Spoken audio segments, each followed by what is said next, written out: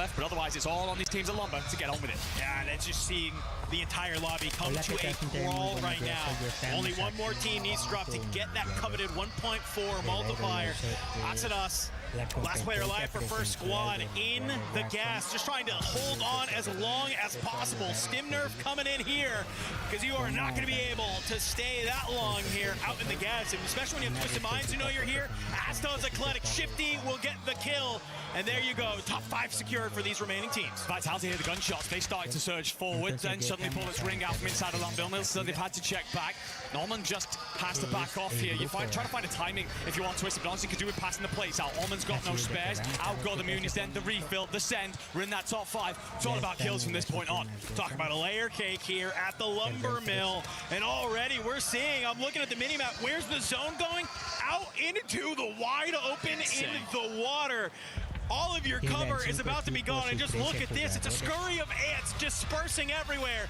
DD from Heretics is going to drop down. Shifty has an inkling. There's going to be some teams moving here, but who can get the first shots in? It's going to be Shifty. He's at least able to find one on the ramp. Obs is also down. Self-revive comes on through. Not able to get the confirm. You go inside if you are Heretics. Vitality, they're going to try and hold out PBJ. T-Smith's trying to get active here. Has dropped one, trying to figure out where the rest of them got to. Footsteps aplenty inside of the Lumber Mill. Blasted is just going to hold outside in the water. He's rotated early. T-Smith drops believe. Bly's coming back on in. V1, V2, V3, V3 as everybody scrambles, and it's PBJ to dive into the waters first. Shifty popping the stems. Everybody doesn't want to try and have to go out and play in this area. Jay Vela has a pistol, and it looks like maybe a ride-in on the ground loot. Blast, here's some of those shots. Swings wide. Nice little free kill there. 3 squads remaining. It's only 5 players. Stems come on through. Can Almond get the tap? He can. Praise from below. He might have found the timing, though. He's at least going to be able to bring down Almond. Blast gets the trade. Then it's now a 1v2. Smith up on the roof. He's taking his time. You will use the self. Smith gets the look over. Crack Smitty. Swifty gonna back off. The stim keeps him alive, and now you've got to seal the 1v2 as these two boys will get back together. Blast, Shifty, get Almond back in, and we'll drop in from the skies to give him the heads up. Yeah, while all that fight is happening, the buy comes on through. It's now a 1v3 towards the top. Seasmith tries to do his best. A whole storyline in that final remaining fight. And you can see it's all laughs for Twisted in that game 1. They will secure the win, but that is a much better looking from Vitality than we saw yesterday. You get second, you have decent kills, it's a regain. Great start for Twisted Minds, a great start for Vitality. I think the really important thing here is this is a fantastic map from Twisted Minds in a zone that should not have suited them. This is the opposite corner of the map. They've had to figure out the rotation. We've talked so often about the chemistry issue, the pacing issue, the comms problems. None of that is evident here in Paris. They take control of the northern side of the circle. At the right time, they decide to go and clear out Cold Depot, rip that from Virtus Pro, and that sets them the foundation to move on down through the map. They could have taken their time with it, let everybody else kick that off, and then decide to squeeze. They're in such a commanding position in this group. They say, no, we feel ourselves, we're on fire, we're going to send it. They put so many bodies into the ground. Yeah, take a look at some of these last final moments here. I mean, this is Vitality. They're in such a good angle, and it's just maybe you're kind of kicking yourself that you let some of these kills get away from you if you are Smitty, right? I mean, that was an opportunity to bring down both Almond and Shifty. It's just not going to be the case. He's true. I'm laying under him. You can hear some of the comms. I'm popping up. Yeah. Watch out, come on, maybe it's a good job, baby. Fuck, I'm talking. Let's fucking go. You hear some of the things, but you even hear them yelling about it, and I love it. I think maybe sometimes, and maybe earlier in the year, we would have seen Blast maybe go for a nice little ego chow there, try and make that swing. Instead, he makes the veteran play, go get the buyback. Well, also, what did he do just before that? He went and rotated out early into the water. He let Shifty and Almond play inside the mill because that's where they were feeling most active, and it will be a case of Blast just putting himself into that position that we've so rarely seen him in, the team position, the selfless spot. He clears out so much of the water side, and that then puts him in a lovely little position for the win in the end. So great stuff from that team, looking very well balanced indeed. For some of the other sides out there, question marks start to rise. 5 more drops to see yourself where you want to be. Of course, you see the late stages of that map. If you are Vitality, I don't know how many kills you'll walk away with. It felt like there wasn't much in the way of action. I know that Smith himself had more than a handful. What was the rest of the team looking like? The multiplier only comes into great effect when you've had yourself a hell of a lot of kills. Well, hey, last year, yesterday, Vitality ended game 1 and game 2. They ended in third, so you already beat that. But we got to get ready to hop into game 2, so don't go anywhere, folks, because game number 2 coming your way.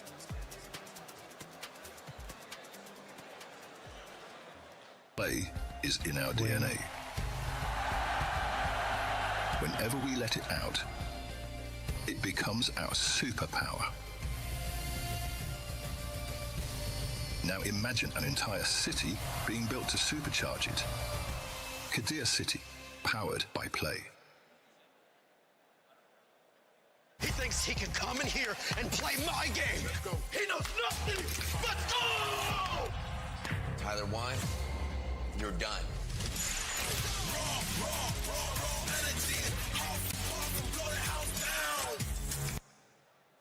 The competition is heating up here in week 4 of EWC, so it's time for another club championship update because we've got a lot of storylines that everybody at home needs to be paying attention to. So let's start talking about them. Starting off with Street Fighter 6. Yesterday, 2-time defending champion Zhao Hai was eliminated from the competition, and he does play for Falcons. This was a big blow to the Falcons club. However, they do have 2 players left in the competition, but they are young, and we're talking 15 and 17 years old. So while they're good, are they going to be able to handle the pressure of competing on the big stage? Only time will tell. Then as we take a look over into what's been going on in Overwatch, we've got big storylines coming out of this title. Most notably, Liquid completely out of the competition. And as this was the only title that they were competing in here for week 4, that means it is another week with no points on the board for our CC runner-up from last year. It's going to be a big deal when it comes to our overall standings. But another big storyline out of Overwatch is the fact that Falcons were dropped down into the lower bracket. They're now going to have to fight for their chances to stay alive in the competition, and it is not going to be an easy road for them. And then on top of that, to kick off the day, Twisted Minds were able to take out VP in their match. So many of our clubs are performing well over on that side of things. And then finally, as we take a look into MLBB, this is another really exciting title. First of all, Onyx versus Aurora yesterday. Fan favorite in Onyx were able to knock Aurora out of the competition. And then as I am speaking to you right now, a big matchup going on between Falcons and YG. If we're talking about Falcons, they have at least guaranteed themselves top 4 in MLBB, so this will get them some points. However, they're currently fighting for a spot in finals. And as they are a club who need to get a win on the board in order to be trophy eligible, this is a massive matchup for them. Obviously, a lot of storylines are going to be playing out here throughout the day, so we'll be checking in with the other stages and updating you all on how it's all going. Map number 1, a lot of fun for some, but for some it was quitting what they knew worked before, Goj. Man, group stages is where you want to test some things out. Unfortunately for the Ravens, they tested some things out going down to where they thought the win con would be. They were right. It ended in Lumber, but they get wiped by Heretics off rip. Made a huge mistake. They leave Twisted Minds alone. Twisted Minds win the entire map. Crazy story of the first map here with Group A. It really is setting the tone for the day, though. Setting the tone for the day, we saw a little look earlier at the standings. Now things are shaping up, and you know, I'm expecting a little bit more turbulence maybe for our Ravens. We'll see if they can get a smoother flight in the next following maps. Hey, anything you surprised you in that first game other than that? That was the main part that I was paying attention to, is Ravens going down there, Twisted Minds still winning. But with that in mind, I think a big shout is the other side of that coin. Heretics actually putting up a great top 5 finish. They put up solid kills. We also saw Vitality make it to the final fight, which was pretty wild considering they were regaining the entire time. They lose their POI, but those guys are resilient. Placement great, kills, and not so much. Smith had a handful, according to Enigma. Yeah. Not enough to keep yourself in the running for that top 5 that you need to make it into tomorrow comfortably. I mean, apart from that, gosh, I did get the look at the body language of the guys of Heretics, and they are looking a lot more happy. Again, placement coming in from yesterday around 6th, 5th or 6th, so yeah, a happy spot to be in, strong position to keep rolling forward. What do they need to do to keep making the wins go their way, mate? Here's the thing. They're in a position, the keys aren't going to get crushed, probably. They put up a couple good maps, and they're going to be just fine.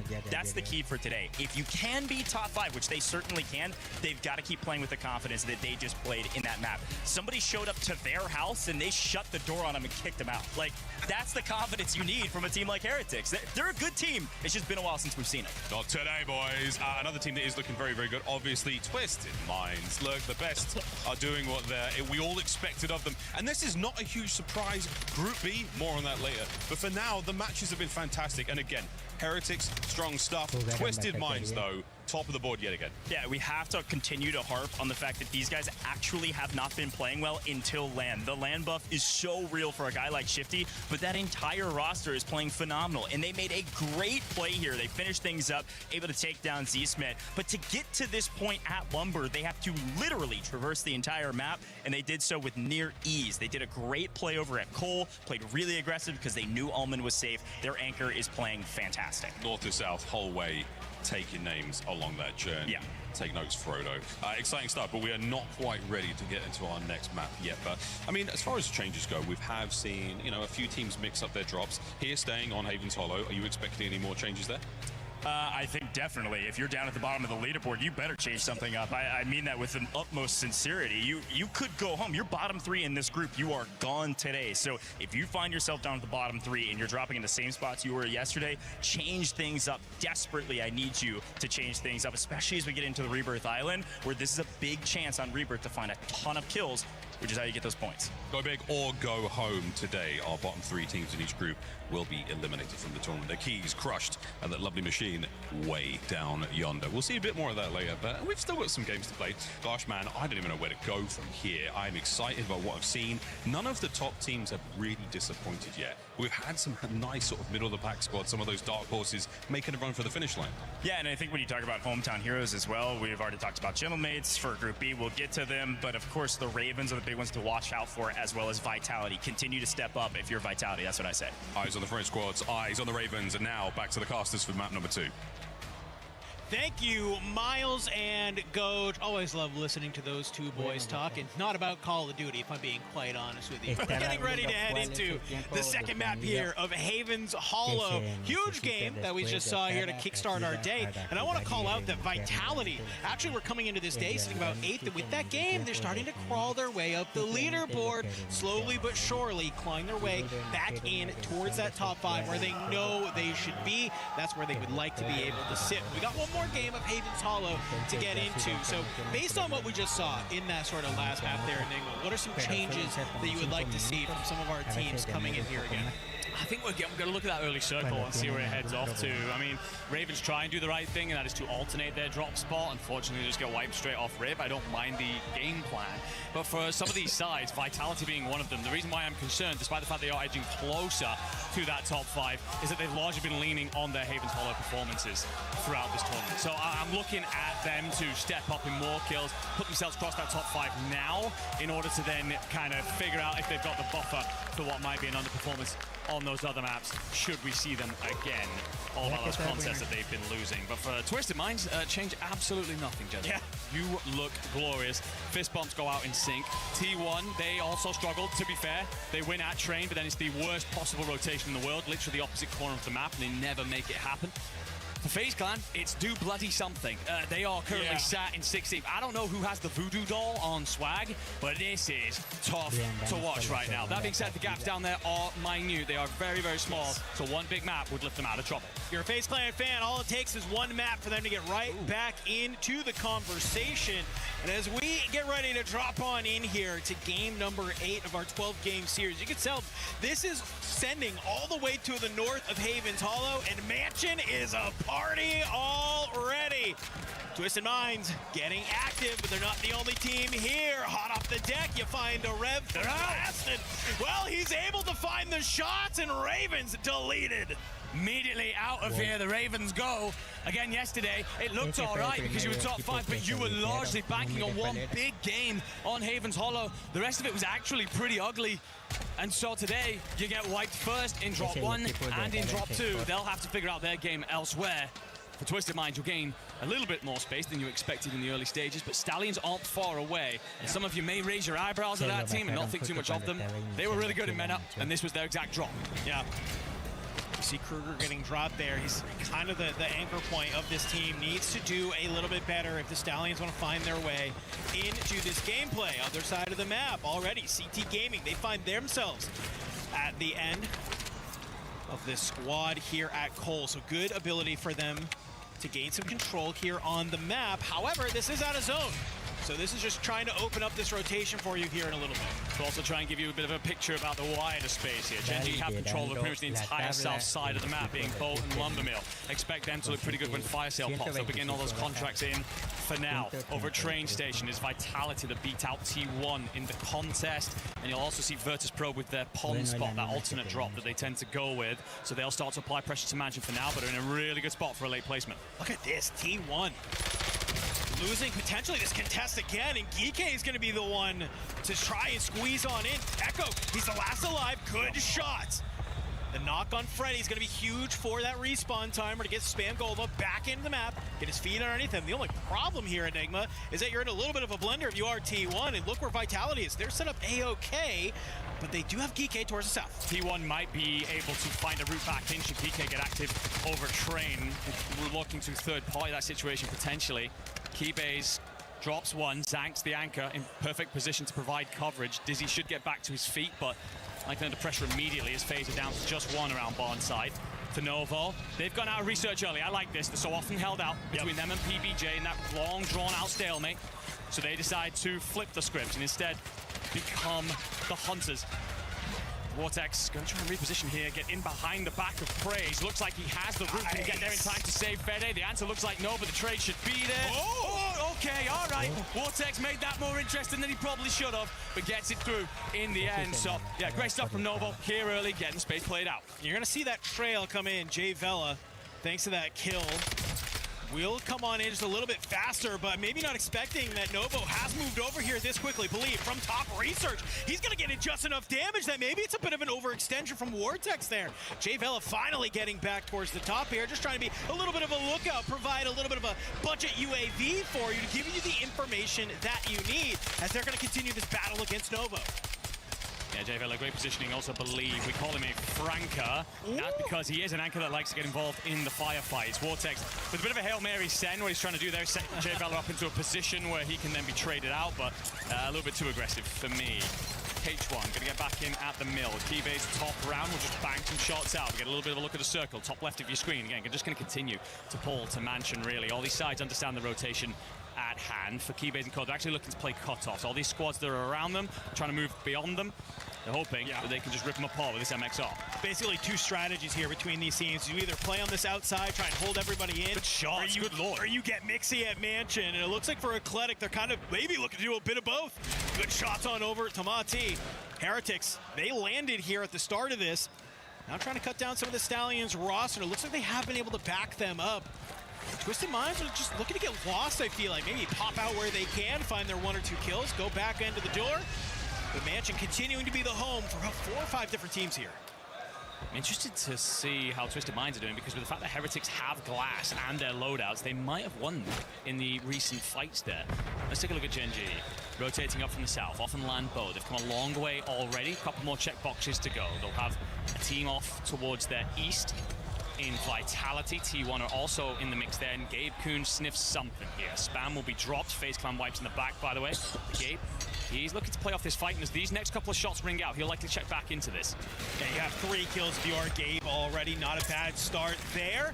Trades come through between Vitality and T1, but you don't get the full if you are Disrupt. So nice little tap there from Sage, and he's already on 4, so pretty solid start from Vitality. This has been our biggest gripe with this team. They can win games, they can get to top 5, but it's oftentimes just lacking a little bit of kills. So even with this nice northern zone pull, they're still doing such a great job of finding their kills, and they gotta continue to maybe do that here. They've moved up towards that chapel, and here we have Gen G laying in wait, trying to take this fight. These two teams about to collide. Certainly are. Blasties, by the way, has to turn his attention elsewhere for a moment, but we will check in, of course, with this Gen G Vitality fight. There is a most wanted on Aiden here, so you're looking to burn through this timer if you are Gen G so that you can get the advanced into the air. That comes through, that hands you the advantage in the fight that you're about to have. However, Vitality have to decide, do they send it in the moment to draw that to a close? or do they just back off and disengage? VP, they decide to send it to Pond main. It's against T1. Echo and Spam, though. They go to work on Grimy, so 3v2 advantage in the fight. Yeah, this is great. You can see they were just kind of coming in. They were able to get the loadout, so this is a huge boon. Echo up over the top. Good shots onto Adrian. Will you catch him on the slide? You can. Destroy. Not there for the trade.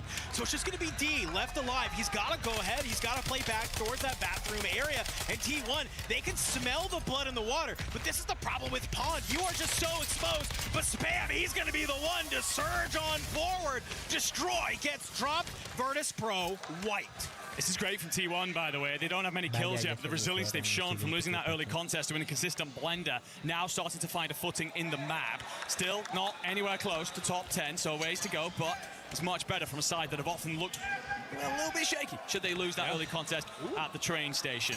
Genji, they're still in the mix. They moved away from that fight against Vitality. It's now Eclectic at Gramos for Gabe Kuhn. 4 kills. Look towards Freddy. He's going to be sat inside the pond. Smoke is intended to distract here. Lennon might have a route in to catch him by surprise. Lennon! Good shots.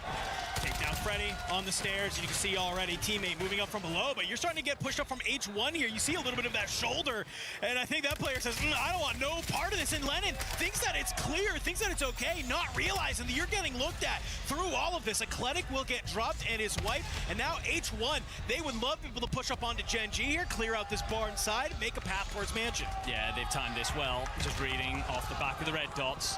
Conal and Fire are going to play exits for a moment.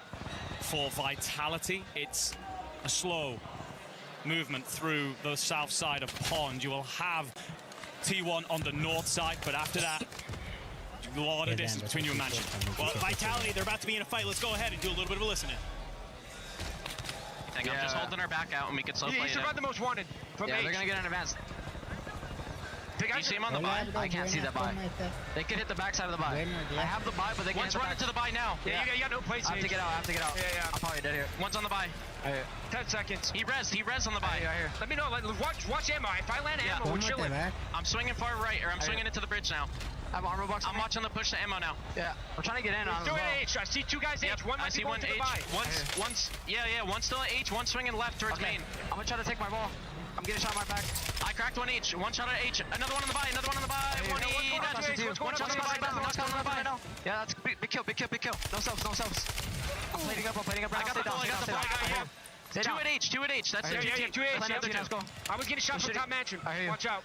They're looking at us now. Are they close? Backside H. Rapping deep towards their gun check. Yeah. I see that. Second H. Right side H. You should start taking angles on these. I'm getting shot from Mansion. Yeah. Mansion's looking over. Yeah, I hear you. Okay, we just back down. Chill for a bit. You got Sims. You can put them down. I don't have flashes. Yeah, okay. Here. I can drop some. I dropped some on that. Plane comms from Vitality, but the action is still brewing as we're seeing a number of teams get dropped on that rotation. Yeah, glorious shots out of Smith there, not only to catch Echo, but to disrupt who were trying to play cutoffs on their rotation themselves. You will go back in as a 3. The problem is here playing out a mini. Honestly, you might have to give this fight up against T1, just rotating through Mansion itself. There will be 6 sides inside of Mansion, so a hell of a lot of action going on over there. And everyone trying to hunker in, find that top 5, but the white cam's going to tell us that everybody inside of that main building, they're squabbling over a tiny amount of space. All those hallways will be littered with corpses very soon. Top 10 secured. 1.2 multiplier is here. You can see it's kind of coming down. Almond currently sitting on 9. Twisted Minds, they get the zone pull, and we know that they can take advantage of that. Just going to go ahead, back on up, down towards Plaid. But on that other side, you can see Novo find themselves on the other end of Vitality. So T1 still just trying to hang on by a thread. Twisted Minds looking to hold this backside buy station. I think this is a beautiful play here. Make sure that nobody can buy their teammates back in, can buy streaks, can buy all the utility that they need to try and maybe have some semblance of regain. Twisted Minds, they would love to control this sort of back cliff area. Yeah, they understand as well that a lot of teams are going to play in through towards the Mansion, might rotate for this back buy station, could be some easy pickings. Also, you just want that top 5 so you can let everybody else kick things off. Vitality, they did rotate away from the T1 fight, found Novo in the courtyard, but then were held out by players on the rooftop. So they're trying to just jostle their way back and forth, find a timing, a gap somewhere to drop in. Everything crawls to a halt And that circle will force the sides to move inland. Again, layer cakes. You will have players top, middle, and bottom. But for Almond, he's actually found the timing. He's going to get the drop onto Disrupt. No, doesn't get there. Echo, Spam, they come together. They splush out the Twisted Minds anchor. But they will be now under pressure from Reaper. I mean, but the fact is Vitality, I think, also started looking over there. You saw them sort of inching, and the second they hear all of that battling going on, they say, wait, hold up. We do not need to push up there with these teams already fighting. Let's maybe just try and sneak our way in. But Skullface tries to be the tip of the spear. He will get knocked. Blade up the top. You're able to get the crack and knock another one down. Skynates come on through. You swing wide. You get dropped by a member of First Squad. Reaper's actually just going to poke his head out. He finds two. Vitality, they thought they had such a clean rotation in, but they're getting cut down from just too many different sides. There's still 8 teams remaining in this lobby. Vitality trying to hang on for a top 5 will not be able to get it. First Squad holding the line. Insane stuff from them. Came into the day bottom of the pack. An awful performance, really. We knew that they were underdogs, but even then, yesterday was saying something.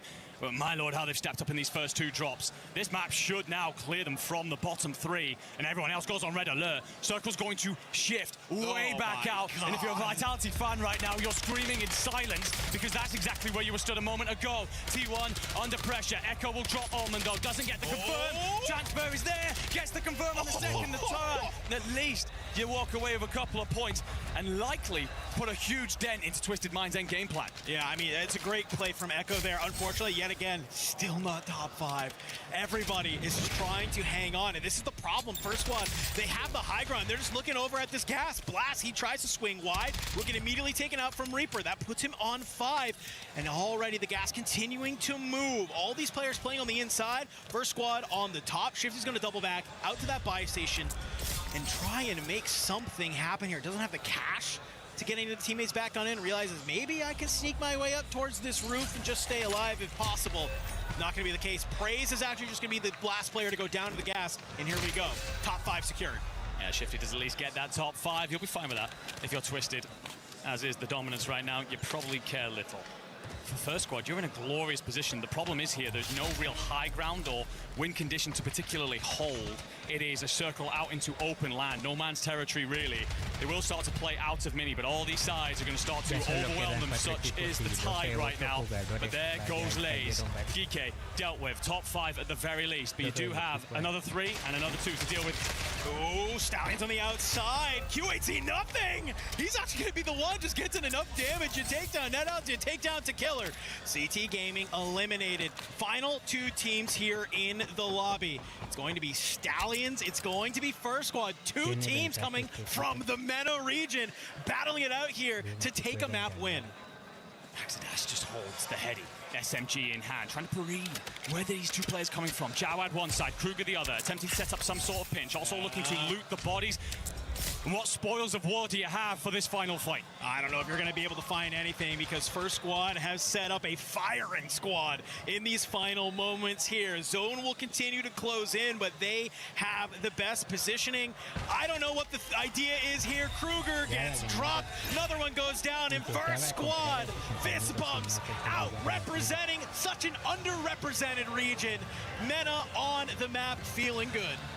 His team looking incredibly good, considering everything from yesterday. They might have just put more points on the map, on the board, sorry, in one map than yesterday's 6. Yes. As is the difference in performance. A squad that has clearly VOD reviewed, a squad that understood the task, the assignment coming into today. That map by itself might have just guaranteed them at least through to tomorrow. So great stuff for this LATAM South roster. Thank you. Really happy for them. You can see the celebrations up there on the stage. You're all good, brother. But of course, for so many of these sides that were involved in those late stages, hell inside of the mansion. No, I mean, hey, you got to give credit where credit's due, man. And you're in those end game moments to be able to just kind of set up. It's just patience, right? They're on that top side plat. They catch Twisted Minds. They catch Vitality. They then realize where that zone pulls. They just have the ability to move forward. Great job from First Squad here. Like I said, I mean, I may have said the region wrong. Still underrepresented. Still putting on for their region. And absolutely coming out and show that they deserve to be here at the Esports World Cup. Out of this sound. Absolutely love to see it. That's what you love. They will have of understood the pressure coming into today. Yeah? We talked the LATAM South sides out of this tournament well and truly. We knew that they weren't really coming into this with much pedigree, with successful history. There was very little to sit there, and if we tier listed, if we tried to do any prediction odds, these guys were always towards the bottom of the board, and they started that way just yesterday. They'll no doubt sat down and said, look, we've nothing to lose. Let's leave everything out there on the stage in Paris and to get that map win. Likely a huge weight off the shoulders. Yeah, I mean, listen, that was one of our teams that we came in today, like you mentioned, bottom of the leaderboard, and that's a huge game to potentially to get them on the map and feeling good. So for that team, you know, for some of these squads, we're talking about, hey, you got to be top 5. You got to be top 5. For them, it's about not being bottom 3. And a map like that is a great way to make sure that you are not getting your key crushed here today. CT Gaming, another squad that made it to the end of that map as well. That northern zone pull, man, it'll absolutely cause some chaos and, well, maybe reap some rewards for some of these other teams as well. That's all we have here for Haven's Hollow, my friend, is we're going to get ready to shift gears to Rebirth Island. Players loading on up. When we come back here in a moment, we're dropping on in to the island.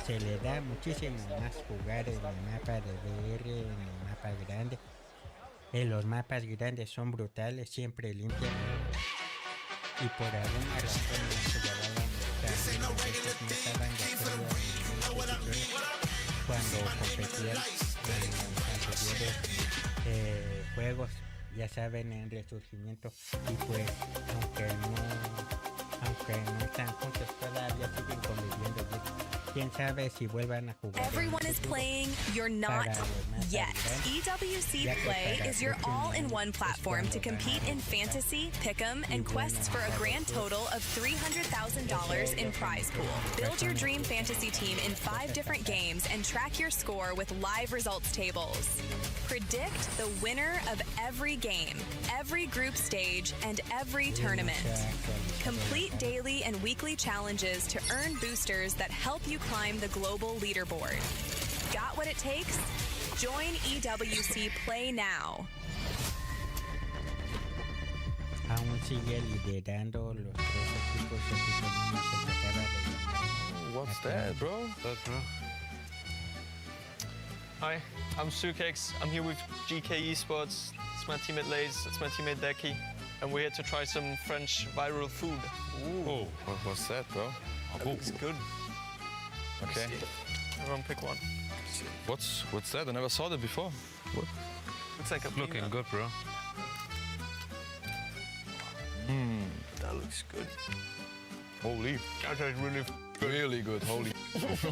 Okay. Let me try yours.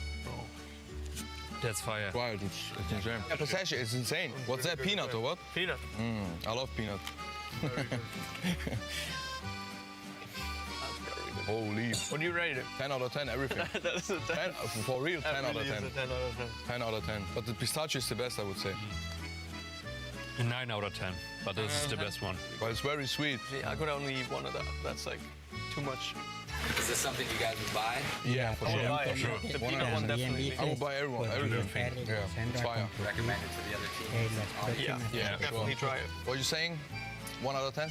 Pero quién 10. sabe cuánto. It's really good. 10 for me as well. 10. Ya que Everything's fire. Repuse hablando en un video hace unos días donde mencionaba el tema de que podría jugar con Soca nuevamente o 50. Now we get a fair play, bro.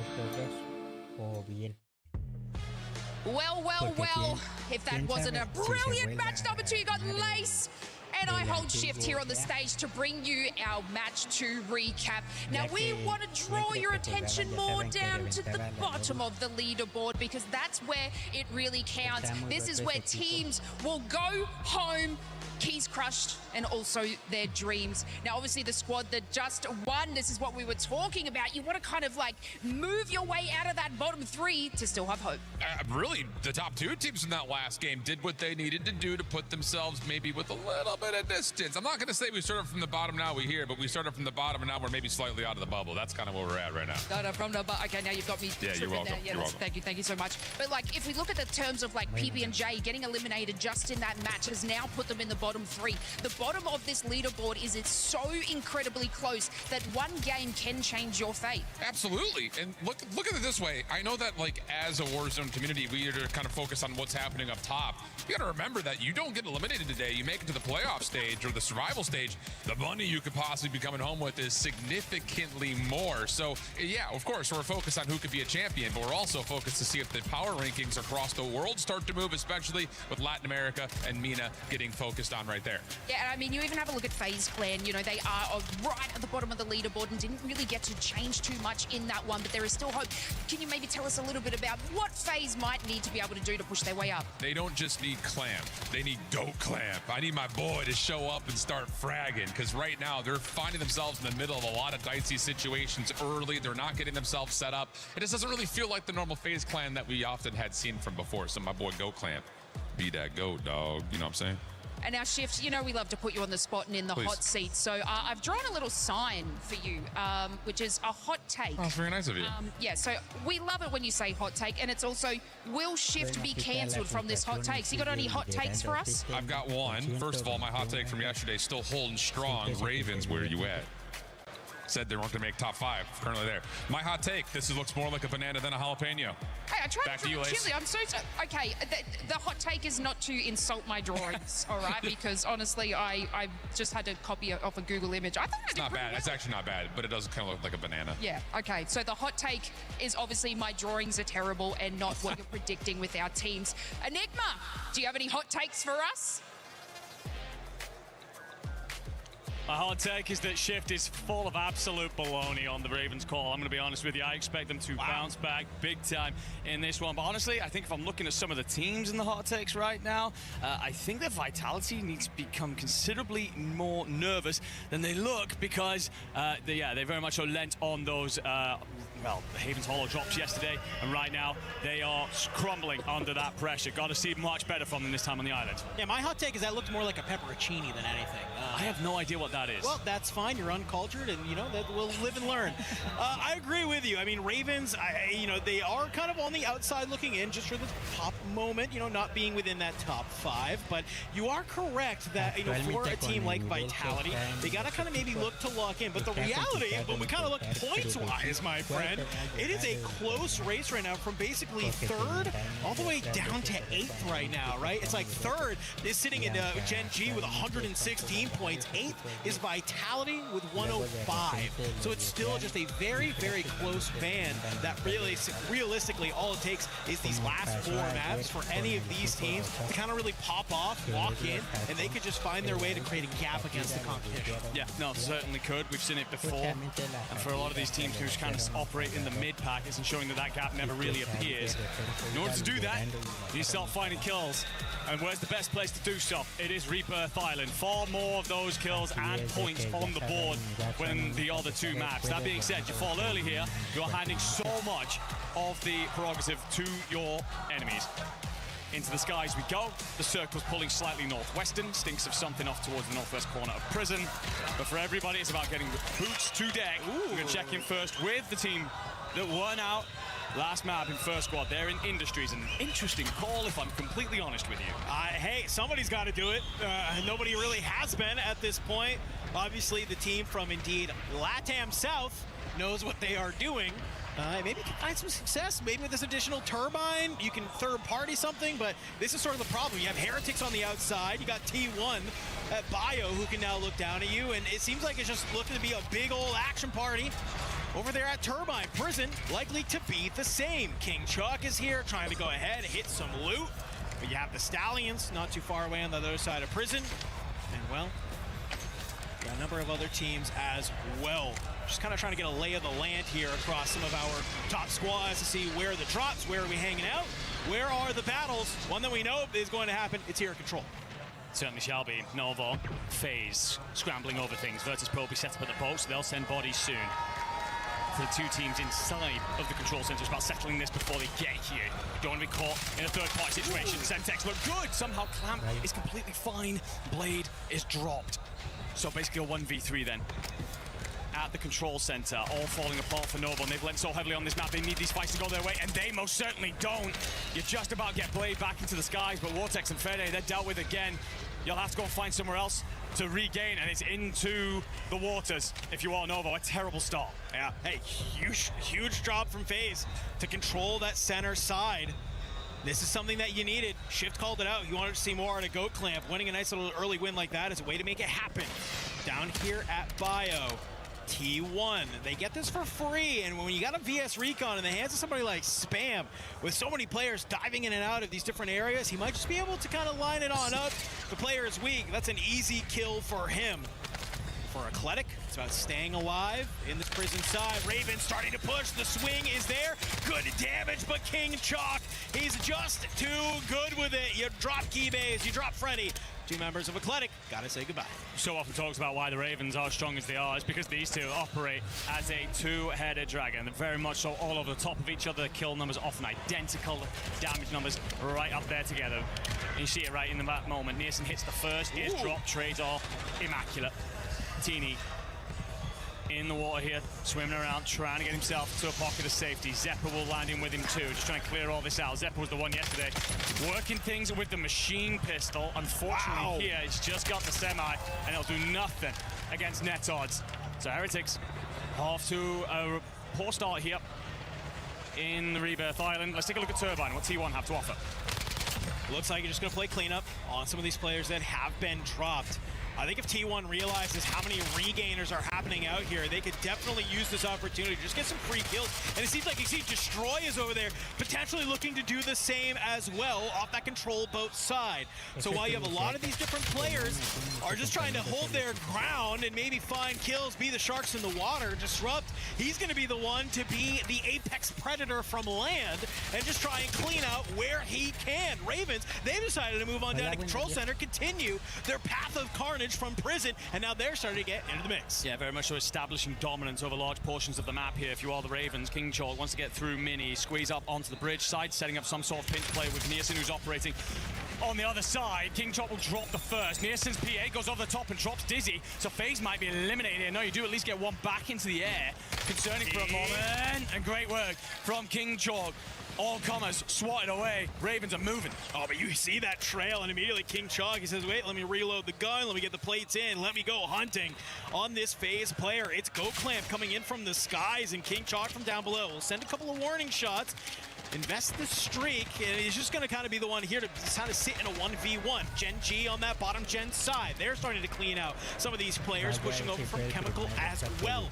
The water becoming a safe haven for some sorts for so many teams, but it feels like a lot of our squads have taken some sort of idea here that while you have these squads landing in the water, they are not safe for that long. Speaking of not safe, Nova will go out as the first side to drop here on the Rebirth Island. They were only clear in 5th place by around about 6 points, so could drop out of qualification position by the end of this one, should T1 get moving.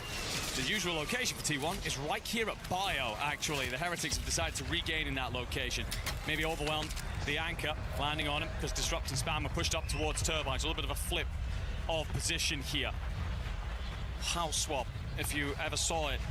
Teeny, who so often has gone nuclear in the past, taken over, broken records, in fact, on LAN. Feels like if Heretics can get him into this tournament, that's when they really look a different level. Yeah, it's kind of the storyline for a lot of our teams. They got one player who we expect to be the one frying, and it's not going to be the case. Well, we saw how it ended last time in that last game, Rebirth Island. It's a new map. How's Vitality feeling now? Just landed water. That's praise, by the way. I think they did it. I think praise on them did it. I'm still going, though. I'm still going, okay? Okay. Love that. I'm gonna go water. Oh, yeah, on me. Kudley and them have entire tunnel control. Okay. I'm gonna keep clearing this shit. I'm trying to get fucking crates for this man. I'm gonna try to rotate. Yeah, just get in the score. It's fine. I'm just trying to get him back. I can always come back late.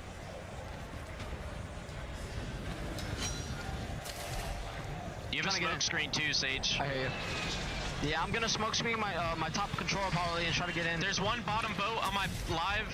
Yeah, I'm just went right past him. Yep. I'm gonna go try to get in that building along the coastline down here.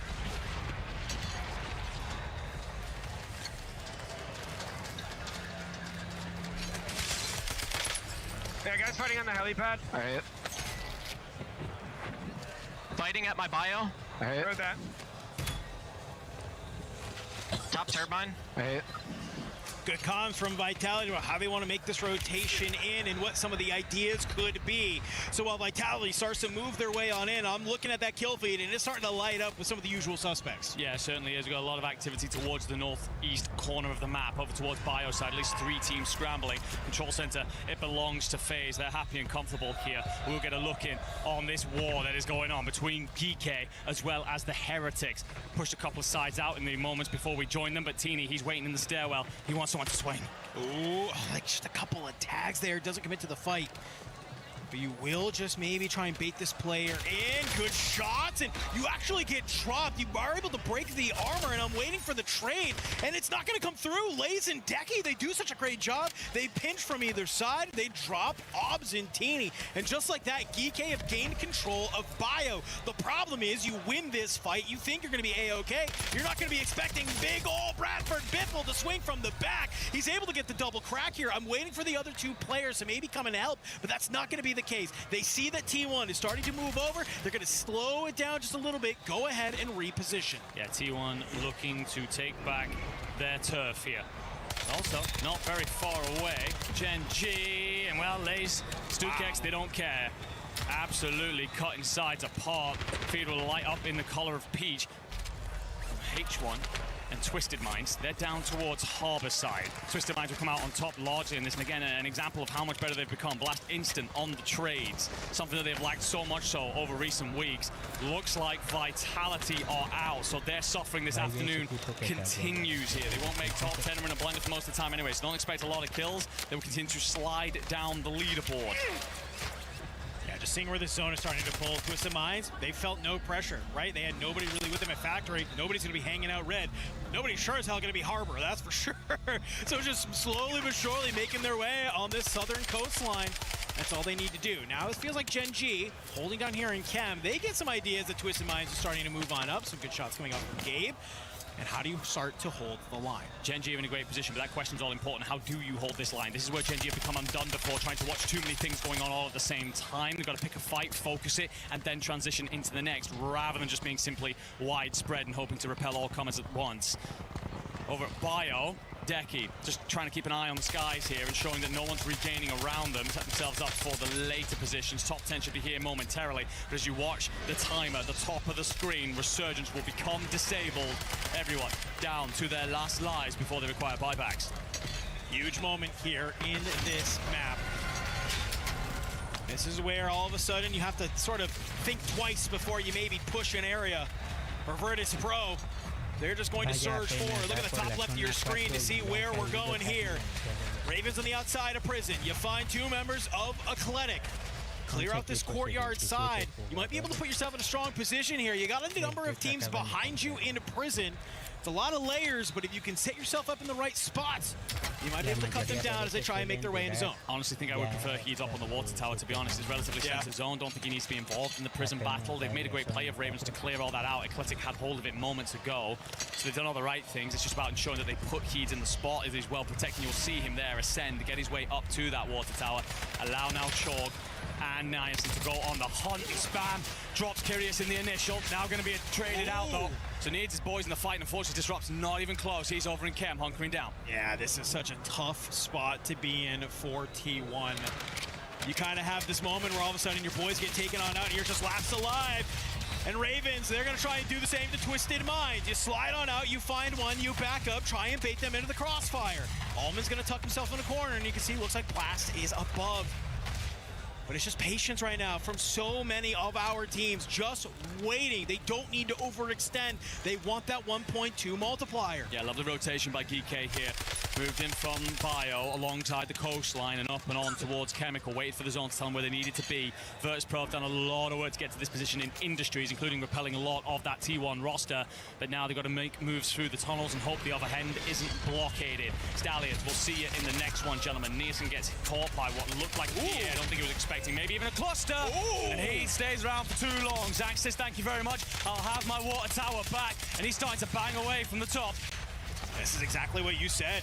Go ahead, pop yourself up here. Look around you. And I like from Zanks that he's holding that lower level. Doesn't have to be all the way towards the top. Just let me get a little bit mixy. And as we see this zone pull and where it's kind of ended up here, it's right on top of Chemical Engineering. This is where Gen G has been hiding. And for so many of these teams, you are not going to have the space to try and get into zone. Lennon, he's got the MXR in hand. He's got his eyes over towards this courtyard side, and he is just going to soften up all of these targets while the rest of the teams will continue to battle. Yeah, just stripping them of plates, denying them any sort of economy. By the way, Mati goes massive. The pressure from Lennon forced Reaper and Accident back out towards prison, and Mati dropped all of them. Lennon then gets active. He will clear up what's left of Eclectic. We still have 3 teams to die, though, before we even see top 5. Zone's going to shift everybody northbound. Look at these teams now preparing themselves for the rotation. Virtus.pro want to get there early. Off goes Grimy. I like this. Grimy, if he can put himself in a strong position at this roof, he could just start firing through the windows on this Gen G team. But Aiden will be the one to try and work, looks like alongside Gabe, towards the top to clear this out. Give yourself a pass. Curious from First Squad. Last alive. You can see so many. One player from Twisted Mind still alive, just hanging out into the gas. Yet again, still just trying to play for that top 5. It's Almond, a veteran player making veteran plays. That's what we like to see. But from above, Lennon, he's going to go ahead, sneak on out. Geeke will get drugged, and you're going to see the Virtus.pro have set themselves up ahead of you. Top 5 secured for all of these teams. Grimy's already on 10. He's just trying to hold the line. Will have to back off, though. Reposition has the coverage in from behind. And beautiful plays here by Virtus.pro over the top of one another. Gabe Kuhn, what have you got to offer? Because it feels like the only team that can stop Virtus.pro is the full 3 of Gen G. Zone will drag actually back in their direction, but it's also relatively neutral. It's out into open space, so both sides trying to control the rotators around them. It's 2 full teams of 3 and a handful of solos. Any of these teams of 3 just need to not get scammed by any of the solos. And you see, that's exactly what they're doing. They're trying to cut them down where they can. Gen G, they will hold the top side of Chemical as the zone will force you over to Helipad. T1, Echo, you have to be careful. You're going to have a player. It's Almond from behind. He claims another soul. 3 teams remaining. It is Gen G, it is Virtus.pro, and it is none other than Almond swinging on out. Grimy will cut down Gabe Kuhn. Can you get the taps? You got to jump on up. The shots are firing. Can you manage to find it? But look who's already made the wrap. It's Almond. Surely not. Almond up towards the helipad. He's on his lonesome. Aiden's trying to do all the work here against Grimy and Adrian. Yeah, and just going to have to try and drop off here. Oh, no. Needs a moment. Oh, no. Grimy's got the angle. Doesn't get the knockdown, so we'll go on. But look, Almond, he's at the back. He might actually have a solid idea here. The shot's coming on out. He's able to drop Adrian. It's Big Ben from the top. He might be able to put this into a 1v1. Grimy, he has an idea where he is. My God. You break the armor, but you're not going to be able to get there. Almond, can you clean this one on up? He's going to make sure it's a 1v1. Can you get the plates? Can you reset the fight here? Grimy, he's tucked his tail, and he's going on a long wrap. He should ping on the map, though, for Almond. And yeah, Almond finds out exactly where he is. The 1v1 is here! And goes massive! Twisted Minds get it done. But what a play from the Esports World Cup 2025 champion. That's why he's the leader. That's why he's the captain. And one of the best players to ever play the damn game. Listen, we talked to a lot of people before even first match started. Say, Twisted Minds, yeah, they're good, but they're looking kind of bad lately, right, man? Dude, I don't know what you can say now.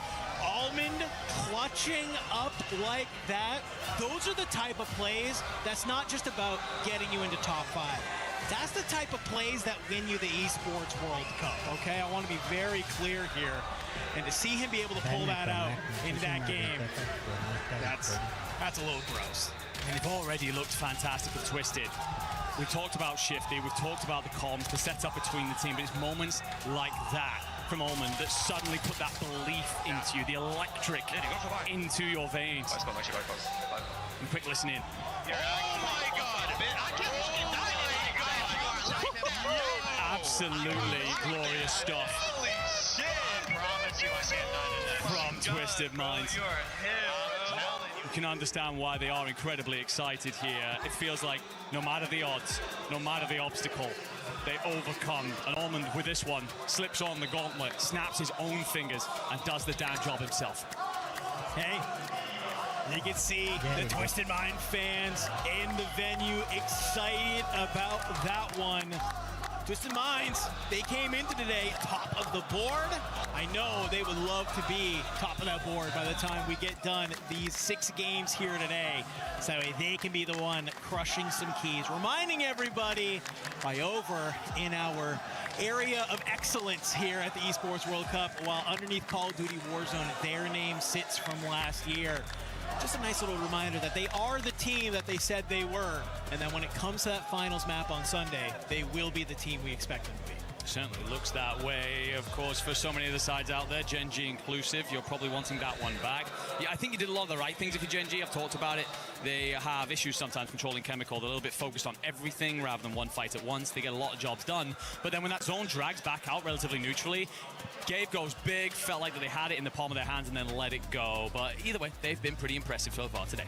All right, well, that's our first map of Rebirth Island done and dusted. We got one more, but let's go ahead. Let's see some of the great content and what some of the desk has to say about that game.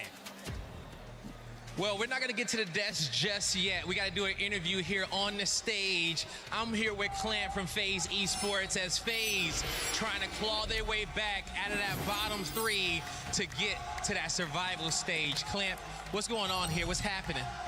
Yeah, I mean, I don't know, like, yesterday was like a really tough day for us. I mean, like, our best map is Control, like River for sure.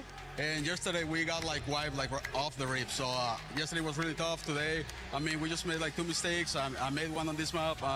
We made another one on the first map, you know, but I still believe in us, you know. I mean, we never stop fighting here, you know. Hey man, you never stop fighting, and I can feel your heart from here, all right? I can feel that passion. You know, 3 maps left in this set. We've seen crazier things happen on this stage. And all you guys do is got to get into that top 14. You know, going into the final few maps, you know, what are you looking forward to most? What is the strategy that you guys have going into the final few maps? Could you say it again? No worries, no worries. Going into map number 4 and going into map number 5, when we get on over towards Keep, what do you guys want to change up? What do you guys plan on doing? I mean, honestly, I just feel like, I mean, at this point, we're just going to play like we know we can, you know, like yesterday maybe we were kind of afraid because we got like 2 really bad maps, or maybe like 3 in a row, so we're playing like kind of afraid. I mean, I feel like today we're not playing that way, but I mean, still we're making mistakes. But yeah, I mean, we're just gonna play confident and, you know, like qual at least for LCQ, and then we will clutch it up right there. All right, there you go, man. Hey, keep playing confident. Best of luck to you, Clamp.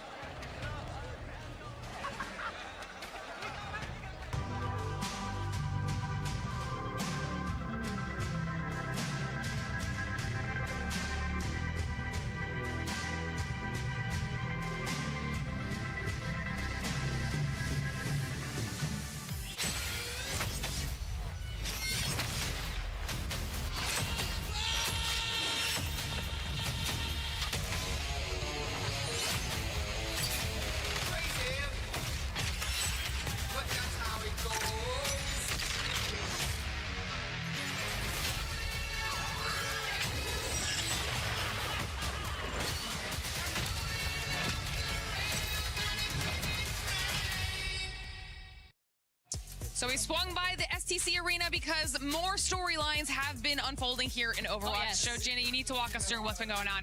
All right, most important one of the day. Falcons got knocked out by T1. I repeat, Falcons is no longer competing in Overwatch when they were the title defenders, by the way, which is insane. God. T1, this is really good for them. They are now guaranteed a top 8 finish in Overwatch, considering how well they've performed in TFT and also in League of Legends. Climbing up those rankings a little bit. Now, the first game of today was Twisted Minds against VP. Twisted Minds knocking VP into that lower bracket. Also quite significant because VP is currently doing quite all right when it comes to the club championship points. They're not confirmed top 8 yet, but last year they were tied 4th for the club championship with Twisted Minds. So a bit of a rivalry going on over there as well.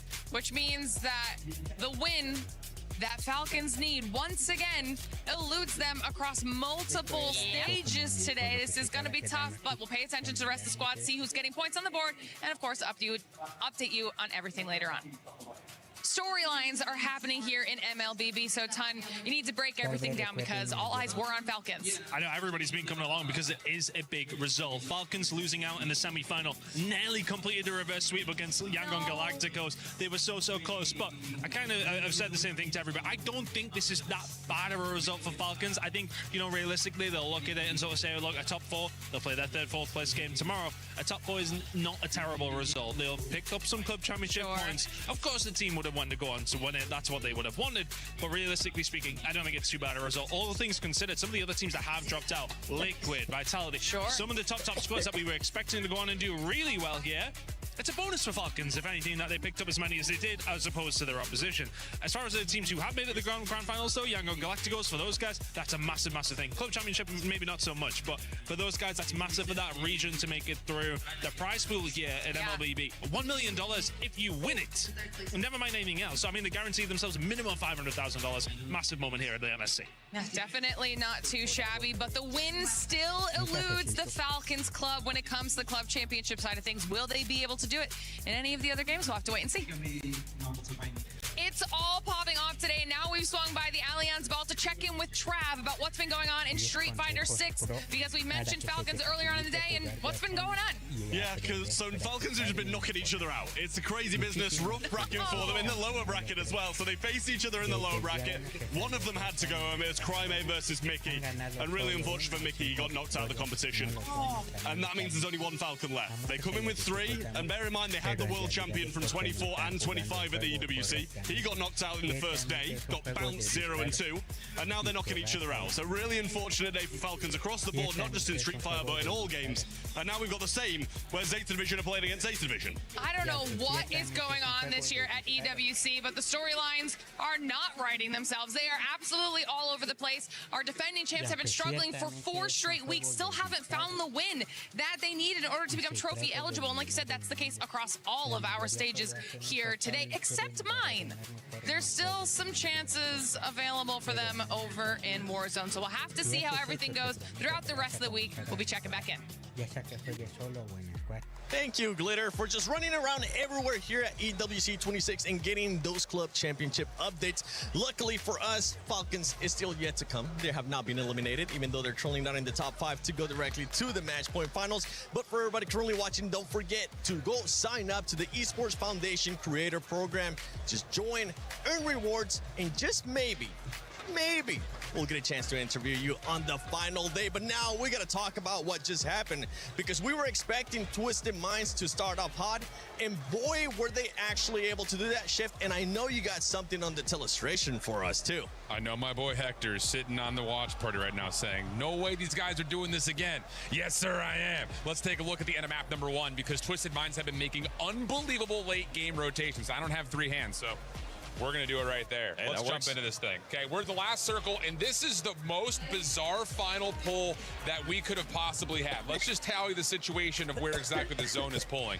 We got to go from the top side all the way into water. That doesn't feel very good if you are currently looking at Twisted Minds, but they're going to do some quick maths. We got 5 squads left, 14 players. It doesn't feel good to have to rotate right through Lumber itself. So what do you decide to do? This is the late game column that we're talking about. That's so magical. They're going to rotate around Lumber, but not just around. You don't want to be shredded up by the players up top. So you're going to go on the inside mostly to make sure you're in a position to actually rotate out to water without being harassed by all of the teams that are currently inside of Lumber. So let's just kind of speed this up and watch exactly how they make this play happen. You're going to get a really nice free cam look in a moment to showcase how close to the building that they hold. Right here at this point, you can see them making this rotation on the inside. You do not want to be in a spot to where you're sitting and dealing with all these teams that are on the outside. The reason for this is pretty simple. You want to get into a spot, if I can get this thing to pause, to be on the outside of this circle first. You do not want to be in the middle of all of this nonsense that's happening inside of here. So your anchor is going to go wide, eventually find a couple of kills, and then you're going to let your inside players play for picks. That's where Shifty finds a couple of eliminations, and most importantly, stops Team Heretics from getting outside of the circle.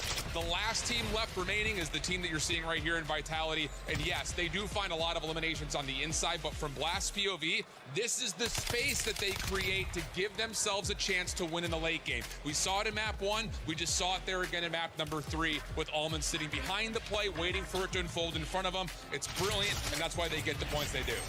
And it's fantastic to see the recognition that even with a pull to the water, there's still some natural cover. So you're out in the open, but trying to fight that from lumber, it's not an easy fight to take from the rooftops. So it's really good play calling coming up from Twisted Minds. We saw it a lot yesterday. It's the reason why they won 2 maps yesterday, and it's the reason why they're pretty much favorites to be topping this group. We just saw it with Alman as well, being able to just clutch up, even though he's a solo, just going for it. I do want to take a look at the overall, though, because now we're going to have to switch our focus to the top 5, because remember, the top 5 will be moving on directly to match point finals. The bottom 3 are going to get those keys crushed. And if we're looking at it, one team that we're kind of twisted, honestly, it's pretty much going to be guaranteed miles. They don't have anything to worry about. They could end up making somebody else's life harder, though. Well, that's the thing. Top Dog's got the bark and the bite right now versus Pro tailing them as well. I mean, Gen GG, these are a lot of teams you expect to be there. The second page for me is where things get really spicy indeed. T1 on the bubble there, just chasing Ravens.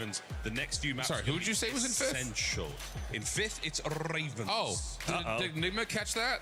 Because I'm about to sign out with Oscar Mayer with this baloney I'm selling out here. That was a lot better in there.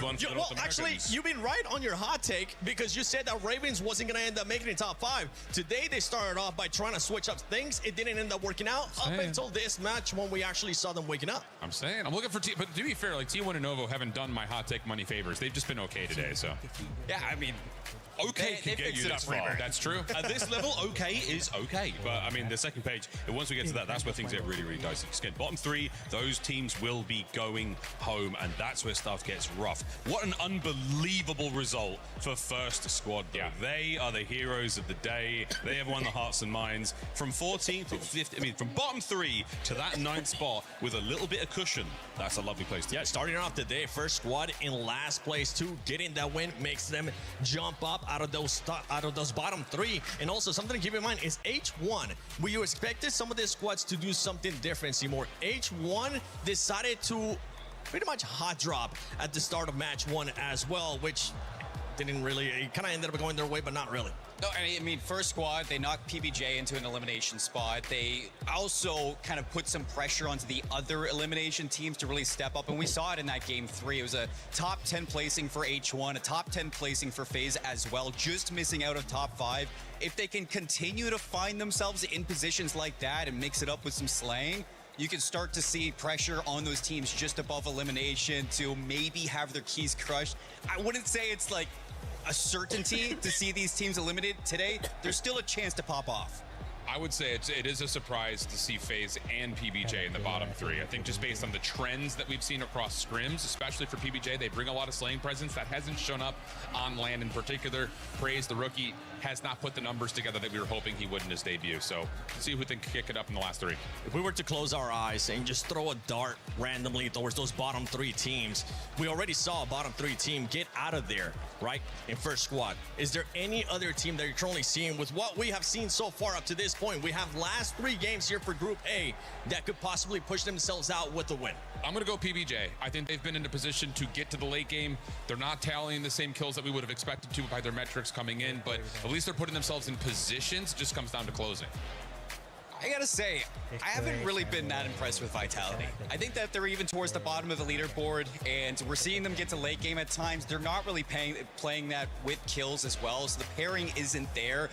I think that they're in trouble right now. I haven't seen enough to kind of show that they can break into that top 5 at all, and we should be worried to see what they can do. I think any and all these teams can drop. I think all of them go down. I think all of them go up. The thing you have to worry about is not so much those bottom 3 teams, because as we've seen, you got pulled magic out of a hat here in Warzone. It's about the middle of the pack squads. It's about the squads on the bubble. They have to have a bad game as well. So this is about your fate no longer being in your hands. It's now in the hands of all the other squads in that drop with you. It's a terrifying place to be as a competitor, and I really wish them all the best of luck. Yeah, and in game 2, we saw some teams towards the bottom, towards the middle of the leaderboard as well, being in contention there towards the end of the game, using those multipliers to their advantage. We saw first squad getting the win, and I believe Barney got a chance to talk to them as well.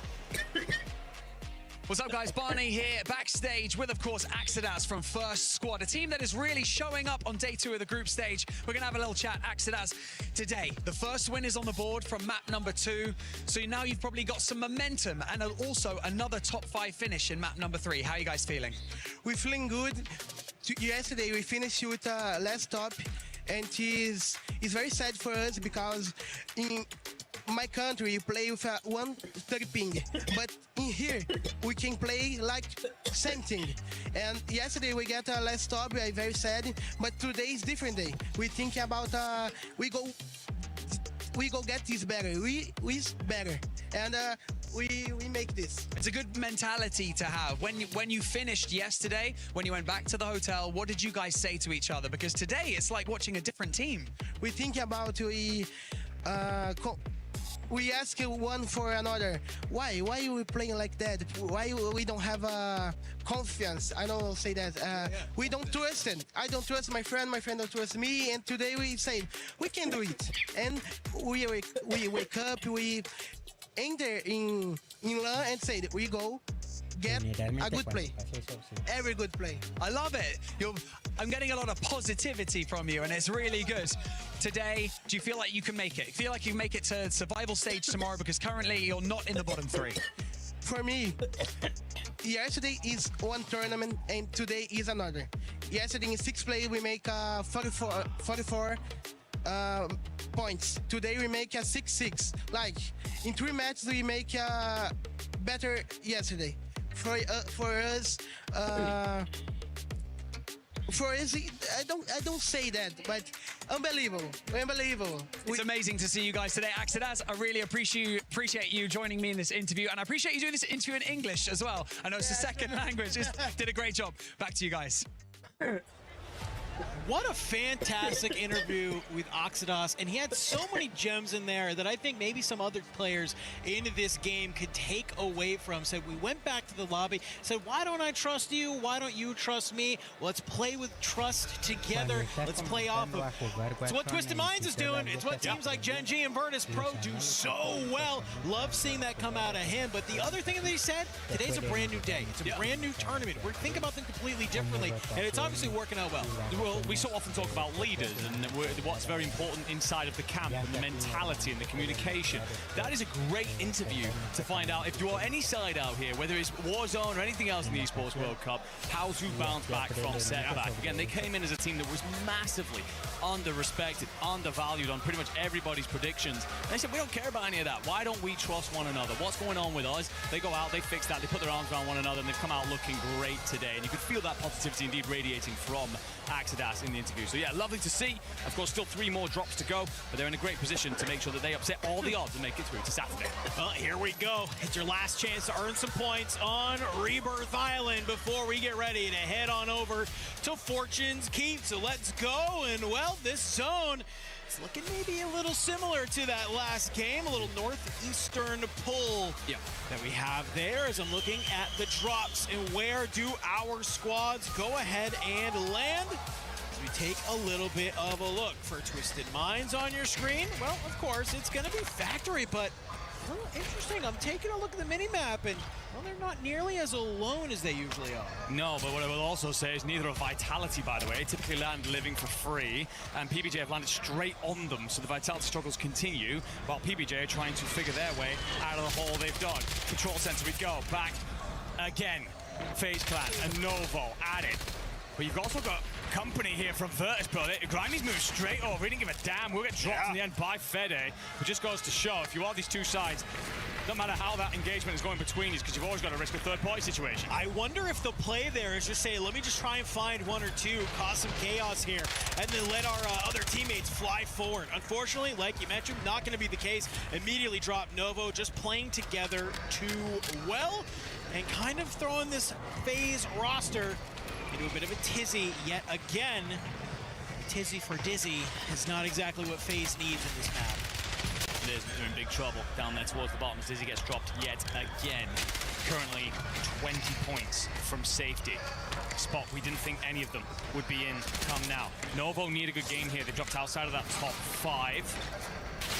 But Rebirth Island has been where they have picked up so many banger maps historically. So could they go yet again? It is all about these three hunting in packs, moving with the SMGs, and no better place to do it than Control Center, but they have Virtus Pro hunting them down.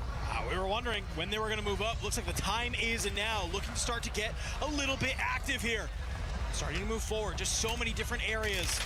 We slide on out. Ravens, they've also made their way down here, and just look at the kill feed. You might think it's the New York Stock Exchange with how much trades is happening here. You drop on down, you run into another up over the top. Fede will cut one more. King Chalk says goodbye. Novo, a little bit of patience, nets them continued power over Control Center. The thing is, for Virtus Pro and Ravens, these are essentially free hits because their anchors are in pockets of space. You can just keep going. If you are the fraggers or the support, if you're using King Chalk, you die. So what? Just go back to my boy, get my loadout in, go yet again. Same thing for Virtus Pro. That's why they take control over the boat. Novo endlessly have to be careful because their anchor is never really safe. That's why they hunt in a pack, always aim to play that 3v2 advantage. Zanks atop his tower. My oh my, will you let your hair down and let anybody else up? The answer, likely no. Frede, Keybase, they are so good in this prison fight. Oh, but Frede swings early and Decula's cut him. You see that he missed the stun. Yeah. Like if he throws it up into the stairway, he might pop a two-piece. Instead, it bounces just a little bit too close, hits more of the big open room, and they see that. They say, yeah, okay, cool, man. Miss it, that's fine. We'll go ahead. We're just gonna wait for you to push this. Great job from Geeke for the time being. Genji, sit down here towards that other side. Looks like they will find themselves in a bit of a scuffle with T1. Disrupt gonna open up the fight here. We'll catch Gabe Kuhn running. You don't have to worry about it too much just yet. Lennon, he'll get some good damage back you down. Yeah, will do. You also have Aiden set up over in Chemical, so you should be completely fine for now to take this engagement. Echo, by the way, does a great job. Just as we see Spam and Disrupt start to engage, Genji at Industries, Heretics are trying to play the northern coastline. Echo stops that in its tracks. So lovely setup for T1, who sit just outside of the top 5. Only 1 point as such when we came into this map. So a banger here. Puts them on track for their targets. As Disrupt strips yet more plates from players in front of him. That circle's going to continue to squeeze this side. For T1, this is about creating space now. This is forcing all these other teams into other areas of the map, allow them to loot, set up for the advanced UAVs, and Disrupt. Well, he'll do even more than that. See you later, Heretics. Bye-bye. Dealt with and out of here. CT Gaming, Heretics make an early exit here on this last map of Rebirth Island.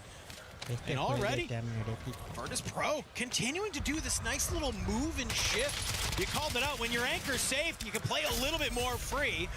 Grimy, he's going to be the one to fly on over. Him and Destroy, they'll work together.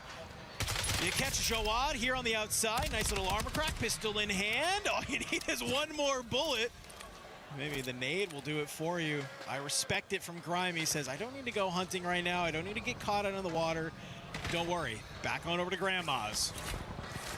Ravens continue to be here. You can see as the zone is moving, it's pushing Twisted Minds out, but I'm looking at that kill feed, and it looks like Novo maybe have found their end against FaZe Clan. Yeah, that's that problem with having your anchor involved in the fight at all times. We'll come back to it in a moment, though. Ravens have a lot to juggle. You've got Twisted Minds sat directly in front of you at Factory, but PBJ are starting to squeeze up from living quarters, and as such, it's going to create a little bit of a pincer by its lonesome. Heats has actually done very well in the kill feed there to pick up Believe, but King Chalk and Nearson will check back, ensure that this is cleared out, because you don't want to be trapped between these two sides. Yeah, this is a huge sort of triangle that we have going out here.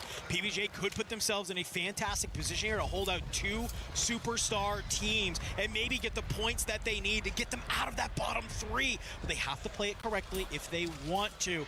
A lot of our top squads here just vying for position, vying for squad, opportunity just to find the kills that they need. Circle will continue to close on in as more northeast we go. Gen work their way into Industries. Quietly does it. Spam just peering over with the sniper. We've seen this alternating role between him and Disrupt before. Disrupt, by the way, having a fantastic tournament. We've called him out through this year for his underperformance in relation to Spam in terms of the slaying department, but well, he's fixing all of that here in Paris, let me tell you. He continues to strip away. He's going to fly up towards Turbine here. Does have company from First Pro. Doesn't mind the fight, but it will be felled by Adrian, but does a lot of work with his life there. Well, let's go ahead. FaZe Clan, it's looking like a good map for them. Let's take a listen in to see if they have what it takes to get out of the bottom. Yo lo tiré. Me pongo el heavy, avancen. Date. Voy a avanzar aquí a la izquierda. Está bajando. Del agua. Pilas del agua. Okay. Arriba. Wani. De aquí. Wani, buena. Nice. Something. Remate el último. Está volando el otro. Está cayendo en el agua ya. Aquí, mi ping. Vamos a limpiar abajo, venga. Aguántame. Juntos, ya estoy abajo. Estoy chaleco. Acuérdense que tenemos gente en el agua, vengan. Aquí a mi derecha. Subió. Papi, suban de vuelta. Sí. Lo tienes en la bike, sin la bike. Espérame. Aún no agarré. Nos tiré cluster. Sí, está en el techo. En el shack también. Ya nos cayeron los de VP, papi. Aguas. Me estoy bloqueando. Ahí no en el agua, son dos nada más aquí. Uno por donde llegamos. Vamos a echarle por donde llegamos. De mi derecha me tumbó. Abajo dos, uno. Muerto. No puedes sacarlo. Puedes revivir en tienda. Dale. Se metieron los dos equipos ahí. Oh, it was Vemos. You make your way into the turbine and you just get caught at the wrong time. FaZe Clan had everything going their way, but they drop outside of any type of multiplier. It was looking good. You heard the confidence. You even heard them say, calm down. Let's just chill. We don't need to do anything. But it's just too many teams at the turbine that push them out and cut them down. Yeah, hell of a lot going on there. Eventually, a five-man contest over at the turbine, and eventually you were felled. But the Ravens, you're sniffing out a lot at prison. PBJ have made their way here, so the next targets for King Chalk and Nielsen. A huge development off of our screens, by the way. Twisted Minds have moved all the way up the coast, taken Gen G not only out of Chemical, but off the map, and now control essentially the entire center of the circle. It's putting themselves in the spot to continue to dominate this lobby. You can see Vitality still alive. They're actually going to be one of these squads that have taken a home of Turbine. Just on the outside, you have Virtus Pro, who they were trying to get Mixie at Turbine. It got a little bit too worse for wear for them, so they're going to go ahead, back on up, hold the line here at the shack. But T1, they get a sense that VP's in here, and Disrupt is the one trying to work some of these angles. Good job there. He finds the timing, slides on in, will cut down Adrian. Where's the trade from Virtus Pro? It's not there. Plates go in, he resets the health, and he's looking to get back active. Disrupt has played that incredibly well, by the way. To ensure he was always staying in a position where Echo and Spam could cover him. He's not going to send this, although actually he does get a little overextensive tucked into that box. Just wants to keep himself on that corner. Boys should be able to buy him back in the Industries buy regardless. PBJ, they're dead. They're out of here. We'll not get that top 5 multiplier. Woes continue. Battle done. Continuing to go. Vitality swings in, and you have to finish this fight quickly because Resurgence is disabling. Lovely stuff out of Vitality. Time it well. Understand that there is a situation ongoing, and move up once those red dots start appearing on their radar. Ravens, though, are about to do the exact same thing to them. They hear the gunfights. They want to get involved. Sage will get cracked, ripped down to a slither of HP, but will survive just for now. I think the Ravens make a great call there. They could have flown at Vitality, but they look at the zone and say, the second we do, we know T1's over at Bio, we're going to get held. We're going to get gate kept. It's so easy for us to get third party. It's way more important we get to that 1.4 multiplier. We have the points. We're sitting pretty okay in top 5, but they want to feel comfortable heading into Fortune's Keep. Right, you are. Because now it's all about waiting to see who blinks, who makes that first move. T1 will have to leave bioweapons at some point. Is it for Industries, or do you make the crossing to Chemical? How long do you want to invest in this fight? As you back off here, the call might be being made. Gentlemen, do we wish to continue to get involved in this, or do we play in for top 5? Tough decision. But for other squads, you don't really have a choice. You have to take the fights if you're going to try and make it deeper into this map. For Ravens, they're going to go on this outside. You catch Sage. That's the anchor from Vitality. Getting dropped underneath you. It's Smith and Skullface. 2 of the 3 S's trying to work together. But I think they're going to try and lay in wait here. They understand we cannot take this fight. We cannot take the 2v3 on Ravens above us. how do we get out of this industry side? How do we get in? I guess maybe they can make their way over through the tunnel. Try and play in underground. Get over to Chemical if you can, but that is a hell of a fight to try and make happen. I would have agreed with you about the tunnel play about 30 seconds ago, but T1 did make that rotation. Backed up from the fight, went from bio to Chemical. Actually, I think it's Echo dropping back. No, it's Spam, just trying to cover your retreat in case it's needed. And actually, the Ravens get active. They will wipe Vitality here. Now have Spam trying to hem them in, and it might force the Raven squad through the tunnels. As all of T1 turn and face in this direction. That's another top 5. Miss 4 Vitality. So many of these squads still outside of zone. Who's in zone with full control? It's still Twisted Minds. T1 here on the outside. You saw them getting a little bit mixing into that fight with the Ravens. They're going to hold the line. Yet again, one more team needs to drop to get to that top 5. All of these squads know it. It's one player from Virtus Pro alive. You got one player from H1. Other than that, it's 2 Ravens and all 3 squads still alive. Stallion's one of those ones that they might be able to sneak their way over. Do they make this read, though? The Ravens are close by. Trades start coming on through. Zone is closing in. T1 goes for the res here. I don't know if you're going to be able to get it, as you're now just sort of trying to play as a full 3. Spam, no plates. On the low ground, Kruger's gonna find Echo, disrupt swings, puts number 10 on the board as he gets the drop, and Zone pulls back over to Bio. T1, they might be in such a good spot. They want to get ahead of this, but actually Ravens are going to move first from Industries. They go back through the tunnel, get themselves set up now, so they'll be able to try and hold everybody out. It's on T1 to catch essentially what remains. Spam's going to try and loot a couple of bodies. There will actually be one player from H1 beneath him. Doubt he reads that. But look at this wrap. Blast and Shift have actually dropped amongst this. And Allman trying to make something happen in the gas. Feels a little bit like a Hail Mary. Not that it really matters much in terms of the grandstands, but it will be Ravens in control of win condition. Disrupt, trying to upset that. Somehow totally misses Almond.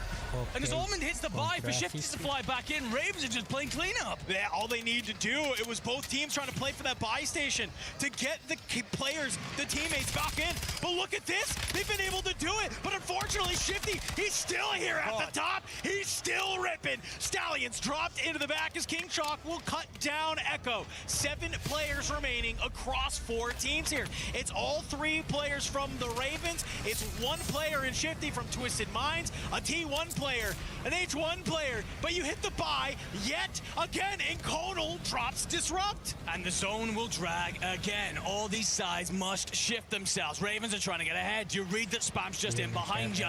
King Chalk sees him, cuts him, drops him. T1 are out of here. Ravens now solidify themselves with a top 3 at the very minimum. 3 V1v1. But one of them is Blastides, and he is eventually sniffed out by Nielsen. Yeah, we're not going to see another one happen here. It's a 3v1. Conal will get dropped, and Ravens Esports will claim a win here on day 2. Shift had a lot to say about Ravens, but I might go ahead and suggest we do a little bit of content to the boulangerie for him, because he's got a lot of bologna coming his way. Certainly does. Look, we'll check back in once we see the final scoreboard. But the Ravens coming into this with the 2nd best team on Rebirth Island. Had not looked that way so far in the tournament. Felt inevitable that they would eventually start to light things up here. But I've got to applaud their decision-making. Clear out Industries, take their time, set themselves up in that spot in tunnel. And it's kind of, okay, we've got the opportunity to push Chem should the zone send it, or rotate early before anybody else. And they are brave on that rotation. They're so far ahead of everybody else. Deal with everything in mass. And then don't get over-aggressive. We see it so often from some other sides where they, all right, we're in control of this, they overextend, they push on out. No such thing. King Chalk and Nielsen had a vice grip, an iron fist around the throat of this lobby, and they do a great job to close out. Nice, très bien, très bien. Très bien. Il est au-dessus, je crois. Je pense. Sur moi. Ouais, sur toi, sur toi. Track. Ah, let's go, baby. Bien joué. Let's go, baby. Bien joué, les gars. C'est une énorme game, les frères. You love hearing the energy, the fist bumps, the nice after you get a win there. What a way to juice it up. Only 2 more maps remain here for Group A, and I think ending Rebirth Island on a win will definitely have the Ravens feeling great to get ready to head on over to Fortune's Keep. A map that just a few months ago, they said none of us have ever played this map before. So, being able to have them feel this good sitting here, gonna feel very A-okay. certainly shall. I penny for the faults of the Ravens, though, because you do see teams like T1 in the later stages. Novo at least drop early. We didn't really see too much from Eclectic, so some of those sides in behind them won't be a factor. But they've done great work to put themselves in the driving seat right now. There's been a hell of a lot going on. Here inside of Paris, what we're going to do, we're going to take a moment. We'll be right back after this.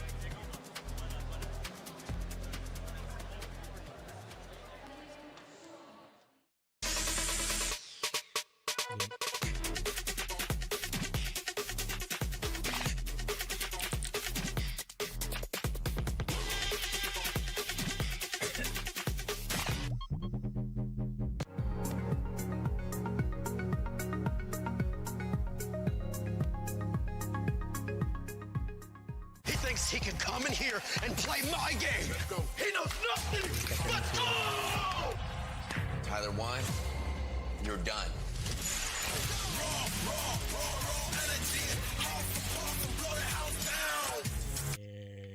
Mesdames et messieurs, I'm here with Show H1. This is how we say in English, actually. He's the co-streamer of France for two teams, H1 and Gentlemates. I'm going to ask him some questions in French and translate for you guys. Show, est-ce que tu es content d'être là? Comment est-ce que ça se passe, représentant de deux équipes, H1 et Gentlemates?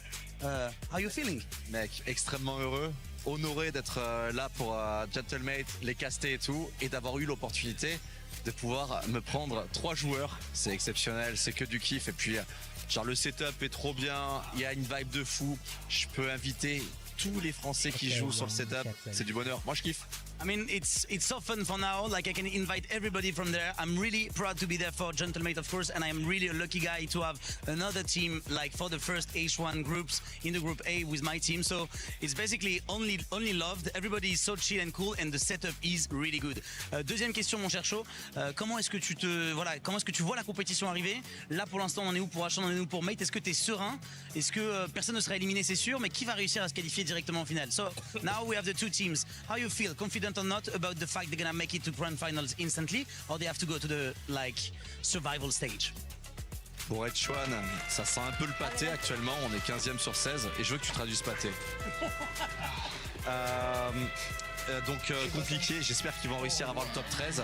Et pour Mate, je pense qu'actuellement, on a la future équipe championne du monde.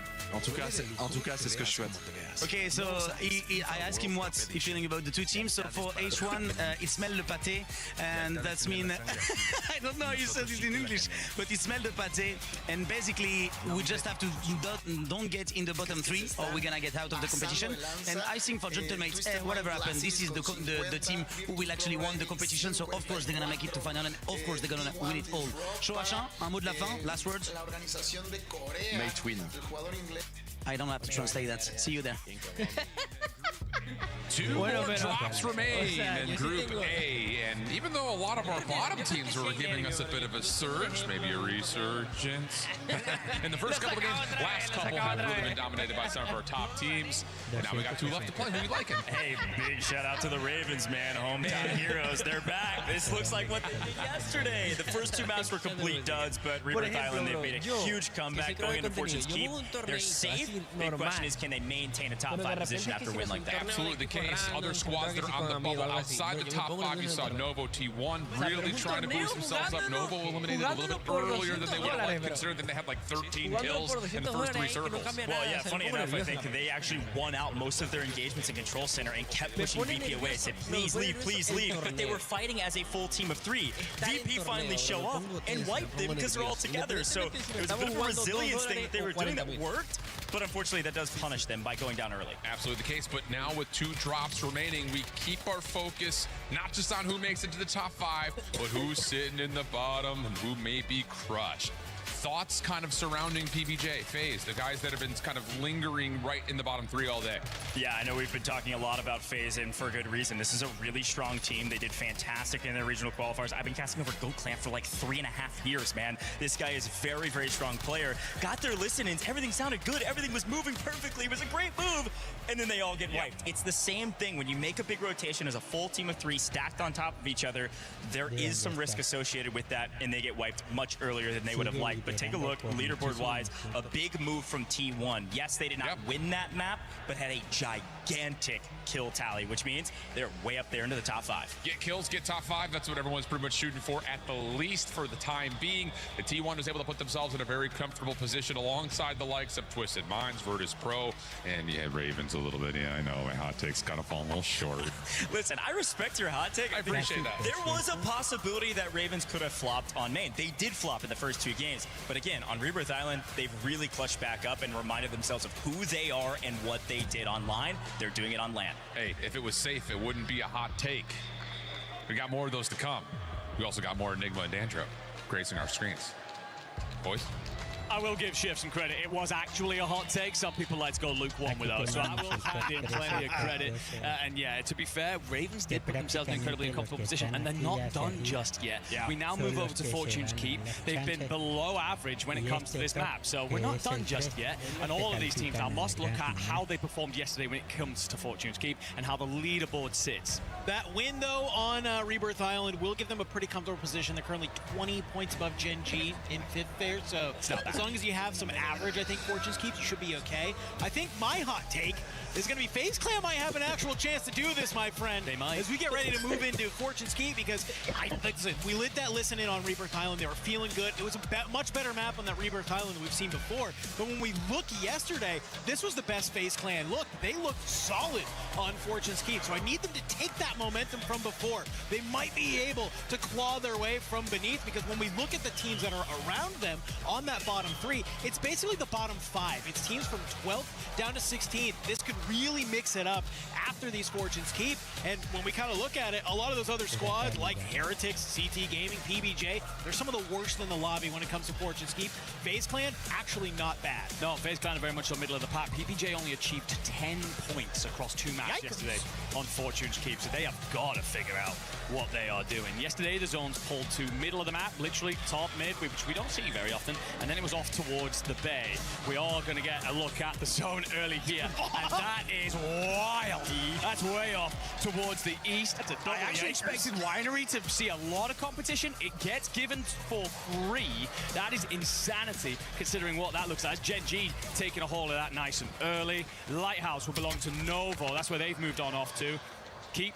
That's for the Ravens, who are looking to cement themselves on through Sunday. Listen, man, I'm watching this kill feed, and Vitality is already hot off the press. I'm seeing kills against GK, kills against Virtus Pro, so many, and now H1 is in the mix, getting a little bit of fights in return here. So obviously, a battle happening towards the keep, but everybody is just hot off the presses, guns hot for these last final 2 maps. 5 teams will make it to Sunday. 3 teams got to pack their bags and hit Charles de Gaulle. It's a long line, if anyone's wondering. It takes you a hell of a long time to get through that airport. So you might want to start getting them done already if you're PBJ. But it will be Gen G in complete control over Winery. They are fine here. Loadout in hand already. Don't know if you can hear the Dan laughing off to my right hand side. I'm very proud of that one. Spam sitting atop the tower with the sniper in hand. We've seen a lot more of this today. Feels like that's an adjustment out of T1. Again, he brings an extra element and dynamic as that young man, because he can't just run with an SMG as one of his main weapons. He's such a talent. And leading for the Rookie of the Year at the minute by many people's standards. VP, you got company. H1 are going to meet you at the bay.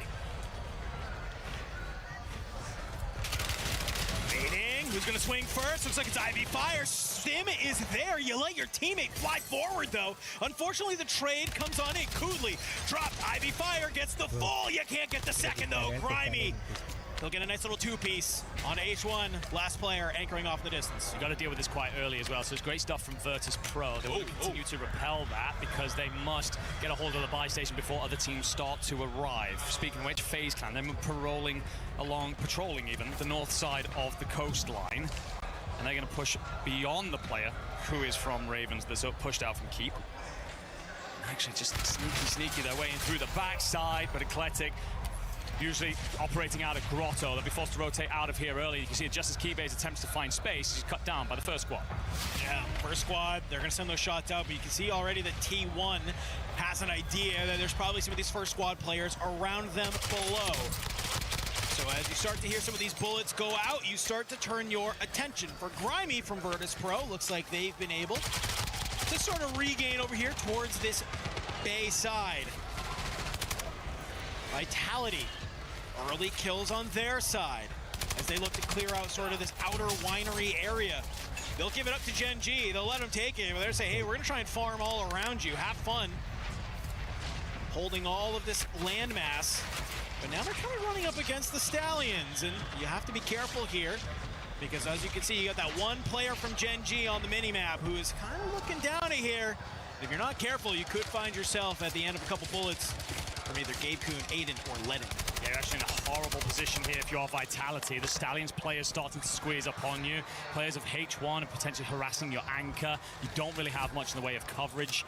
And while Pier does have a buy station, there's not a lot of loot. So, yeah, tough one to watch if you are a Golden Hornet. As for Geekade, they're set up Terrace's Chapel. There are about 14 churches on this map. Call them what you wish. Twisted Minds, they're at the Gatehouse, close by. We'll have to continue to rotate. They've had no problems with that. Yesterday we had a Bay zone. Who won it? Twisted Minds. Dominated the lobby with 22 kills. They'll have no issue getting themselves across this map. But Shifty, who has just got himself back in, he hears a zip nearby, wants to get up, active off the back of it. Ooh! Oh my lord, how the hell do you win that? What? Nobody but Shifty! Oh my god! Off the top rope, it's a straight up kickflip. I can't believe that. That's a juicer to just start running this map if you needed one. The thing is, you'd think so. Shifty just shakes his damn head. He's like, what the hell was that guy doing? Another day in the office. Does get the support in. Guys lost. And again, those guys look so much better in that area right now, but when you've got a man in your team like Shifty with the ceiling he possesses, you can never count this team out. FaZe Clan, what have you got? It's got to be something, otherwise you're done here. They're trying to hold the Ravens out. They have a lot of land to rotate out of if they wish. Might push them into the hands of Twisted Minds, though. Nearson on 3, burning through the timer, hoping his duo can get back in. King Chocolate, just watch this one play out for now. I kind of like this from FaZe Clan. Get up into this keep. You know there's going to be teams here. You know you need the kills. You know you need the points. This is a great way to do it. I like this from Clamp. Sit on this rooftop. Try and catch some of these players flying in, and that's exactly what he's going to do. Meet up with the teammate, you find King Chalk flying in, you don't allow the Ravens to regroup. Now, do you make this read? The Neoson's on the inside. I think Clamp was thinking about trying to throw a little bit of a shoulder there, but unless you're gonna have the teammate, maybe get guns that you feel comfortable with, you don't need to do it. Instead, he's gonna go up towards the top, maybe try and keep eyes on the spy station that's down below.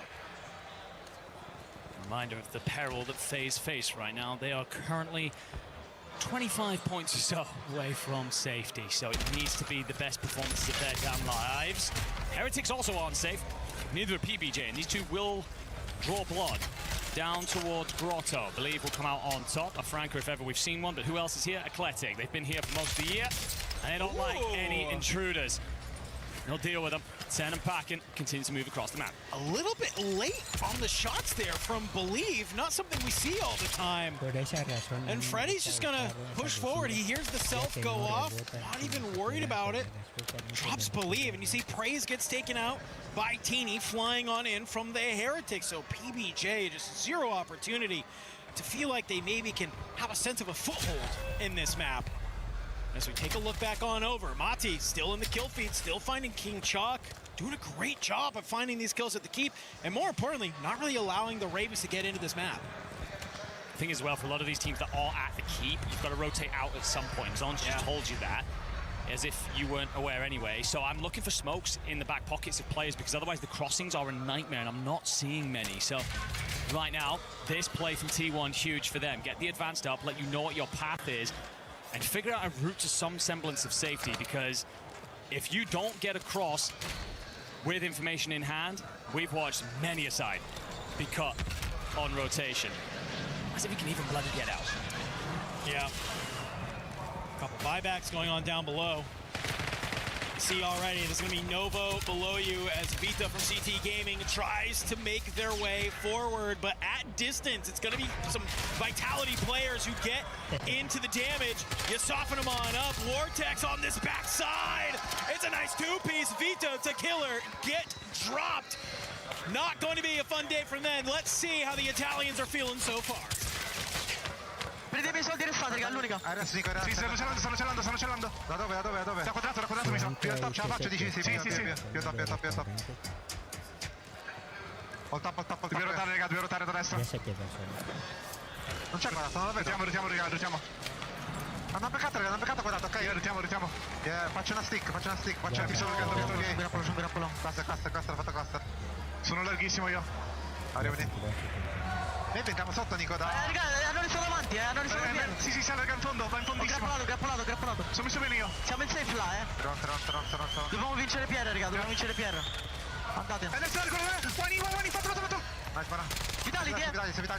Vai, lontani in fondo a destra. Caga. Prendo il mitraglione, lo prendi te lì? C'è un altro. Prendo io. Occhio dietro, non viene niente dietro. Solid rotations coming out of Novo. They cut down one player from Vitality. That'll get them a little space on the map they desperately need as the zone continues to close in around Winery. I don't mind the call. We are aware that zone is going to pull to Winery, so let's jostling for position as they look towards rotation. Twisted Minds, considering playing tunnels, are they aware that T1 are directly beneath them as a full 3? Fight that we all want to tune into. Ravens, well, they've been in the blender pretty much the entirety of the map. Don't know if King Chalk is long for the world, to be honest, and the answer is no. Ravens cleared out, top 10 now hit. All these teams getting a 1.2 multi. Vitality holding on by a thread. Sage will do his damnedest, but Vortex will drop him. Skullface will have to leave his boys behind and nothing but burn ash at this point. He will mourn them and move on over to the Winery buildings, but on his own, there isn't much he can do. In the back that you see there on your screen, FaZe Clan eliminated. They made it to the top 10 before they were.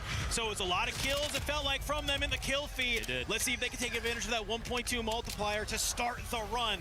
Back into the map we go as H1 starting to play on this beach side, potentially against Novo. How do you get into the zone? The thing is, for everything we were just saying about FaZe Clan, H1 with a team in 14th. With the amount of kills on Kudley alone, that likely leapfrogs PBJ and makes them the team to chase. So if H1 have a great game here, that only turns the screw, pours salt into the wound for FaZe Clan and CT Gaming and PBJ as they all watch a gap start to appear. A little bit late on the gas play. Athletic, though, they sniff that they have maybe some Italians pushing their way up through the grapevines. He could look to hold them out. Sage, last alive. Throwing some shoulders, trying to get a lay of the land, but the second he does is ripped. Yeah, it's Teeny and Shifty that'll line up to cut him down. Vitality will drop. It is a top 10 finish, so at least a 1.2 multiplier. But the team needs to do a little bit better if they want to try and make it to that top 5. Virtus Pro. They've managed to find some signs of life. They are here doing great, but let's check on over because Gen G, they're about to be in a battle here. Heretics are just waiting for them, begging them to step through the doors. Gen G will drop. Aiden gets the Kraken initially. Lennon finds Zeppa. Great work, backs out, sends and swings. Orbs and Teeny, though, they'll clear out. Lennon's 2v2 as they go. I like this. You back up. If you are Gen G, you lose the one, and it's okay. And you might have found the great piece of con timing because Athletic, they've started pushing it from the back. Freddy, it's a nade. You drop Teeny. You drop Orbs. Heretics bid adieu. Superb work from the Italians. Weren't bad yesterday on Fortunes, needed some points on the board, and they're making their way to the late stage of this map with kills in their pockets. Gen G are forced on a wide rotation. Zone just pushing everyone to further north. Athletic will probably shadow them in at this point. The team's in driving position. T1, Virtus Pro. 2 members of the Twisted Minds, and that's who Gen G may meet here first, as soon as they peer up over this wall. Zone has pushed us to this house right above the Bay Area. Aiden just trying to look across up at the top. Here's Twisted Minds on top of the building. Do they make the read that you have some people behind you? Because Gen G and Athletic, they're about to fight behind you down below. It's Novo and T1 continuing to battle. As finally Virtus Pro make their way out of the hole. You do not look left. Fede finds the kills that he needs. Talk about Rookie of the Year. Great stuff from him. Pops off in a moment where his boys needed him most. Hunkering in for the top 5. Gonna let everybody else scramble over this land. Member of H1 just above him. Gen G being held out by Twisted Minds. Gabe does not have a stim available, so he's going to invest in the self-revive play. Aiden is down and out. Twisted just holding. Gabe couldn't get back up, but it's read by Placides and done. Gen G fall, as do H1. The 2 members of Twisted to close this out. 2 members of Twisted Minds. It's a T1 player in Disrupt as well as a player from Novo. What do we see here? How do you start to move? Fede, he just went huge for the team. Can he stay alive? No, because Twisted Minds have separated themselves. They find one, they clean up Disrupt. It's another win. They don't even care. Put it on the board. Get them to Sunday. Talked about it earlier. We had a Bay zone just yesterday. The team that came out on top, Twisted Minds, and they dominated. We do it this time. We do it as a 2.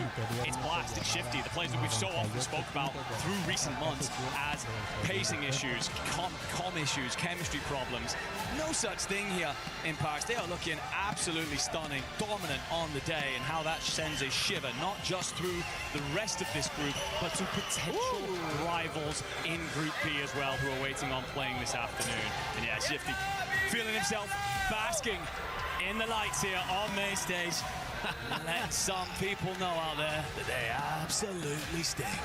Yeah, he's loving it. We got some great Twisted Mind fans here in the venue. They are sending him all of the energy, all of the love. Nice little sign that I heart Blast. And well, if you are obviously Almond and Shifty, you were saying I love Blast too. He's making some veteran plays always up here towards the end. But let's just kind of see, how do we get to that point where it's just 2 members of Twisted Minds and a couple of other stragglers here? And it's really just, they hold the high ground. It's classic Warzone. Well, they operated the same way yesterday. They're kind of like, okay, we're going to position ourselves in a spot where we can just basically go and let everybody else rotate beneath. And it's so calm. Wait, was there a second PA in my blacking? You blacked out. Look, the thing is, this is so casual from them. And again, they did this yesterday. They kind of set themselves up, just overwatching the bait. They don't need to send themselves into it, go hunting red dots. Gonna let everybody else scramble over those bottlenecks and the chokehold. As long as no one's in behind them, they're relatively covered. It's about shooting straight. And, well, there's not many people that have ever done that better than him. And for everything that we've said about Blast and his issues, there's one thing he's always done, and that is shoot incredibly well on land. All right, well, we got one last map here in Group A. It's going to be a banger. Do not worry, though. We're going to get hopping into it very, very quickly.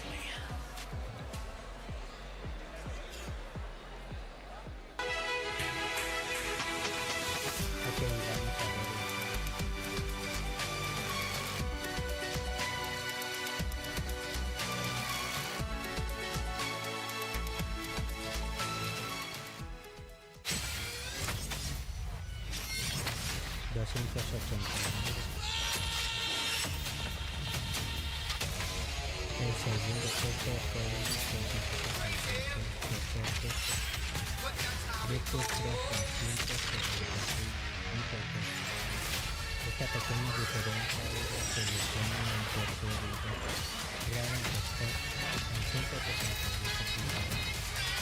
172 que es en el equipo donde está Idaleno Migabeco. So basically know from playing ranked a lot.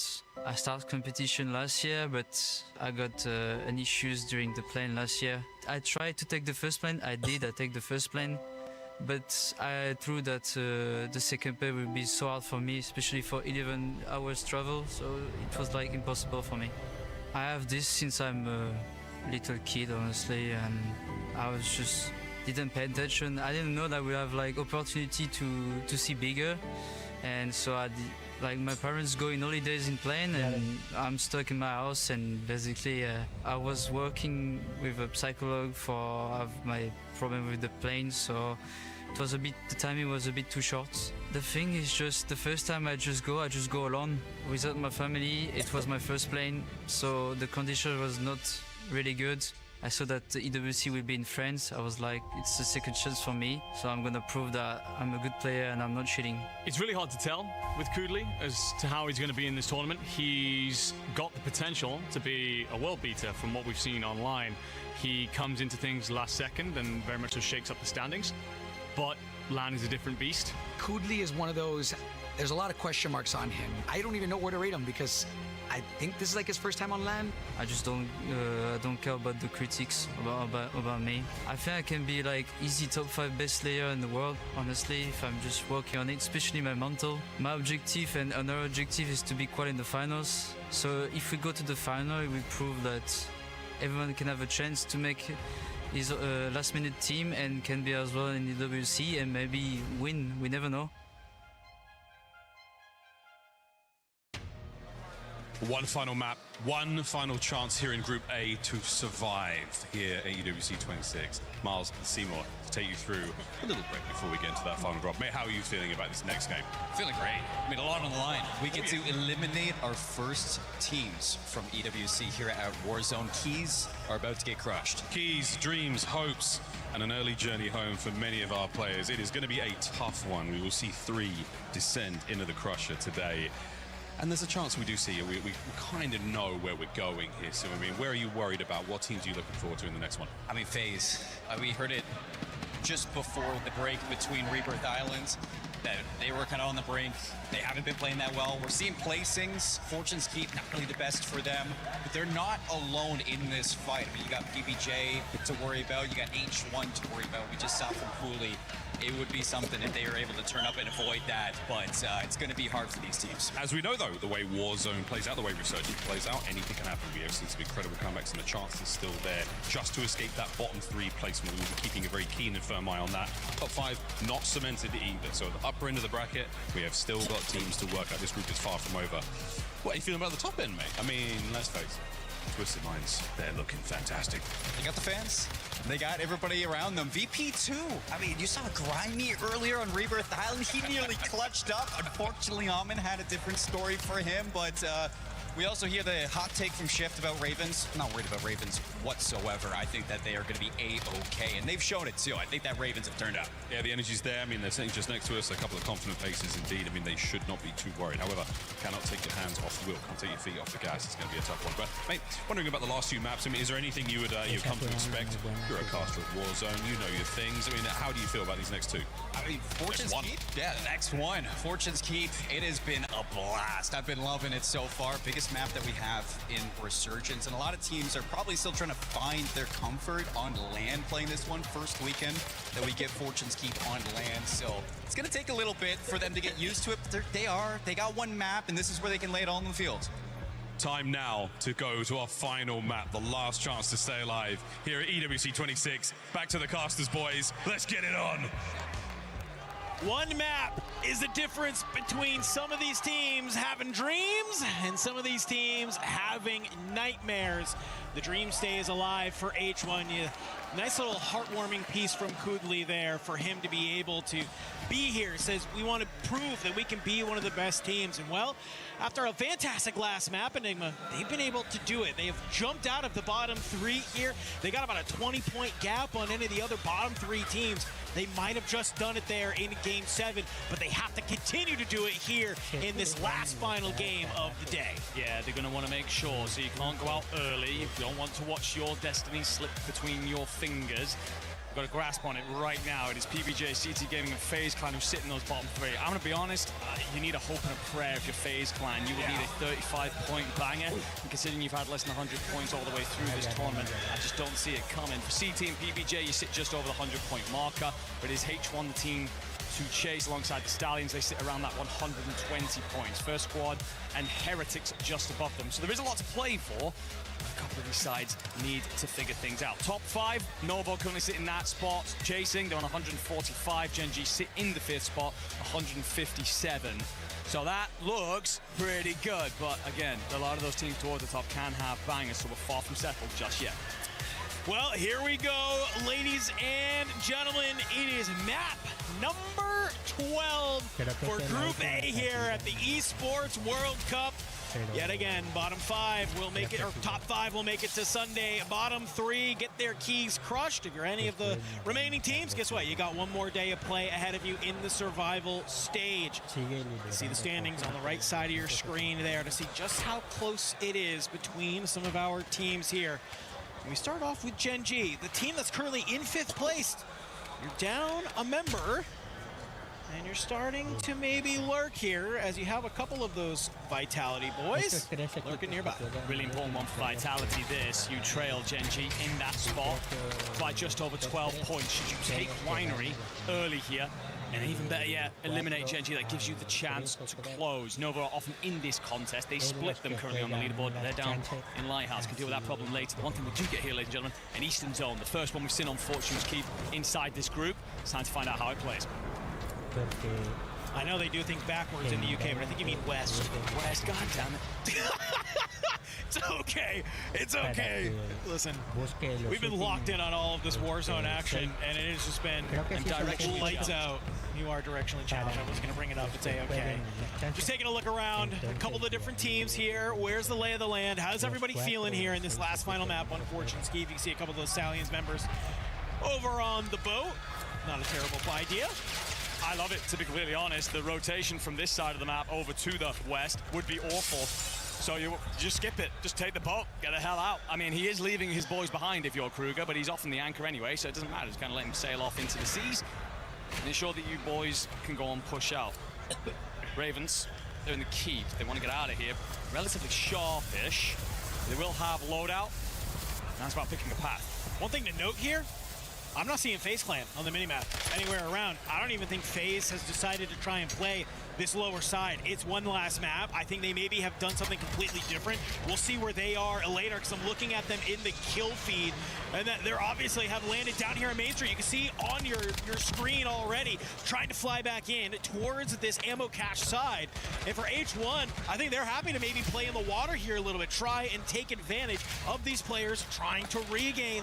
CT Gaming, another team that needs to have a huge game. They're down here on Main Street as well. Mati tries to go for the quick scope, just not going to be enough. Kudli will be dropped, and you're going to send one more out into the water. Fire getting on the move. Reminder, H1 currently sit in the spot. So many squads are trying to chase down them, and Stallions really what everybody's looking for towards the bottom of the board in the feed. And Fire, well, he's got no issues clearing up around PD. This is putting them in a wonderful position to see Saturday. We really didn't know what to expect from this team coming into it. And as such, meeting their own expectations. PBJ, also in a tough spot, sit in the bottom three. They've cleared out books. They're looking to just hold what is relatively center circle when it comes to town, this east side. We've seen it before. If sides can set themselves up at books and the zone drags more towards the middle of the map, you can cut down the sides, leaving in mass. Just that the points in the play that they'll invest in. Look at a nice little front row look at FaZe Clan. You saw Dizzy on your screen there with a decent number of kills. Only 5 in that last game. I thought it was way more, if I'm going to be honest with you. But hopefully they can do something different, putting themselves in a much more active part of the map. Maybe a better opportunity to get those kills. The other side, though, you got to make your way over. You can see our mini-map coming up there, and a number of teams outside of zone have to rotate in, but also a number of teams set up well to maybe gatekeep some of those rosters.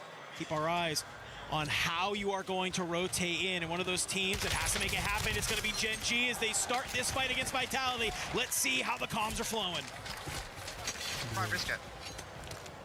Yo, do any of you guys have stims? No. We're definitely gonna need a streak. Yeah. We're going to loot up for Pia. I'm about to grab the recon. I'm looting up one. Yep. I can start that. Stack it, triple stack it. Oh. Good shit, boss. Oh, yep, good shot. Throw a plate box right outside. Oh, you guys are all max, nice. Okay, dude. We just gotta prolong the game, okay? Yep. Yeah. We're in the best spot as well. Yep. I'm gonna get top church. Alrighty.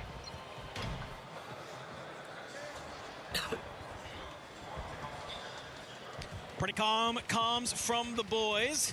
They're in Gen G. They're just on the outside of zone. They'll have T1 gatekeeping them, but you can see here, Vitality, they've gone ahead. They've regained over here at this Main Street side. Can they find any amount of positioning to hopefully put themselves a line in the sand, cut down some of the likes of maybe Athletic or other rosters?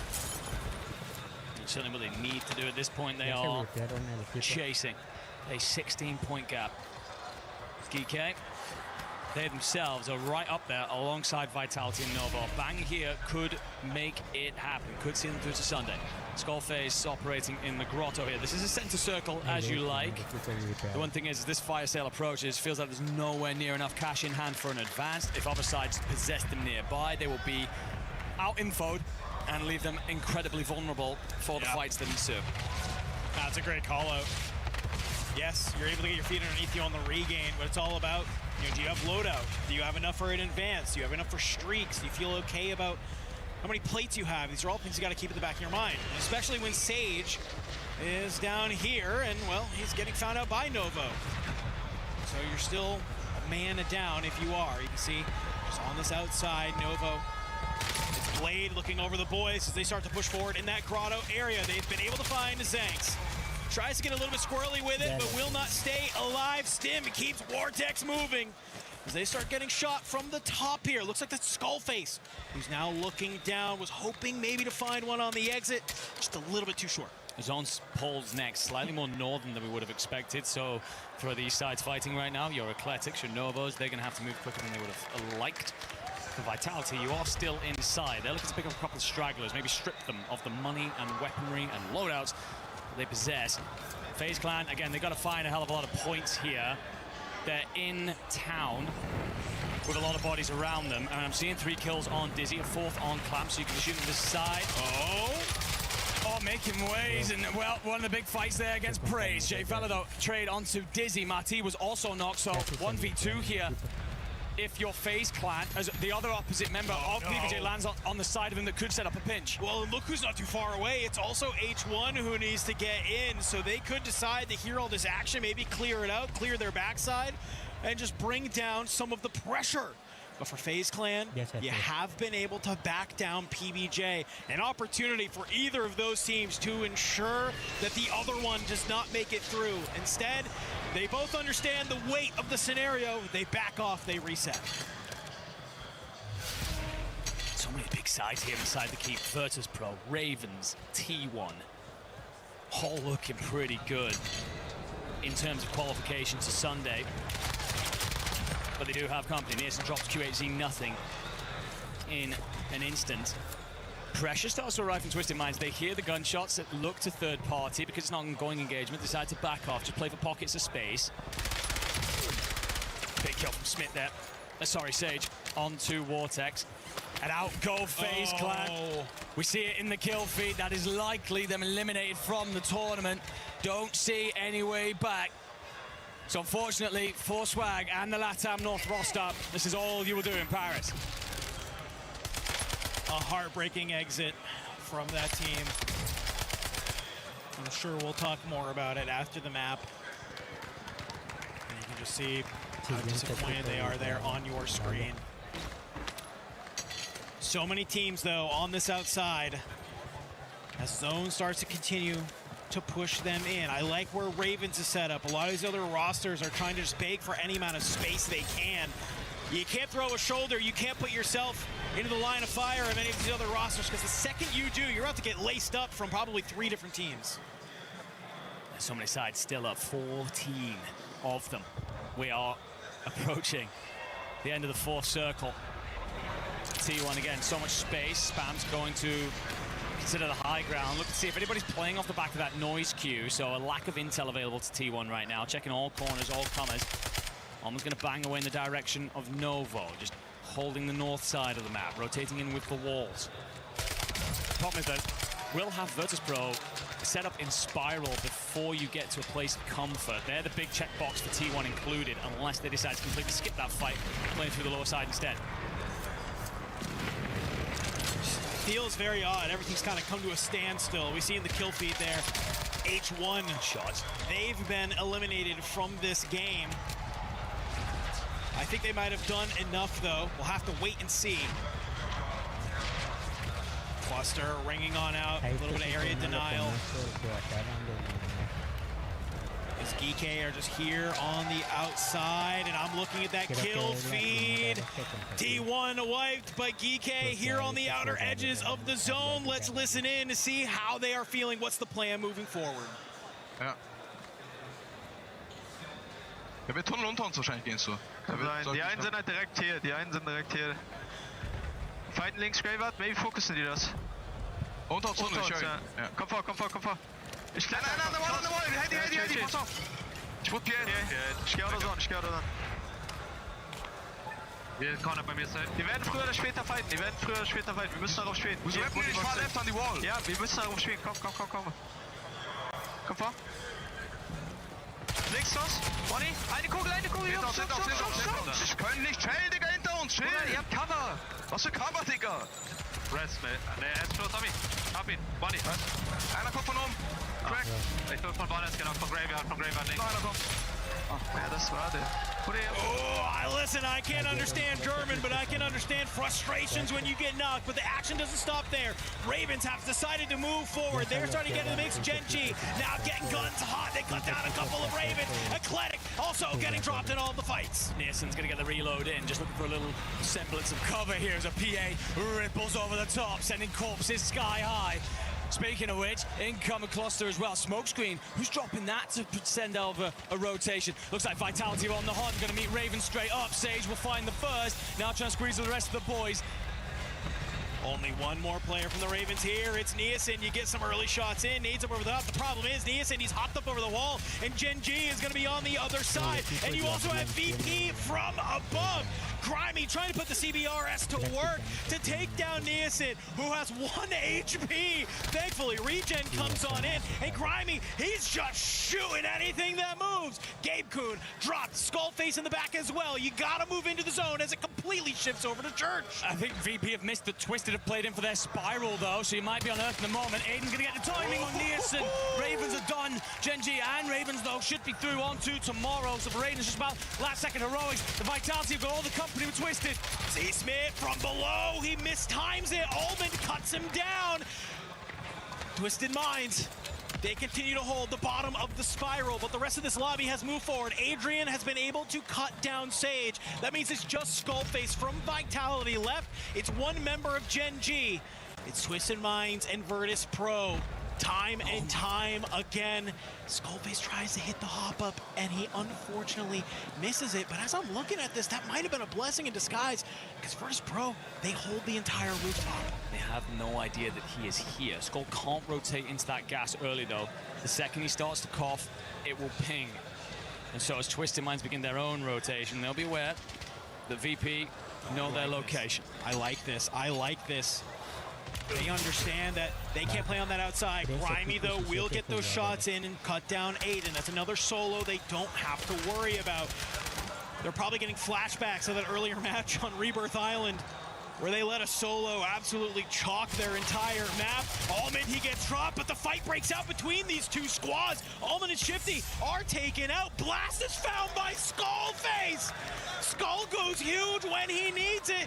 It's a 1v3. Can he line him up and knock him down? The MXR, it's good, but it's just not good enough. Virtus Pro will take map number 12 in a very convincing fashion. They won 2 games yesterday. We're looking great, and here they are yet again, feeling fantastic. For that, we should more than cement the position. Of course, Twisted Minds, God, they've been etched in stone for a while now, but Virtus Pro, Ravens, T1, Gen G, felt that they'd all done enough. It's towards the bottom end that I'm particularly interested in. Those top 5 should be feeling comfortable about marching on through to Sunday, regardless of how everything else went on. We saw them in the latter stages. It's those bottom teams. We know that FaZe Clan fell too early. We didn't see CT Gaming from pretty much the middle of the map. It's those other sides, your H1, Stallions, PBJ, First Squad. Where did all of them exist? How many kills they walk away with? That determines whether or not you're packing your bags or drawing up VOD review for tomorrow. Yeah, one thing to note there at that end as well, a big conversation we had was like Gen G and Vitality, how could they do? It was kind of a battle for that top 5. With both Aiden and Skullface getting to the end of that map, it feels like it's going to come down to whoever had more kills at the end of that. We saw Vitality having to regain. We saw Gen G getting mixy sort of in some of the middle of that map. I'm very curious how things are feeling. But man, what a way to wrap up Group A here at the Esports World Cup. 12 games over the last 2 days. We saw some heavy hitters performing. We saw questions answered about Twisted Minds. We've seen some really great squads come to fruition here. And in this last and final map, I mean, it felt like it was all out, just everybody trying to hang on as much as they could. A little bit of listening from Virtus Pro as they wrapped up that map. I'm right here, trade that. Easy win. Watch out. Let's fucking go, boys. Fucking go. We'll close out on a fucking dub. Come on. We'll close out. Yeah, incredible stuff, of course, from Virtus Pro. And just hearing those comms, man, like that, this team 6 weeks ago, 2 months ago, they were falling out publicly and viciously. It was an airing of a lot of dirty laundry, let's put it that way. But the way in which they have come together these last couple of weeks, suddenly we believed again that they could return to that form that we saw in Birmingham all the way back in March. And yes, they have indeed. managed to get themselves on through to Sunday. Several of you won't be surprised. Maybe that was who Shifty was signaling to earlier on, not quite sure. But Ravens as well, they should be feeling pretty comfortable about their performances. Talked to them earlier on today. They were very disappointed with day one. Much better here in day two, despite the slow start, showing an element of resilience that you also want from the side of a ridiculous ceiling. Yeah, I mean, it just feels so cool looking at this list of teams that we had here in Group A. I honestly think I can say, looking across the team list, almost every team had some type of just highlight moment, some type of big energy that they were able to bring across one of these 12 maps to kind of prove that they're a formidable team here, that if they make it out of that survival stage into the final lobby on Sunday, that they will be a force to be reckoned with. Great stuff. But for a lot of our teams, guess what? It's not done yet. You still got a survival stage to play through tomorrow. 5 of our teams will make their way towards Sunday. Get a nice little rest day tomorrow. Hit the VOD review. Maybe get a little bit of a download of some of the other squads. For 3 of our teams, unfortunately, like you mentioned, they will have to pack their bags. They will have to watch their keys get crushed. And they will have to have their EWC. Certainly shall. Checking in with a couple of the teams there. Love it to see Tommy, of course, Warzone legend. Regardless of the events of this tournament, he will still sit inside the top 10 earners of all time, despite retiring almost a millennia ago. Of course, coaching in the Heretics. For Eclectic, the body language relatively neutral. I think they came into this tournament as one of the surprising favorites to get qualified through because of how good they've been in recent scrims. We haven't seen that side. I'll be honest with you, that sign is to take as hot as I hold shifts. I'm going to be honest with you. Twisted, putting up ridiculous numbers. Wait till you see the final leaderboard, whether that be as a team or individually. So many of the fans, though, inside of here have been fantastic for those sides out on the stage. They've felt every bit of noise, the electricity, the pressure, but also the love coming in from the stands. That is, listen, I want to wait for any type of confirmation on our squads that are potentially getting eliminated, okay? But I got to say, for some of these teams that were at the bottom, they just barely did not get eliminated, it feels like, by the skin of their teeth. It was so close on this bottom 3 to see there. I mean, it's just going to be wild. Like I said, I want to get confirmation. That's why I'm not listing any team names of who it's going to be. But, man, I mean, it's just great to see all of these, right? I guess let's talk a little bit about some of these teams that are going to have to play through the survival stage, right? They will match up with sort of the middle 8 from Group B that will be coming on here in just a few moments when we do our walkouts and get Group B to play their last final 6 games. But if you are in this middle 8, is there anybody that you're kind of thinking that maybe needs to really kind of step it up? Because obviously you're going into what is potentially a harder lobby than this first 12 maps that you played to start your Esports World Cup. Yeah, I mean, thinking the sides that I'm expecting to be in that middle 8, I think Vitality, right? Like, we look at some of their drop spots in particular. If you end up even more contested than you are right now, I become a little bit nervous for them because they haven't been great on contest. It feels that they've been trying to regain a hell of a lot. I think another side is Heretics. Their placement has to be better. They're a squad capable of finding kills. We know that. I mean, Teeny literally broke record online last year in terms of 1-map kills. And they have the capability to do something special here in Paris by getting through to those finals. Their placing is awful. The rotation, the ability to pump the brakes and just decide, okay, we're going to set ourselves up for a better condition later down the line. That really needs studying in the back. They do have Tommy as coach, so they have the brain there to get it done. I think for me, it's Eclectic. I think this is a roster that you and I both had pretty high hopes on coming into this event.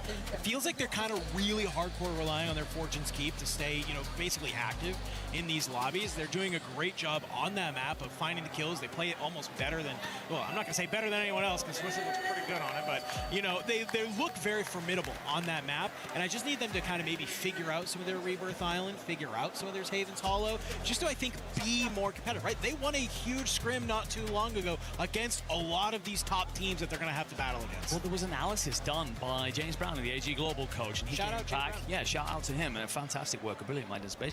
But he came out with a rankings, essentially, of all the teams' performances over a massive sample of scrims. Eclectic were the 2nd best team on Havens, 3rd best team on Rebirth, and 7th best team on Fortunes. We haven't seen that so far. That's the opposite of what we've seen. That's one of the best stat lines we've got from any team in the tournament in terms of consistency. Yeah. And we've gotten to land, and all of a sudden, all of that's disappeared. It is a very different environment for sure. But yeah, they're going to have to step it up if we're going to see them through to Sunday.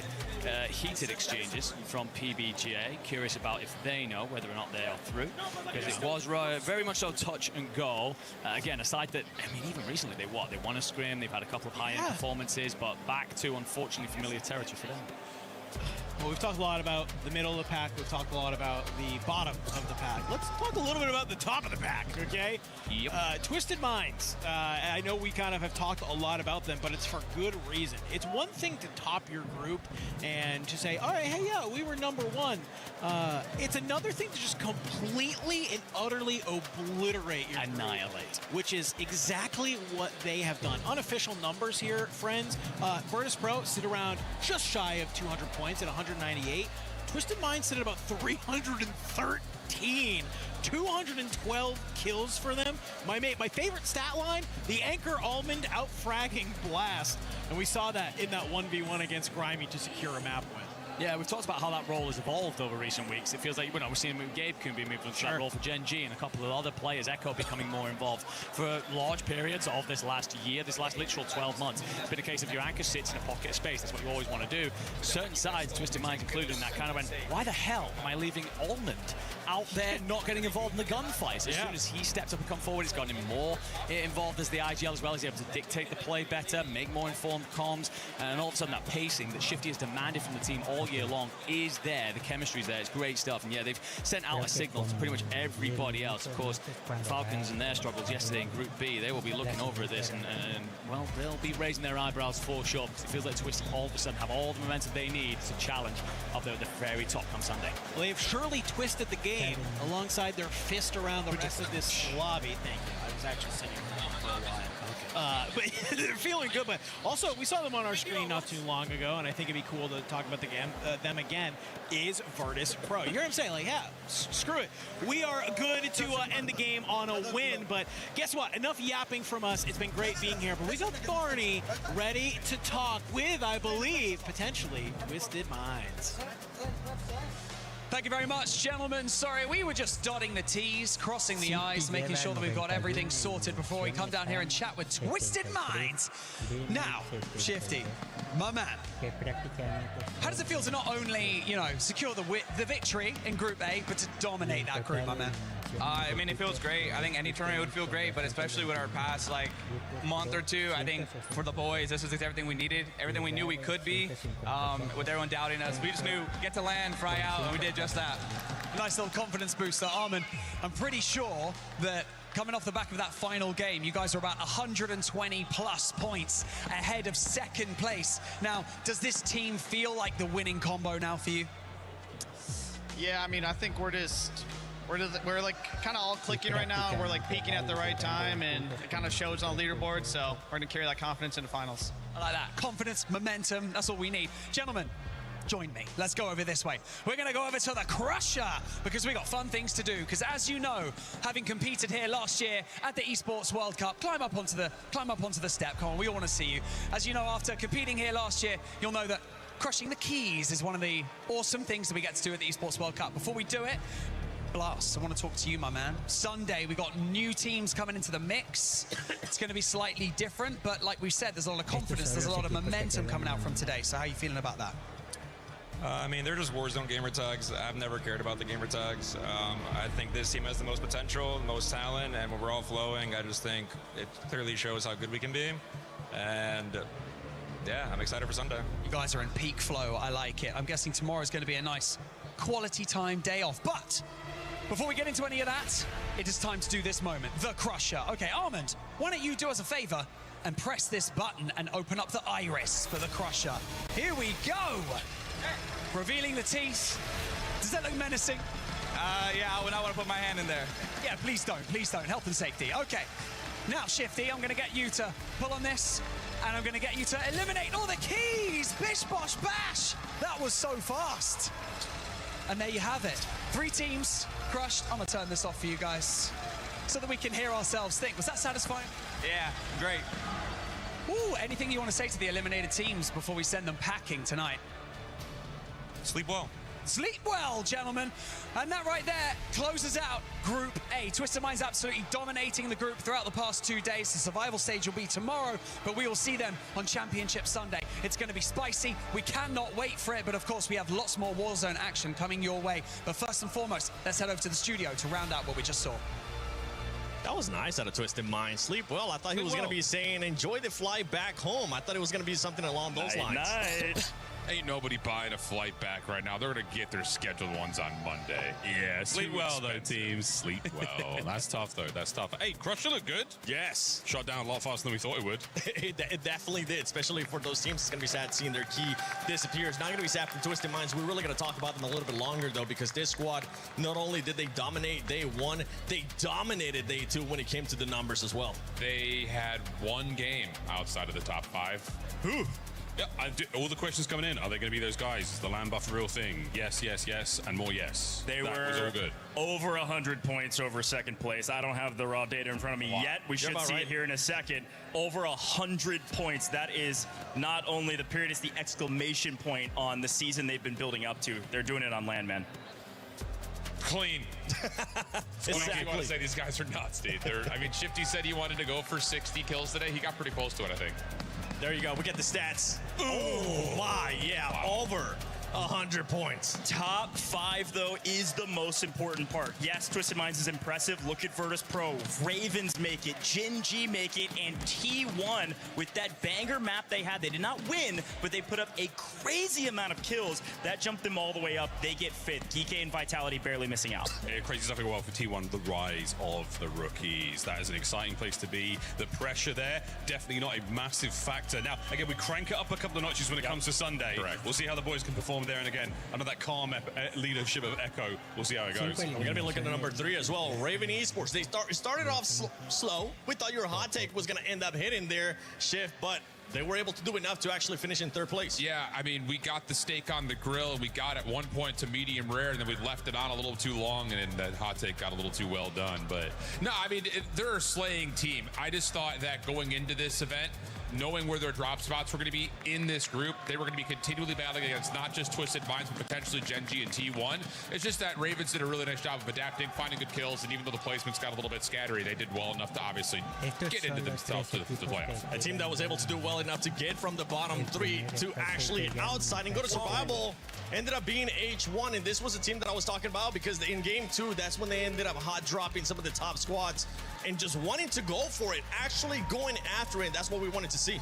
Yeah, H1 really well done. Team Stallions barely holding on. Man, we saw them on stage, and I didn't want to call it out until we saw this screen right here. First squad, heartbreak. To be a team that wins a map and then doesn't make and has to go home is brutal. Started from the bottom, we still here. Sadly, they boomeranged all the way back into that lower position. It was a wonderful victory, but that's the way it goes in Warzone, man. It has to be good all the time. How about the last 3 maps from PBJ as well? Yes. 38 of their 129 came in those last 3 maps. That's what gets them over the threshold as well. I think it's just like we saw them throughout the weekend, even though we didn't really talk about them all that much because they were outside the bubble for so long. Today, they had a good start with average placements, and then they finished great with average kills. So now you just got to put both together, and they can make some noise in the survival stage. 100%. You said it just before we kicked this off, by the way.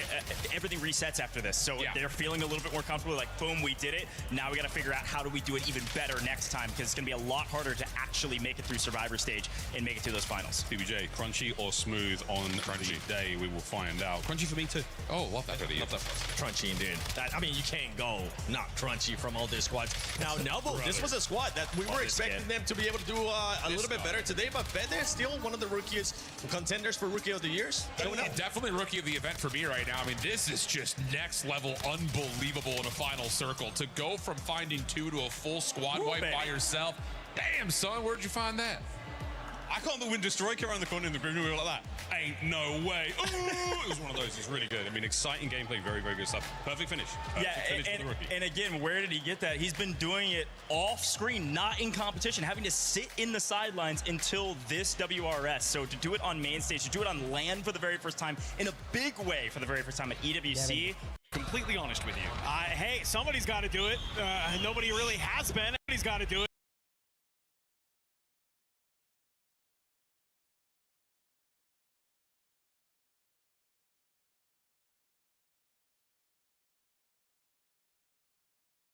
same Vitality we've been seeing all year. They're a little bit slow paced. They play for placement. They're really strategic. They just don't get enough kills to be a top 5 team. They're still 7th in a pretty tough group. Like, this is a good team. A couple games go their way. If they get one banger, they're a top 5 team. They could do that in Survivor Stage for sure. Easily could do that in a match point final. I think the same story point echoes to a T1, to a Gen G, to a Novo, like the guys that are just outside of what we saw pace being set by Twisted Minds. The problem is Twisted Minds is doing that inside of that group against some of the best fraggers that we've seen. So it's just like, yeah, that's great and all, but when it comes to crowning a champion, you have to be able to slow down that other squad, not just play well yourself. Well, here's the big fun fact. I mean, Group B is coming up here shortly. Vitality, when they go to Pub Stomp, aka go to quals where all the big teams are gone, they obliterated everybody in the open quals to get to this stage. I think Survivor Stage is going to go to them. Survivor Stage is going to be real exciting as well. I mean, this is where you can't leave anything out. You have to, any trick, every secret, everything you've possibly got, nothing comes with you into the next game. This is it, folks. You are laying it out here. I've absolutely no idea who makes it through. All bets are off, folks. Can't wait. And for Survival Stage, for some of these teams, they could use it as just more practice here at EWC, because we've seen that in the past as well for some of the other squads. They maybe struggle when we come to groups, especially with the top dogs, especially when you got Twisted Mind just absolutely destroying, but they could end up using that as a little bit of a step up for them. You get more gameplay, right? I mean, That's a win. That's a win, especially you make it in a Sunday. You're coming in hot. You've got a lot more reps. You're more comfortable on LAN. It's the lower bracket curse thing, you know? You get 1 or 2 more games to play. It makes a little difference. I think the other part about this is, like, as you prep for your first 2 days of groups, you're looking at where the map comps are going to be, and you're saying, okay, here's where our drop spot is. This is who we need to prep up against. Now you don't want to get too much in your head when overanalyze what's coming up in the survival stage, trying to put those together, and then even more so if you do make it to the final stage, as you start to deal with all the top dogs over and over and over again. It's like you have to make adjustments, but you don't want to change the playbook completely. And it's also worth remembering, those big point sponges are going to be gone. The big teams like Twisted Minds will not be soaking up nearly 400 points, right? So because of that, a team like Vitality is going to have more kills on the map. That's the main one too, with the sponging of the points. You were saying Twisted Minds ended up being outside of the top 5 in just 1 match out of 12. That is absolutely ridiculous. Now, when we're going through a survival, right, especially from the teams from Group A, as we're going to be finding out later on today which teams are going to be going as well to survival and which teams are going to be going home from Group B, which is one team that either surprise you or you're looking forward to step it up outside of the ones that we've been talking already? I think my first thought does kind of lean towards Team Vitality, mostly because of the consistency that we've talked about. But I think just based on slaying presence and how that's going to translate to the survival stage, I actually saw my eyes on Novo. They were so close so many times to getting to high kill thresholds and then getting to the late game, but they got gate kept by a team trying to rotate in. They're going to be a little bit more free, a little bit more loose when it comes to doing that tomorrow. So I got my eyes on Novo, I think. I agree with that entirely. That's a high school team with a really, really explosive play style. You give them an opportunity to run rampant, and they absolutely will. But yeah, the gatekeeping is there. That comes down to decision making. That comes down to timing. That comes down to the game ahead of them. If they can find that, superb results tomorrow. I think it's a really good shot. I'm going PBJ, man. I like that. I know they've been near the bottom, but with some of these big point sponges gone, I think PBJ could step up in a huge way against some little bit lower level competition and drop a banger on the map that propels them way up to the top to make it to finals day. Crunchy, right? Crunchy? Praise is good, man. Yeah, with strawberry and toasted. Might need to try that, actually. Hold on, you might be cooking with that one. One team that's going to be cooking has been T1, and I know T1 is currently with Blaze.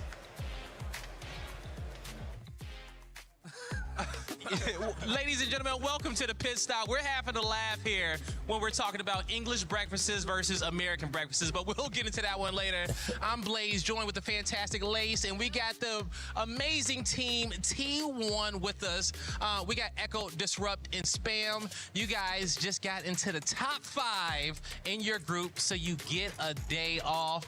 Echo, how does it feel to, accomplish the first goal? Feels good. We were definitely, after day 1, we kind of looked at it and we did a little interview earlier. I said we've got to go a bit more gung-ho.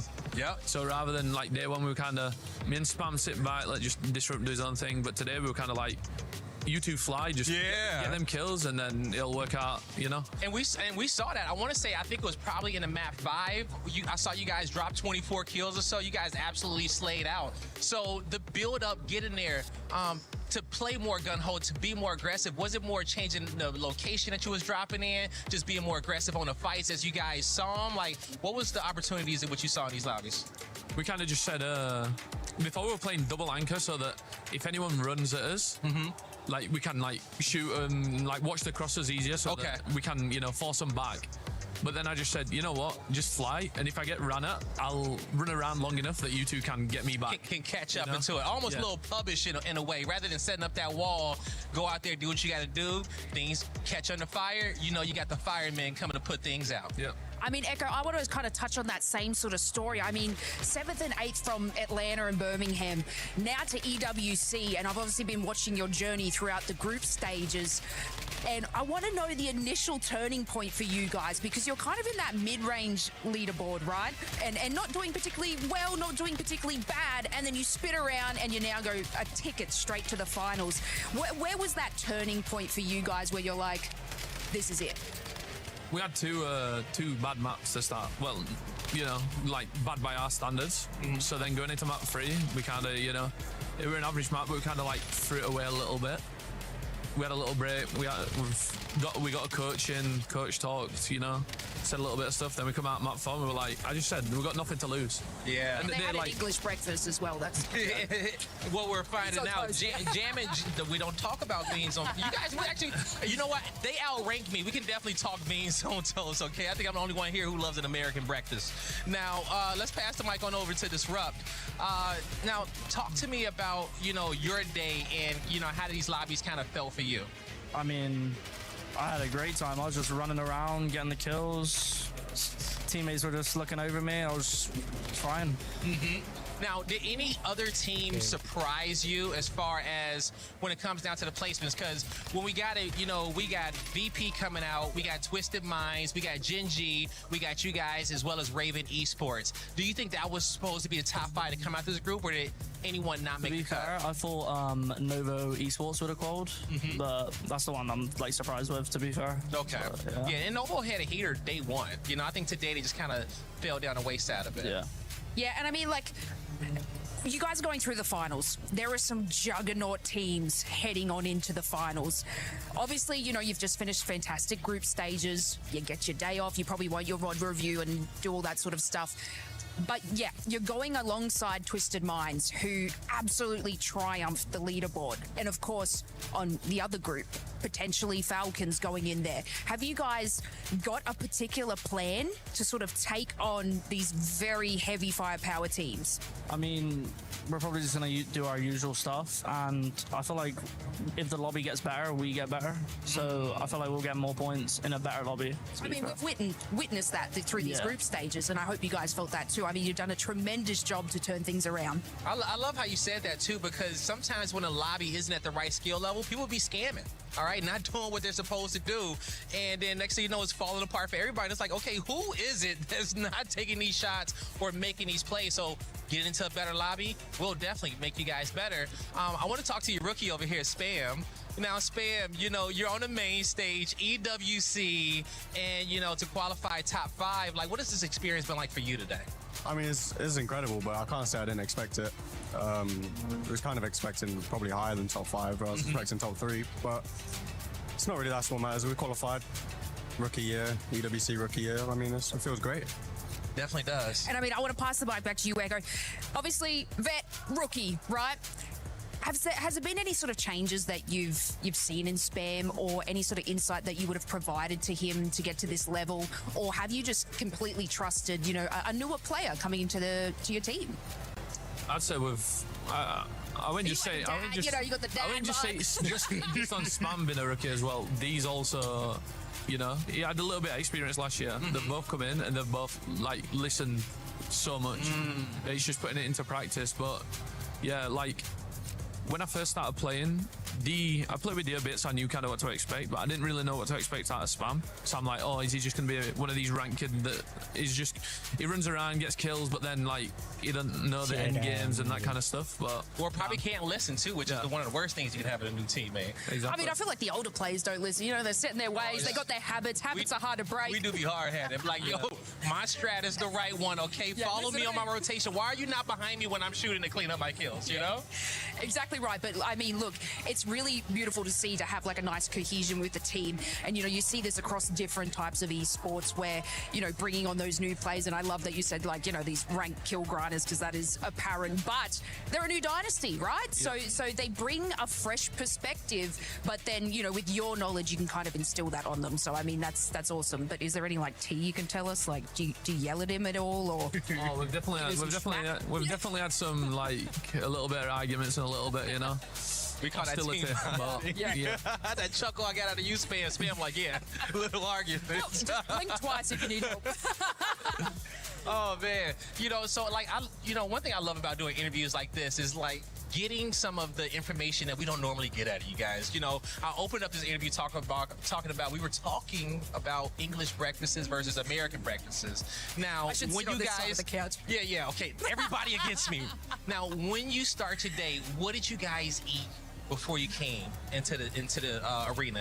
Was it just black coffee? Was it just water? Did you guys eat anything at all before you got into your matches? Adderall. Kind of energy drink. Kind of energy drink. That's it. Energy drink, straight caffeine. Energy drink and a neuro gum. That's all I've had. Straight caffeine. Yeah. What about you? Energy drink and a banana. Energy drink and banana. Yeah, they're bananas. Yeah, anything. Nothing.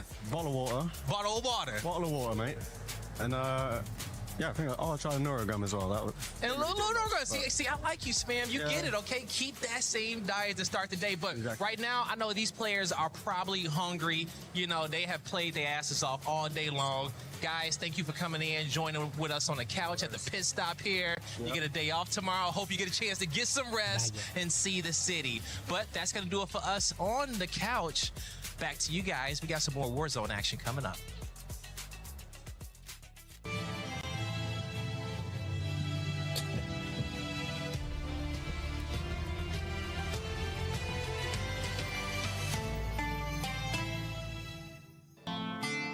Como en 7 minutos empieza el siguiente grupo.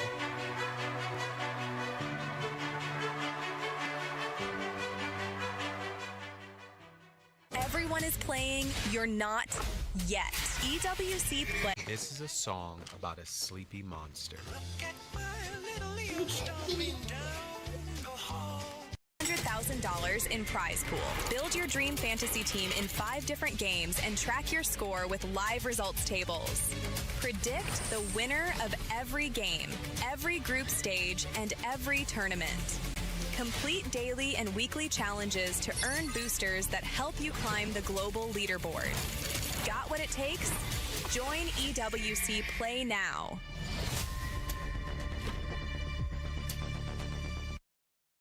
Yo, what's up, everybody? We are here at Media Day for Call of Duty Warzone at the Esports World Cup. A little bit going on behind us right now. Let's see what we have. We got to talk to the man. You're really getting us in here right now. We are getting in here. I'm ambushing you, absolutely. This is the reigning Esports World Champ. Yes, sir. That you have right here. How are you feeling? How's your travel? How's Paris for you? It's my first time in Paris, so I'm just enjoying it. Also, my 3rd EWC. I've been a part of everyone so far. And I'm just appreciative that, you know, I get to be here. Okay. We have Mr. Gabe Kuhn over here who's getting his shots. You can see here already. Let's get a little... You see, look at this. He looks aggressive right now. He's like this on the map. He's like this in person, silencing the haters. This is exactly what you like to see. We're going to check out some of the behind-the-scenes stuff that we have happening in this back sort of area. So let's go ahead. Let's see what we have back here.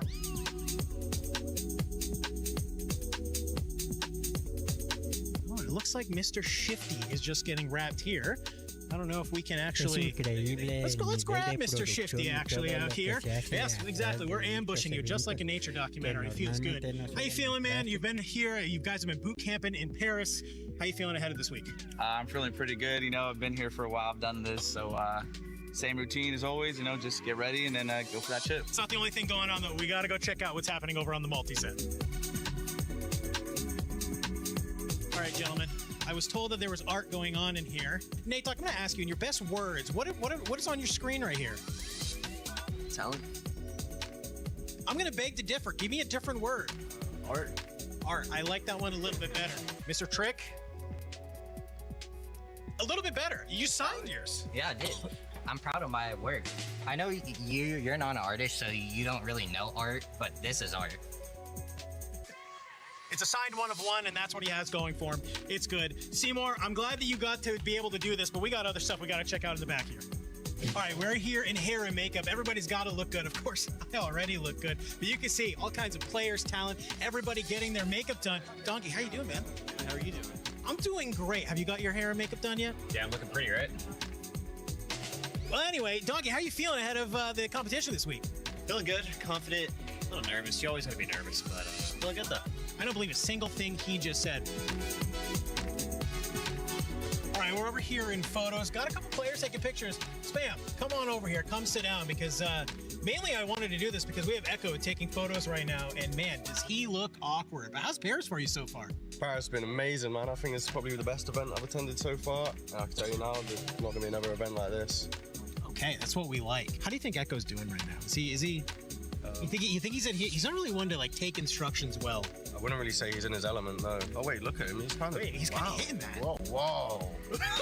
Shame he's got a bit of a lazy eye, but he's got it going. Go on, fella. Go on. That's what we like. And you can see players maybe have to do something a little bit outside of their element for once, but that's what you have to do when you're trying to be the best here at the Esports World Cup. Well, I was trying to catch some fans in the audience, but what better fans than the players themselves? I, of course, have for fun right next to me. We got Juju saying, and we've got Flanked as well. Honestly, guys, what a tournament. You guys are playing next, but obviously you're sitting in the crowd right now. Who will we hate watching? There's one team that lands on us every single day of scrims. They get ran every single day of scrims. They're getting ran on the main stage. We're hate watching CT. You heard that, it's CT. Are you ready to be in the twit longer when that happens? Oh, I'm ready. I don't care. I mean, I really think they suck. I mean, as you can tell, their vibes are down. So I don't think they're going to, like, we're not even going to see them in finals or nothing. So I'm definitely hate watching all day. All right. Now, obviously, we want you guys to perform incredibly well. But out of this group stage here, who are we going for? You got any friends playing now in Group A? Oh, we got a few friends. I mean, when the tournament's not going on, they're friends. When it's going on, they're not as much. I kind of like seeing Gen G succeed for once, and maybe a little T1. Yeah. Succeed. Yeah, I mean, T1, I was expecting like a stellar kill-heavy performance, and I mean, they're kind of sitting in the middle of the pack. Judy, what about yourself? I'm gonna say T1, like Echo, Disrupt, Spam. Those are my guys. I'm gonna also say the Stallions, Kruger. That's like my brother. So I gotta go for him. They're having a rough few games, but I think they could bounce back and they could come back and do their thing. Absolutely. You know, a little bit of hate watching is good, but of course these players also want to share a little bit of love. Well, I appreciate you guys chatting to us, of course. And when your group comes up, I'm excited to see what happens. Welcome back here, guys. We have, wait, boys. I know you guys look like you just came off the yacht here with this attire, but we got to get some work done. Jomo's in the studio. J-Dub, what's up, dog? Good to see y'all, man. Backhanded dog. Good to see y'all. That's clean. How are you feeling, Joe? Yeah. How are you enjoying Paris? I'm glad to be here. Paris is amazing. Food so far, maybe I haven't gone to the right spots yet, but food's been a little rough. I'm not going to lie, but so far, though, Paris is amazing. I've been hearing that, honestly. I feel like you have to go to, like, the Michelin stars, check that out, or just go to the cafeteria here. Actually, the cafeteria here at EWC has some fire stuff. I'll tell you what, Joe. Have you been ordering steak? Don't. I'm telling you, dog. They do chicken here. I'm a big salmon. Okay, so I haven't found Me salmon too. yet. I love salmon. I haven't found a good salmon yet. I tried like a steak and fries place. It was all right. All right. It was okay, but I haven't found a good salmon yet. Okay. I'm gonna make some phone calls after we're done with this. And I'll let you know some spots. I know Barney definitely has some spots. I know you're an ex-pro player, man. Being here at EWC, does it ever make you want to be like, I want to stop dominating the content area and just go back to being a pro? The second I walked in, I saw the stage, I saw my friends playing and stuff. I'm like, I miss this. Like, they truly, especially being here, because they crush it, man. The setups, the production, just everything they're doing is just amazing. And just seeing the first setup, I was like, I'm trying to come back, man. But I don't. The content's great, but this is incredible. That's straight intel. Somebody pick my guy up over here. I tell you what, pick my guy up. No, I mean, so hit me with. I mean, you've obviously been in the space before. I know you've been checking out the streams, the scrims, all the results from LAN. What's your take?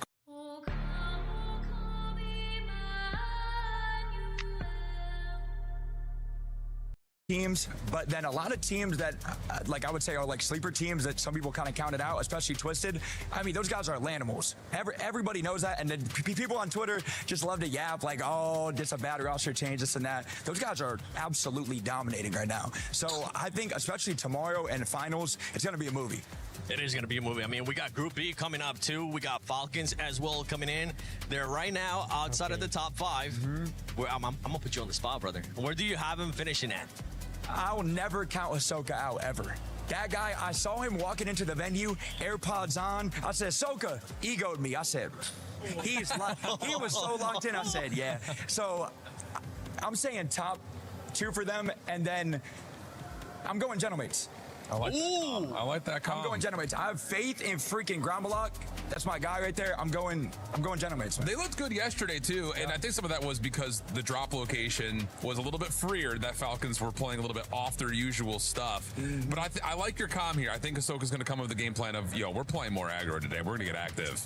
Like I saw him, and he looked like the squad was dialed in. So he had his AirPods in. He was focused. He's like, all right, I'm dialed. So I'll tell you what. I know for a fact if it wasn't just Ahsoka being upset with where they are in the leaderboard, I know he's looking at that board saying JDG's in first. Bro, we got those guys all day, all week. But they were shooting, though. I'm not going to lie. And I also saw after Falcons got wiped, I think first it was like game 5 or 6, the one person you don't like, they were shooting Ahsoka's body. Of all people, that's not the one you want to get fired up. And I was like, that might be a mistake. So I think that especially now that they're about to come out just frying. Ahsoka's dad gets to sit behind us too, so I was like, we have to watch out what we say too in regards to Falcons. He's like twice my size, bro. Okay, I'm like 5'0". He's like a bodyguard out there. Exactly. Like, he is a literal bodyguard. But like the whole family being here, like that's so inspiring for a lot of people too. I love to see that kind of stuff. That's amazing. I mean, I would say like over the course of the last 3 years, we've seen just the general support go up. Like last year in Riyadh, it felt like a lot of people traveled for it, and now that we're in Paris, it feels like everyone's like, oh, well, bet I'm on that flight, no problem. That's sick. Yeah, make them feel a little bit more at home too with having their family here. If it's not going their way, we do have a game for you though that I didn't tell you about earlier because I wanted to surprise you with it. So if you can, Tomash, pull up that $100 squad because I want to see what kind of squad this man's gonna be able to build up. So you're gonna have $100, and hopefully they'll be able to pull up the graphic there so you can see it. And I want you to just build the best squad that you can. Damn. You can take your time. Wait, I already know who he's going for. Pick one. Is it going to be Ahsoka? No, I think I know who his budget pick is, though. Oh. Give me... This is tough. Wait, who made this? That's what we've been asking, too. I'm going... Give me Gromalot. Yup. Oh. Give me Blast.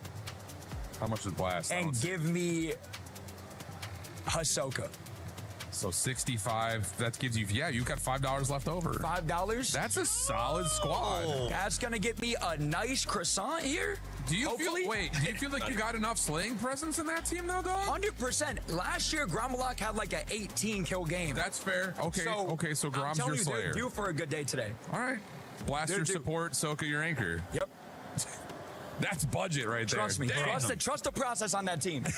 I respect it. $5 to spare, just in case. You never know what's going to happen. You say croissant too. By the way, for everybody that we do have a lot of audience here that are watching EWC that might not be familiar with you, so please let them know where they can find you at.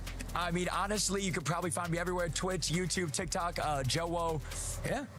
Thank you, Joe. Straight to the point. Appreciate it, man. Absolutely. We're going to start getting ready for Group B. So for everybody watching, make sure you stay tuned because Group B is coming up. Vemos ahí un grupo la poner interesante porque ya desde mi primer el Mundial de la última ronda justamente iniciando la partida se reventaron el plan de etapa y se miraron muchas tomas con mi servidor justamente cuando eliminaron entonces cuando se iniciaron le dijeron salvadores Si ya saben cómo nosotros verificar cuando vea que neta, así es de que se va a poner interesante ahora a ver cómo comenzar. Y se quita.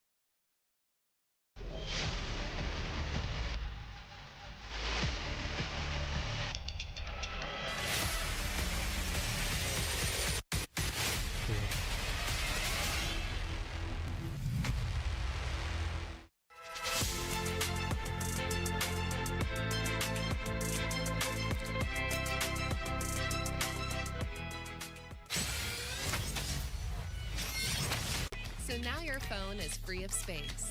Background noise has been removed, and you can share your moments instantly.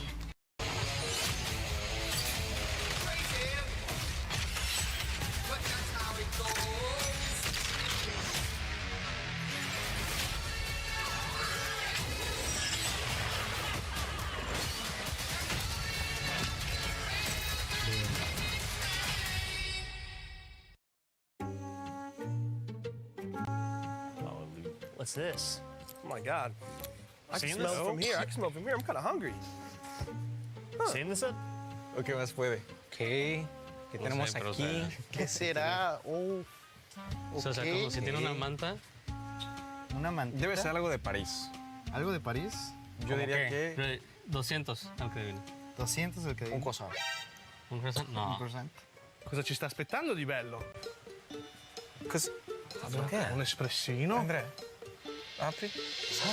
Oh mio Dio! Ma vabbè! È grossissimo! È enorme! Ma è più grande del Brizz! Calmiamoci.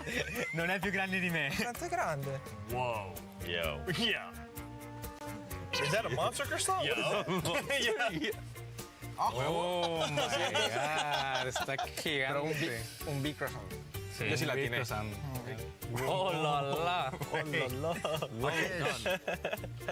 Go for it. We'll have a look. Go for it. We digging in? Hey, get your hands ready, boys. Come on, G. Oh my God. Damn, bro. You're making off with me. Get you some of that. Come on, Ed. Hold on, Ed.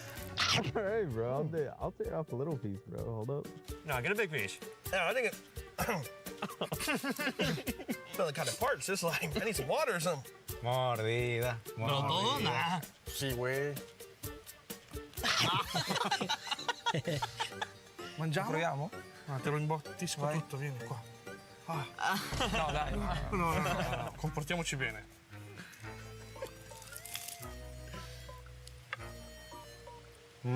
¿Sí se rico? Bueno. Está bueno. ¿Cómo que sabe? It's actually so dry, I can't lie.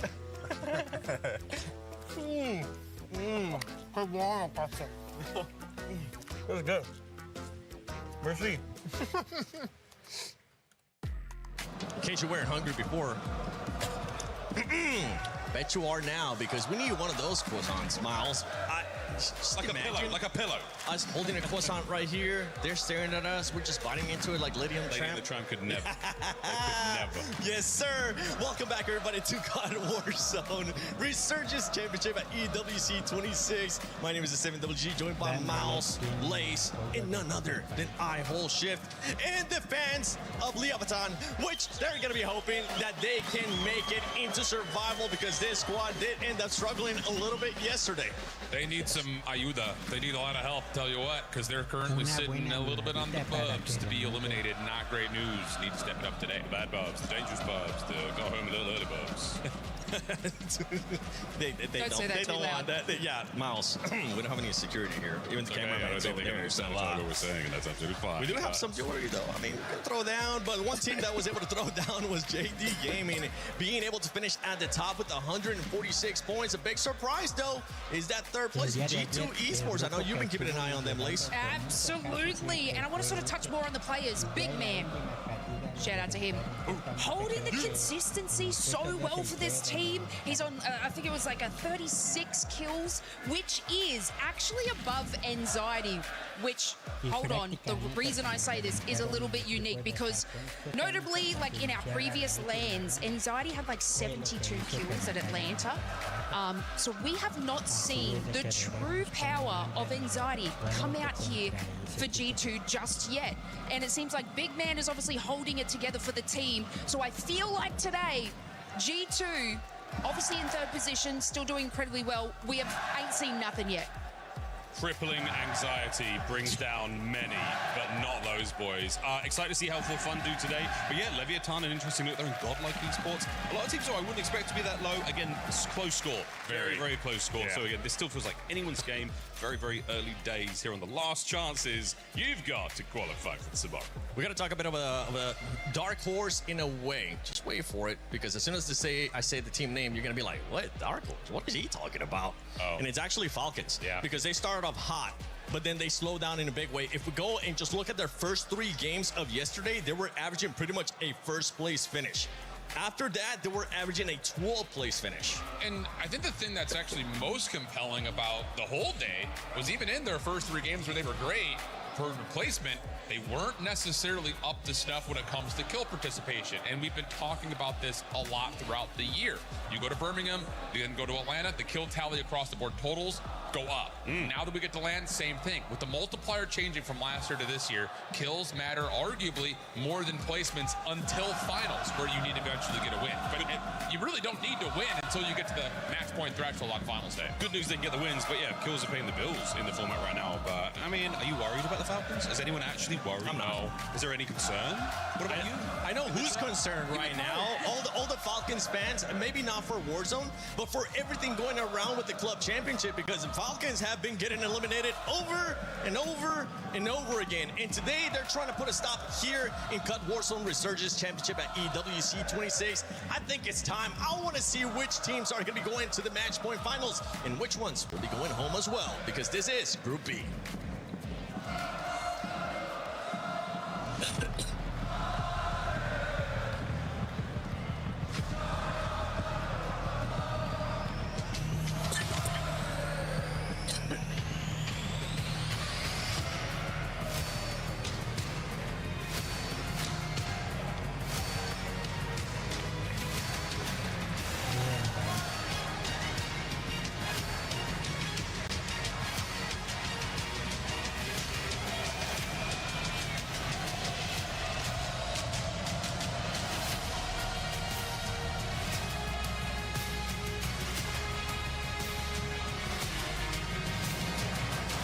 Ladies and gentlemen, coming to you live from the Gadia City Grid. Just 6 maps remain in our group stage, and after seeing 3 teams sent home, reality is now setting in for Group B. Il est maintenant l'heure des 6 dernières games de ces group stage, mesdames et messieurs. Le groupe B va se terminer comme vous l'avez vu précédemment. Les 3 dernières équipes ont vu leur clé être détruite, finir dans le crusher. Il faut absolument éviter ce bottom 3. C'est également le groupe de Gentlemates. Ils sont chauds, ils sont là, ils sont prêts, Barney. Yeah, that is right. And so with that being said, you know what? I can't wait for this to get started, my man. It's going to be crazy. Every map, every rotation, every decision made could have dire consequences. And so with that being said, Lucy, should we introduce our teams? Yeah, I mean, C'est tellement important. I want to speak English. I'm so hyped. They hype me out for right now. Évidemment, mesdames et messieurs, je vais vous demander de faire un maximum de bruit pour toutes les équipes. Vous allez faire du bruit pour Mate. Mais s'il vous plaît, mesdames et messieurs, faites un maximum de bruit pour les entrées de l'équipe du groupe B. À commencer par Fnatic.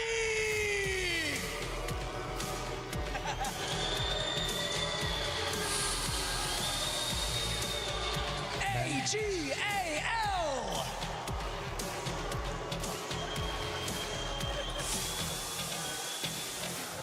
Gamax Esports.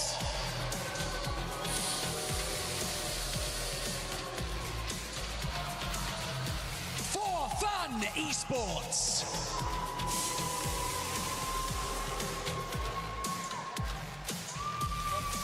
Ninja in Pyjamas Eastar.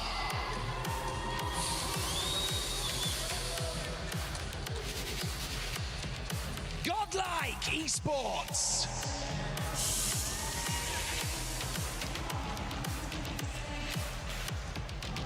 G-Day Gaming.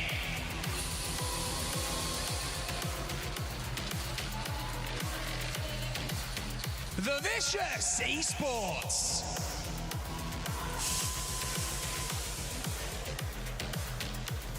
Team Nemesis.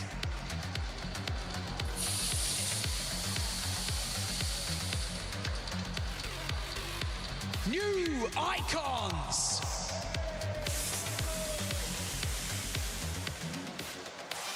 Kadgoy Vadati.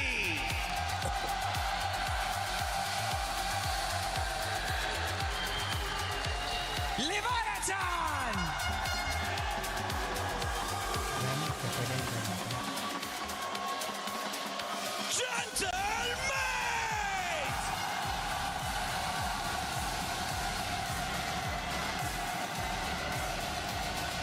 Team Orchid.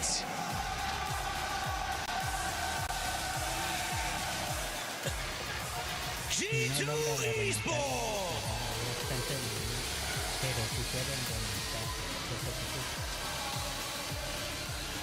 And finally, your reigning club champions, Team Falcons.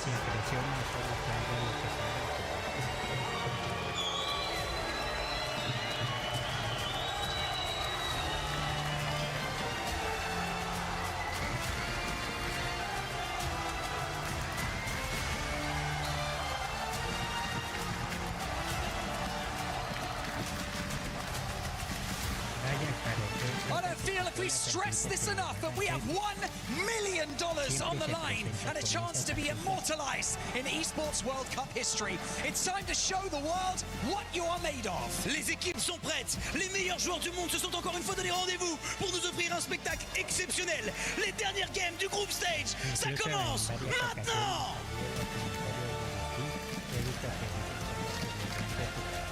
Group B is here, and I couldn't be more excited. Doja Seymour on the mic, leading into what could be a chance for some of these teams to change their fate in Day 2, and for some, untimely demise. They're going to be sent home, just like we saw in Group A. It's going to be a ton of fun, and looking at our players, looking at their walk-in, Seymour, I saw some nerves, but I also saw some determination from the likes of the Falcons. And I saw some fun, too, from AGAL. I mean, I swear it must be a bit at this point that they're going to have a different walkout every single day that we see them.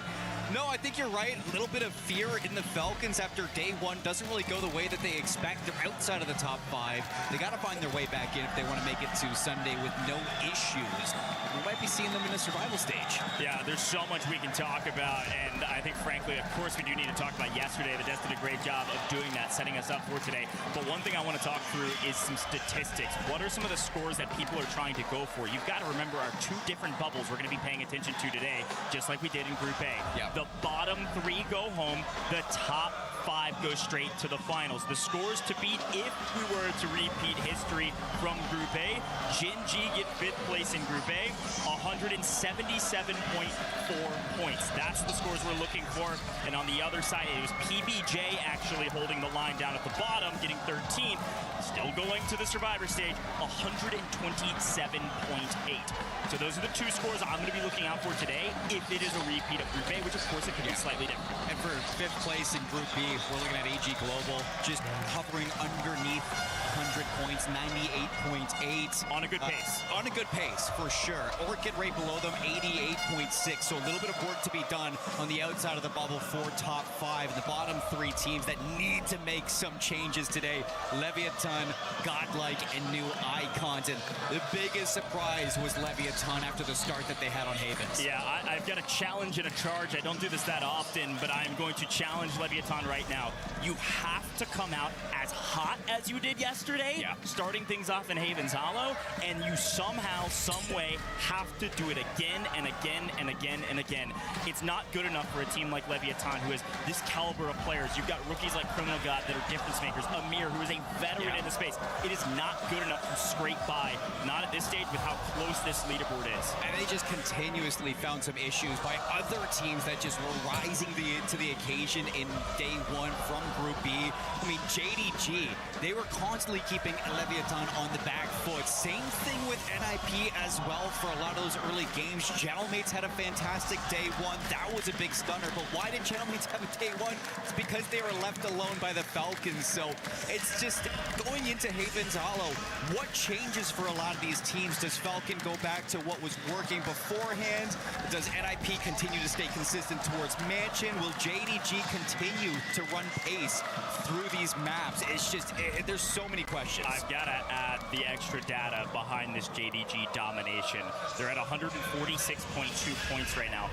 That means they're through. Like, they're pretty much through at this point. I already told you what the metrics were. You're trying to beat 177. As long as they don't completely just crap out for 6 games, they're going to be through. They need 30 points in 6. That is very easy for a team of this caliber. However, the rest of the teams that you mentioned are fairly far behind. These guys have a ridiculous amount of kills already. They have 104 kills, and only 1 map have they not been top 5 in the first 6. They got 6th place in game 1 yesterday. How insane is that? Averaging well past top 5 every single map is really impressive stuff. You're right, NIP's had a great day 1 going into day 2. Let's see if they can keep up the pace. And again, I think when you look at the bottom of the leaderboard, it is also worth mentioning teams like For Fun, Fnatic, Nemesis. They're all, yes, technically safe as of current, but the point spread from 13th all the way up to like 10th, no, 14th all the way up to 10th is 5 points. Yeah. Like, we have no clue how this is going to shake out, and I think that's what makes it so fun to watch, is that this day 2 right here, even maybe the first map, could dictate a ton for this leaderboard. Not to mention, Leviathan and Nemesis are quite literally tied for 14th place right now for that elimination spot. And you look at the fans, they're showing up. They're hoping that Dumir can lead this team to a better day number 2. Team Nemesis, same thing. I mean, we love this story. They show up for their boys. I mean, they're always a hoot to be watching. And for the lads down under, it's just how do you show up on day 2? How do you get some movement going? I think that towards the end of day 1, we saw Nemesis looking a little bit better, some better placements, more kills. It's kind of like the opposite of Leviathan. It's just how do you start like that? Yeah, as much as I want to keep talking about the Falcons as well, because I think there's some fun storylines there, I will mention them in reference to another team. Remember, the Falcons go down first. They landed on the Vicious, and the Vicious, they lived up to their name, man. They got vicious. They slammed them at the very beginning, shot their bodies, and sent them packing. And these guys, the Vicious, kind of came out here and surprised some folks. They've moved up the leaderboard. They're in 8th place right now at 68 points. And I mean, this team, they're fantastic when it comes down to contesting a team one-on-one. The only thing I think for Vicious that can get better in day 2 is handling those third parties, handling when, they're dealing with multiple different teams at the same time, because they're fantastic when it comes to their mechanics, their gun skills, their fights are so good. It's just the macro aspect of this team. If they can figure that out today, we can definitely see an upgrade from Mena. Yeah, they're very well within the mid-pack right now. Again, literally in the middle at 8th place currently, and they are just behind kind of the top team, which I would argue is the top 7. You see the Falcons all the way up at 85 points roughly, whereas the Vicious, who are right below them in the standings, are at 68. So still a lot of work to do for the Vicious, but a couple good games, and they're going to be in a really good position to really represent this MENA region very well. A reminder, if you don't know who this is, the Vicious, they won the MENA region qualifiers by 40 points. Big time. Stomping the Stallions and Gamax, the Stallions who technically made it through. Remember, in Group A, the Stallions crept their way through there just at the bottom of that mid-pack, making it into the Survivor stages. So I'm expecting to see the Vicious at least call to Survivor stages, if not something bigger. And I love that in Group A, we saw just the rise of T1, because having the story of Rookie of the Year just linger over the head of a lot of these players is something that now we get to bring into Group B for this Orchid team, because Orchid just above Falcons is the next one that we got to talk about, because when you have Serial underperforming, that leaves some questions for Team Orchid to see if he can step up. Sizzin, he's the second highest kills after day number 1. He was sitting at 39. Huge. If he keeps that up, that is great for Orchid, but he needs his rookie. Yeah, I mean, Sizzin is doing an unbelievable job for this roster. They've been put in the blender a bit by the zones and a bit by where people have relocated to on the north side of the maps. On even a map like Haven's Hollow, they really started out slow. Remember, AG Global came and played up here at G2, as we call it, in the top right-hand corner by Research, and it really messed with Orchid's flow pretty early in this competition. If things change on this map, if AG go all the way back to Chapel, you can see Orchid pop off here. And Coach, how about G2 today? Come on. I mean, they were talking about that land anxiety, and anxiety is looking to have a good day too, but big man on the little map, he was fantastic to close out that day. A 41-point game to finish day number 1. G2, can they ride that momentum? Yeah, man, G2 was a little quiet, like you said, at the beginning of yesterday, and they ended with a huge bang. So excited to see more G2 as we kick things off here in Haven's Hollow. Let's see if they can get a little bit more mixy. Last note on the Falcons as we drop in, folks. The big question mark, where are they landing? Back to Mansion we go, or to their tried and true classic, the boat on the south side of the map. Can Gentlemates get through this map for free, or will they have some contests down in the south? Here we go. Loading in, ladies and gentlemen. I know our Gentlemates fans are getting loud, but let's get everybody loud and look at this. First look, Falcons, red, number 1. They're at boat contested. That's going to be the Falcons versus the Vicious, who are going to chow them on boat. We're going to take a look at it. Things have flipped. The script is upside down, and the Vicious are trying to continue their reign of terror against the Falcons. Yeah, I mean, it was Predict giving them a hard time yesterday. He was great for Vicious. You can see the Falcons not really expecting this contest right on, but back to the basics, and you can see if they can, their tried and true will work out. It's a gamble in the riverboats, and so far they were able to regain. You got some self-reses, you're getting your loot, you're getting underway, and it looks like at the moment they're just trying to coexist. I got really excited about this drop, and I think this fight is very important. Quickly, though, we saw it on the map feed. We are going southwest. We are going Main Street is our circle, so Research is nearly empty. Mansion, only one team there. Everybody on the south side of the map now as they prepare for our first southern zone in Haven's Hollow here for Group B. Yeah, that's going to mean some early rotations from Research. Pawn's going to have to work their way on down. Same thing with Mansion, but there's a lot of teams big to pay fight. attention to. Solt's going to take one down, get one knocked out. Try to challenge the second, he gets it! Solt's putting the Falcons in a blender. Hisoka last alive, gonna be underneath. He spots it, can he get all 3? Hisoka's on 1 HP in a dream, running for his life. How many times have you said this? Is there a chance that he can stay alive long enough? Falcons are out. Officially, the Falcons are the second team to go down following Gamax. Oh no, the Vicious flipped the script, committed to the play. They said we're clearly in the mid-pack. Let's find our way to the top 5. That's one way to do it. The Falcons going to have to regain in map number 2. Fly high into game 2. Vicious. What a story we are getting. So early kills from a lot of teams, early positioning, looking to start to work their way over to train station. You got 3 trios edging for positioning in this POI, and it's new icons actually trying to take down a big squad here of Leviathan. Leviathan, this has been the fight that they won early in Haven's Hollow yesterday. It's how they started off with a banger. They're going to win this one as well. At least one goes down, Criminal God. He'll find his first. That's train station. This is the POI they've been fighting over for a while, and they've already been pushed out. It's actually the bottom 4 teams really fighting it out to start it. Leviathan, Nemesis, and new icons. This is not the guys you want to be fighting. Gentlemates fans getting very loud. You might be wondering, where are they? And And yes, that is the beginning of a great song, but they're actually up at the top over at Cole. This is where they land. They're working that northeastern side of the map, working their way from Cole into the zone. They're not in urgency to go find some big plays. They're just sending their fraggers out to go find kills. We'll check in with Gentlemates in a little bit as they take a couple, as we see actually Kazu finding one on main. This is down at Monument, southwestern side of the map, right on the corner, just trying to weed out some of the regainers on the outside.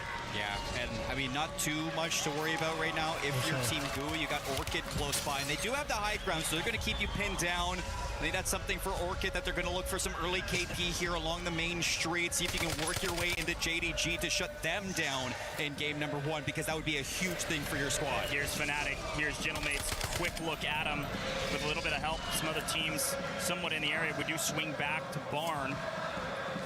On the edge of Mansion, NIP. Might not have seen them yet, mainly because, well, Mansion was free. They've been hanging out up there, and now are working their way south. The only team to land up there because of what the Vicious were able to do just a moment ago. Dropping both. AG do drop at Barn as expected, Chapel, and they're going to be holding these teams trying to rotate in from the north. It looks like G2 going to be meeting the likes of Godlike. Anxiety finishes off on Intex. Swizzin and Orchid still holding Team GUI into the back of patio. Here comes Gentlemates working their way into the territory of NIP, working away from Mansion. Watch out for AGAL as well. Gonna work their way from Trainwreck into Barn. They want to get to this circle, and they're gonna be held by a couple different teams. NIP, like you mentioned, AG. Big teams in the area. Fnatic also potentially. One could even shoot them in the back if they're not careful. They've got to get some intel. They're going to chow Scumming down below. Easy take. The crowd goes insane for a single kill on main because they know the Gentlemates are heating up. Reminder, Gentlemates won map 1 yesterday in Group B. They're going to try to win again, but this is a much more difficult circle for them. And it was a 35-point game. It was the best game out of the day. So we're going to repeat that. Big crunch into the trains. They don't know where this player's gone. Finally finds him. Resolve gone. Not the full elimination, but look what's coming behind them. It's going to be likes of NIP actually taking down Enkyo and forcing you away. This is a really nice take. Oh, I thought they were going to commit. I think NIP should have committed to that. They had their anchor free and Barn totally safe, and they had Enkyo down. They could have full committed for the Gentlemates fight, but they're going to play a little bit more safe. Fair enough. Want to maintain control of the north. They're a little bit afraid that their anchor could get swung on. Yeah, don't want to get third party here. So you're in the middle. AG Global trying to regain, but Knight's going to be caught there, leaving 2 players alone now in the water. See if they can get Knight back. That was JDG inside Main Street, holding things down to the middle. Everybody just finding their position as the circle starts to close off. This is where we're going to be looking at players just to find a way to exist. For fun, they're going to be holding at train station, but we got to get back to see what's going on with the Gentlemates. They still have to make it into zone. JDG, our top team today on the leaderboard. Not too much to write home about for this team of 3. They've just been working this mid-map, waiting on everybody else. Here goes the Gentlemates, find one. They've made their way into zone, clearing a pathway for the third. You want it to be clean, because if not, you know JDG is going to send that. They want to get rid of Gentlemates. They know it's the only team that's looking to contest them on the main street. Yeah, Fnatic in trouble now as a solo. Great job from the Gentlemates to clear out 2 out of 3 members of Fnatic to own a place on edge of zone. Working their way into Main Street. There's plenty of cover to hold everybody else. Here's a look at the zone quickly as JDG is on the hunt. Gonna find Gentlemates on main. Melvin shoots one, gets it. Drum locked down, one on the outside, one on top. Smartly heading inside to play with his teammates. Melvin, I mean, he was the one to lead this team to that first place finish. Looking for the rest. Extra gets caught. Fnatic down another player.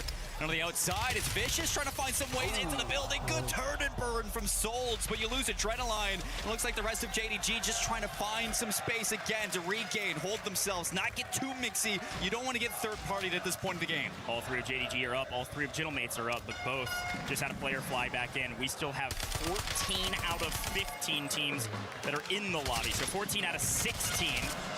Only 2 now, 3 teams out of this lobby. That's Levi finding his way back to the lobby. That's Nemesis cut down as the JDG versus Gentlemates fight continues. That is not good for Nemesis, who are trying to work their way out of an elimination spot right now. An early exit from game 1, work to be done in game number 2. Everybody starting to work down to the southwest, and it looks like it's going to be a late rotation from both Gentlemates and NIP should be the last ones, but NIP are being held right now by For Fun. Yeah, this NIP For Fun battle is a big one because it's the battle for the north. But of course, the battle for the East still at hand. Melvin, you question and you wonder, how did JDG get the amount of points that they did? They find them all in the mid-game. They just get scrappy. They clean everybody up, and they're cockroaches. They survive till the end every single time. And JDG went from a decent game to a great game. For fun, get a full wipe here on main, as unfortunately Master 5K and co go down. They move into the bowling alley. They get rid of Orchid. And they're starting to find some space into the circle. Late rotation from the anchor player of For Fun. He's still not in there, and he's got to be worried because in the church it's going to be NIP working now. You might get caught on rotation by these three. Let's listen in as they rotate in to see if they can get there safely. Flash! It's only one guy, bro. Bro, just... Oh my god. I'm weak. They're running back, good. They're running back, get the fight, someone get the fight. One is on top of this fight, by the way. One's on top of bank. Can you get these weak? I mean, I don't know, they're up top. One kid's top white, these kids are second floor. I might die here, by the way, now to think about it. He's peeking me, by the way. I'm inside. Once he's up, holding on me now. Come, we can take bank. There's only one guy bank. Come. I can't cross this two guys. Yeah, you can. Come from here. Come from outside. It's my front bit then, yeah? I can't. You can get shot from white. Look my door. Look my bro. How much you got to do? Look my door. Come. Here, show you in the back. Come, cross bank now. I need plates as well, boys. I need plates. Okay. The bank. Great comms there from NIP, able to communicate intel very quickly. It's very clear comms to allow them to play a little bit more patient. They didn't rush this rotation. They got their intel, they zoned off their opponents, and they've made their way to closing in on New. But the New has moved even farther southwest, down to gazebos. Well, it's Godlike and Gooey that have the bridges. For Fun, want to take on Godlike, who are underneath. Leviathan sitting in the water, and it's going to be G2 to the gazebo. So a late rotation from NIP. They're going to find some battles on the way in versus Gentlemates. And on top of that, it's going to be JDG still alive. So some big teams to worry about. Yeah, definitely some big teams. G2, we haven't seen much of them, but they've been slowly but surely chipping away at this lobby. Vidati tries to get a little cheeky. Melvin says, yeah, peek your head back out of the water one more time, gup. Bye-bye, Melvin with the 5th. And here goes the Gentlemates, found their way to a nice building. Gas station inside. It's going to be a great position for them for New. Need to just wait on this zone. As long as they don't get cut down by some freak line that they didn't expect, they can just hold here for a while. NIP, a solid building as well. Everybody going to be waiting on this new zone. We've got 18 still. We're looking for the next multiplier top 5.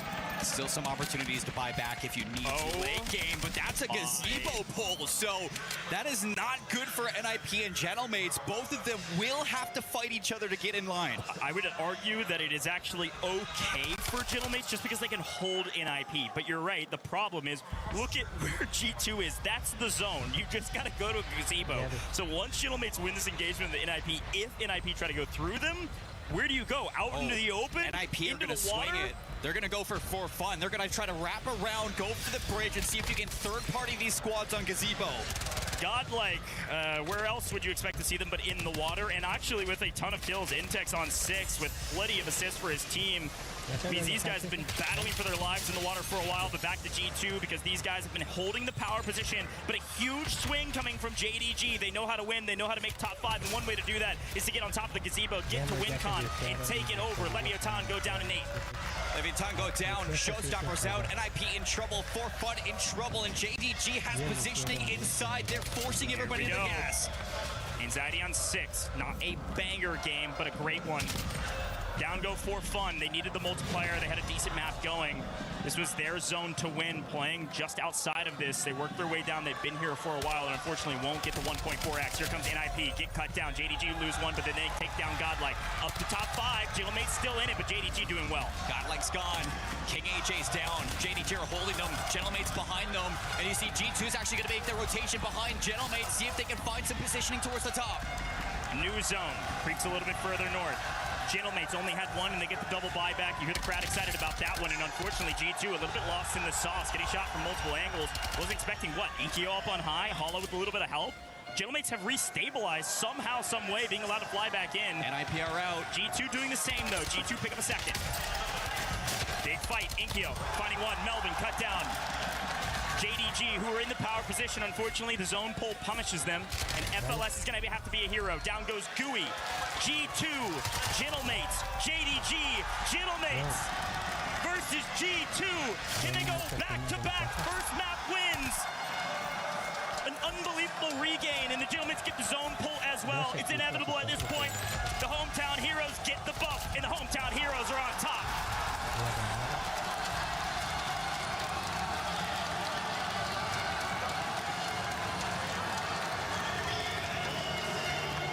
Day one kicks off with the mates. Day two, same thing, same map. The Gentle Suites are on their feet, and the crowd couldn't be more happy for these three players. And realistically, this is just continuously looking like Gentlemates leveling up on land. The way that they handle the regain, the way they verse G2 towards the end. No oversend, the double buyback. You hold the roof, you box out JDG to make sure G2 have that early rotation. All you gotta do is take care of the monsters in your closet, and you handle what's ahead of you. What a play from Gentlemates. What a way to start your day. So much we could talk about in that map. The main piece, of course, Gentlemates winning, but they do it. You gotta remember, they start in cold. They traverse the entire map to get to the win cons. They traversed the entire map, and they did it by battling to zone, battling to zone. Teams were holding them over and over and over again, and they somehow, some way, still made it through. One way that it helped is they did work their way through Main Street, a lot of cover there, and they were just sneaky, man. They were able to play through their cover very well. Here's the final moment. Ankyo able to get the one over the top. Unfortunately, G2 getting shot by JDG at the same time. Puts them in a bit of a blender, but then Hollow wins the one down below, and unfortunately, Sight, a fantastic player, not going to win a 1v2 against a hot Gentlemates team. Let alone a 1v3 if you did get that res back in late. Yeah, I mean, Gentlemates not only had to take on G2, the number 3 team coming into Group B on day 2, but you also had to fight through AG Global, the number 5 team, NIP, the number 2 team, and JDG, the number 1 team. All top 5 squads that we have from Group B meet the path of Gentlemates and meet their timely demise. So that is major for the confidence of these three.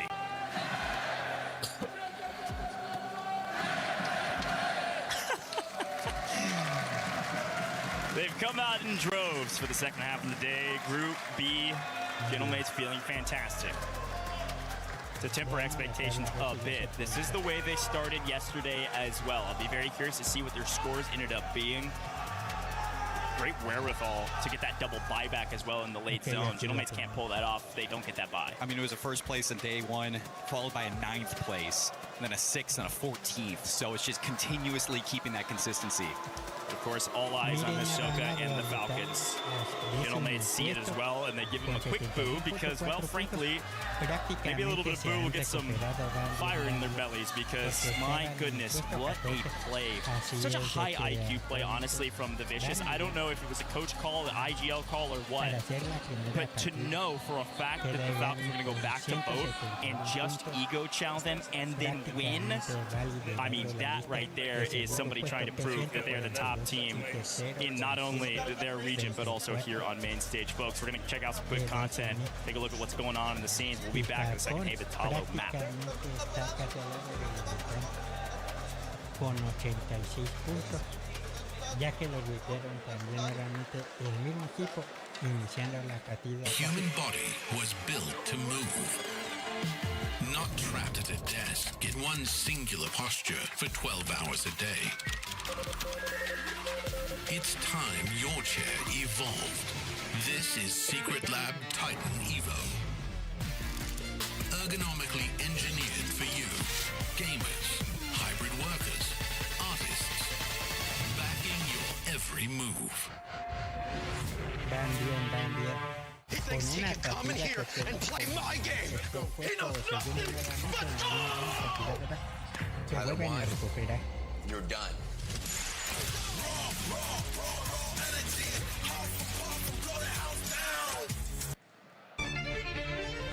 Oh, that's... Imagine being able to build anything just by thinking about it. Meet Base 44, a complete AI creation platform made for anyone with an idea and a drive to bring it to life. Which camera?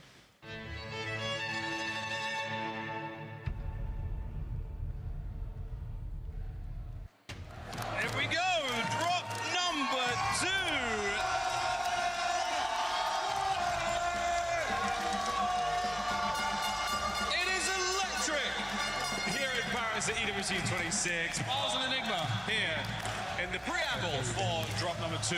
Everyone seems to be having a really good time. It's a fun one here. Oh yeah, absolutely. I mean, the crowd's here bringing the passion, bringing the love for their teams. Support coming in, whether it be the Falcon super fans on our right, the Gentle Suits off in the corner, or the team Vedati lovers here on our left-hand side as well. So much here in Paris, France. Well, great energy. What do we need more, though, from that first drop? A tough exit for the Falcons early on, mate.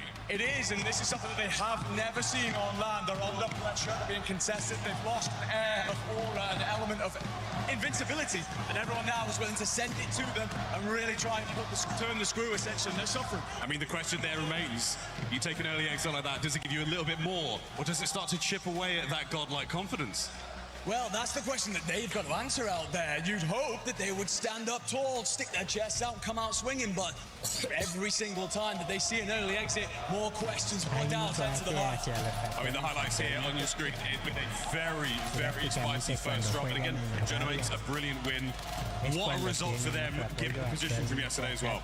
Yeah, absolutely. I mean, as well, it comes from a long rotation from Gentlemix as well, something that they have not necessarily done consistently well in the past. We talked a lot about the kind of suffering that Falcons went through. Yesterday's zones were really against them, but this time it's kind of like for them.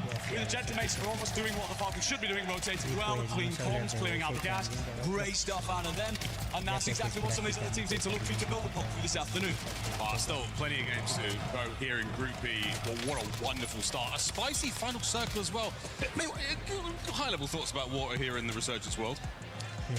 Honestly, I could do with less of it, to be completely honest with you. I'd love to see more people having to fight on land, and as well with the new update, the velocity of the bullet's very different. Some of the players trying to adjust into that. But yeah, the less swimmers, the better. It's a tricky situation for so many of our players to find ourselves in, but hey, we see the final kill here from Halo. Gentlemates walking away with a big win.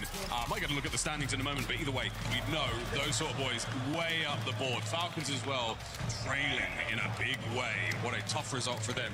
So we will see, guys. Still plenty of games to play, but early predictions for the second drop. The Falcons come out hot. I think they instantly recognise the Vicious are going to land on them. They set up for that, and the way they often do it is they'll delay one of their players coming in to set up a triangle of death around one of them and isolate them. I think they'll do that and then get themselves on the move. It's all about the angles, all about the angles. The fans here, everyone is having such a good time. Are we having a good time, friends? We having fun? Me too. Falcons super fans to our right, surrounded by passionate French confidence. They've lost us, they're gone, we're amongst the madness. We're gone! I'm not even sure if the game's ready.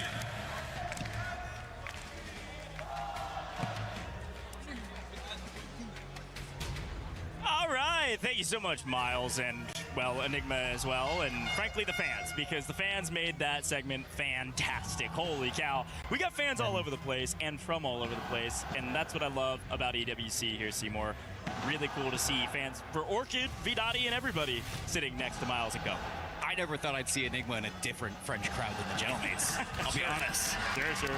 I think they have to have some words right there. But no, I think that it's great to see the crowd turn up. As always, we love to see it. And they brought up some really, really good conversations there, both Enigma and Miles. And the big one is the godlike personality that the Falcons do have is starting to get chipped away. And who would have thought that the boogeyman in their closet was another meta organization in Team Vicious coming through, shutting them down. I mean, Falcons coming into this game too is going to be a huge question because in the last 4 games, they have a 10th place, a 10th place, a 16th place, and a 15th place. They are getting nothing. Well, don't ring the alarm bells yet. The Falcons have not gone through every single qualifier without a couple frustrating points. So this isn't totally, out of left field for them, but definitely something they can come back from and could potentially just turn the whole leaderboard on its head in a blink of an eye. But it's even the wins they had yesterday. Their first place win, the second win that they had was only 10 kills. Like even when they do win, they're not getting many points behind it. It's the reason why they're outside of top 5. It just doesn't look like the same Falcons. Sure, totally fair. I think worth mentioning, we haven't taken a look at the leaderboard yet, but from what I can see, the Falcons actually haven't moved in place. They're still in 7th place. Some of the folks behind them are slowly but surely catching them, now a little bit closer to them than before. But it's time to get into the map, folks. Havens Hollow, the second time we'll see it here for Group B, and the last time we'll see it for Group B. The next time you see Havens Hollow, it will be in the Survivor stage tomorrow. So let's get in, see where we're going. Back to research, a repeat of Game 2 yesterday in Group B, and the Falcons totally changing their drop spot. Where are they going? Back to Mansion. It's a north side zone. To NIP. See if NIP can continue to own this house. Big question for a pull like this is going to be G2, because yesterday their lumber spot was free, but their rotation of Mansion was troublesome. Both times that they went there, it just wasn't clicking. Now they're actually being contested down in lumber. So let's see if they can take on the new icons who are looking for a different home. Well, with enough questions about the Falcons and early problems, let's do a quick listen in at the very beginning of this game at Mansion. Listen, we're also close to Lodi as well. I mean, you're right. Hold on. I'll hit up the crates. I'm the LT right now? Alright, I'm on your kitchen steps. I'm on your kitchen steps. Swing it to you now, Chris. Yeah. I went up kitchen steps. Go. Alright, they're about to counter small. They're literally fucking stuck small. Alright, I found a PA too. I found a PA. Fucking scared. I just got a bag. We get more money only. I'm looking for more money. We get a UE2. You want to play the front or the back? We can play. I mean, bro. I got the back. Here. Play the back. One more. We have it. Start wrapping back. Go to the back. You got to set up again. We got to reset up. All right. Yeah, it looks like they haven't even taken any fucking space. I'm waiting kitchen. I'm waiting kitchen. I'm here with you. Me off. They're tweaking. Drop money behind you. Okay, I dropped. Here, I'm shouldering out or small. Nothing in the small room. Okay. I'm ready. Here, let's go S1. You never drop money. You guys never drop money. I hear you. Nothing S1. Could be S2 though. Here, I dropped you money as well. Okay, I'm gonna peek S2. I'll jump down. It's funny when we see Falcons kind of setting up. They want the back of this Mansion, and NIP are happy to give it to them. NIP just want a kill box set up around the Falcons so they can't leave. Yeah, a decent listen in for sure as they get prepared, but of course we have to turn our eyes to other fights, and the main one on your screen right now, the Vicious. They don't have the Falcons to fight for, so where do they go? They actually headed over to Colt. So Solds, Adrenaline, Brett, they want, yes, the Falcons, but they want the Gentlemates as well. Solds trying to hunt them down right now. This team trying to play spoiler to everybody else to protect themselves up the leaderboard. Did well at the beginning of last map. They went down fairly early, though, and they go for the kill, and nice trades there from the Gentlemates. They'll get it. Really well played together as one. The fragger for the Vicious goes out. Solds doesn't get anything for it, but they're safe. They're in servers. They're hanging out over at Research.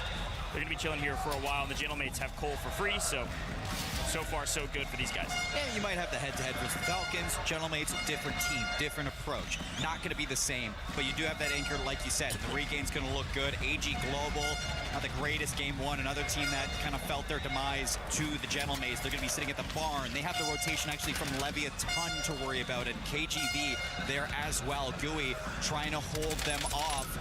Will be a late rotation from JDG, so there's actually a lot of traffic that's going to come from the barn. It means that AG Global, they don't want to waste resources on these latent fights. Kazu isolated. Actually, the entire team of KGV isolated. Yeah. Get one here, that'd be nice. At least clean it up. No, can't even get FIFA kill. It's gonna be a quick pickup. Nice pickup there from AGAL. An extra point to their tally, and no more throwing from the side over here as they move their way to Trainwreck. Third will be flying in. There they are, all three together. Bang. And so we turn our eyes across the bow to barn, like you mentioned. You can see Leviathan get there, and mostly for free. The rest of KGV, look at that, Vidati hiding inside.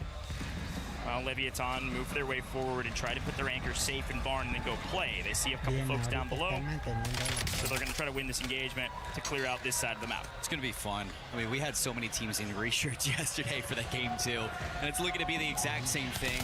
A lot of teams trying to find themselves into the circle. You see that Leviathan now in the barn, holding off on JDG, who are actually just down to one. JDG in a little bit of an issue, so Leviathan have an opportunity to start climbing their way out of that elimination spot, and they want to do it through barn. Quick look at our map. You do see G2 in that light blue, number 4 now on main. They've been playing through lumber. They're going to have to work their way through Gentlemates. This is the classic fight that we usually see between Gentlemates and G2. If they're forced to move north, G2 have to go through the Gentlemates. Gentlemates are going to hold the line and try to hold a team that is near them on the leaderboard. They've been winning this one. last day and game.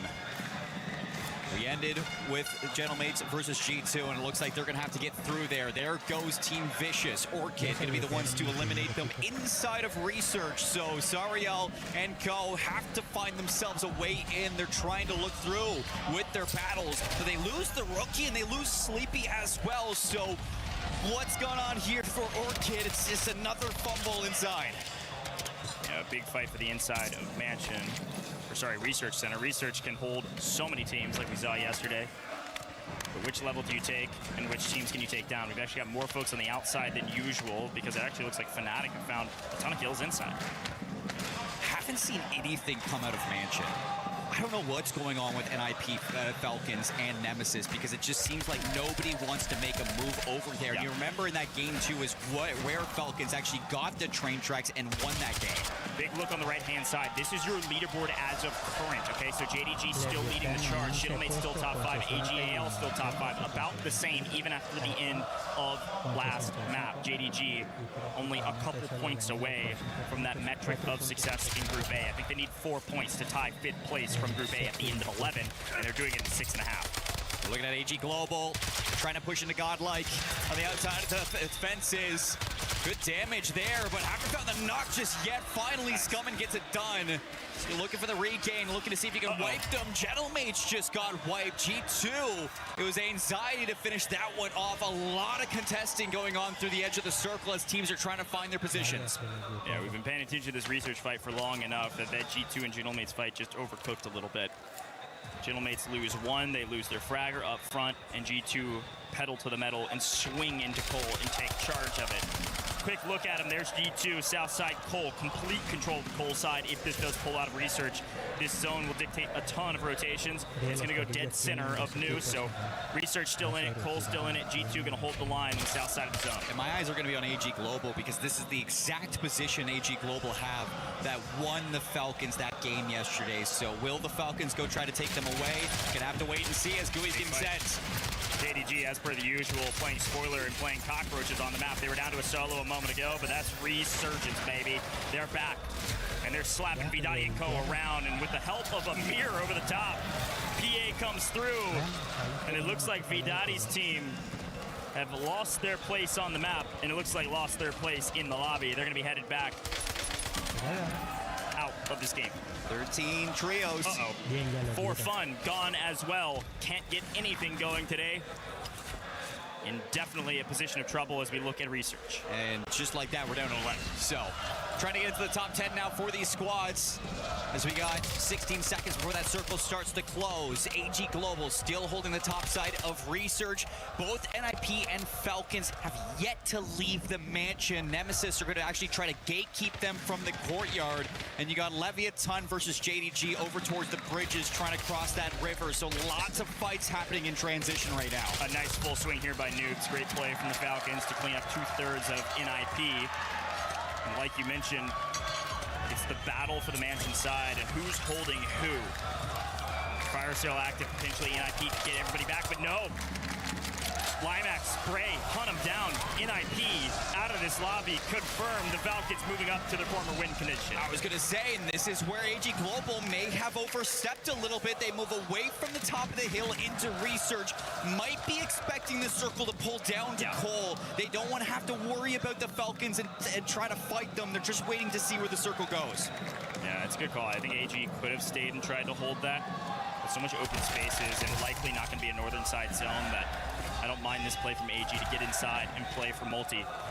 We're into the first multi, 1.2x on board. G2 still holding the south at Cole. Nobody's getting past them yet, nor do they want to.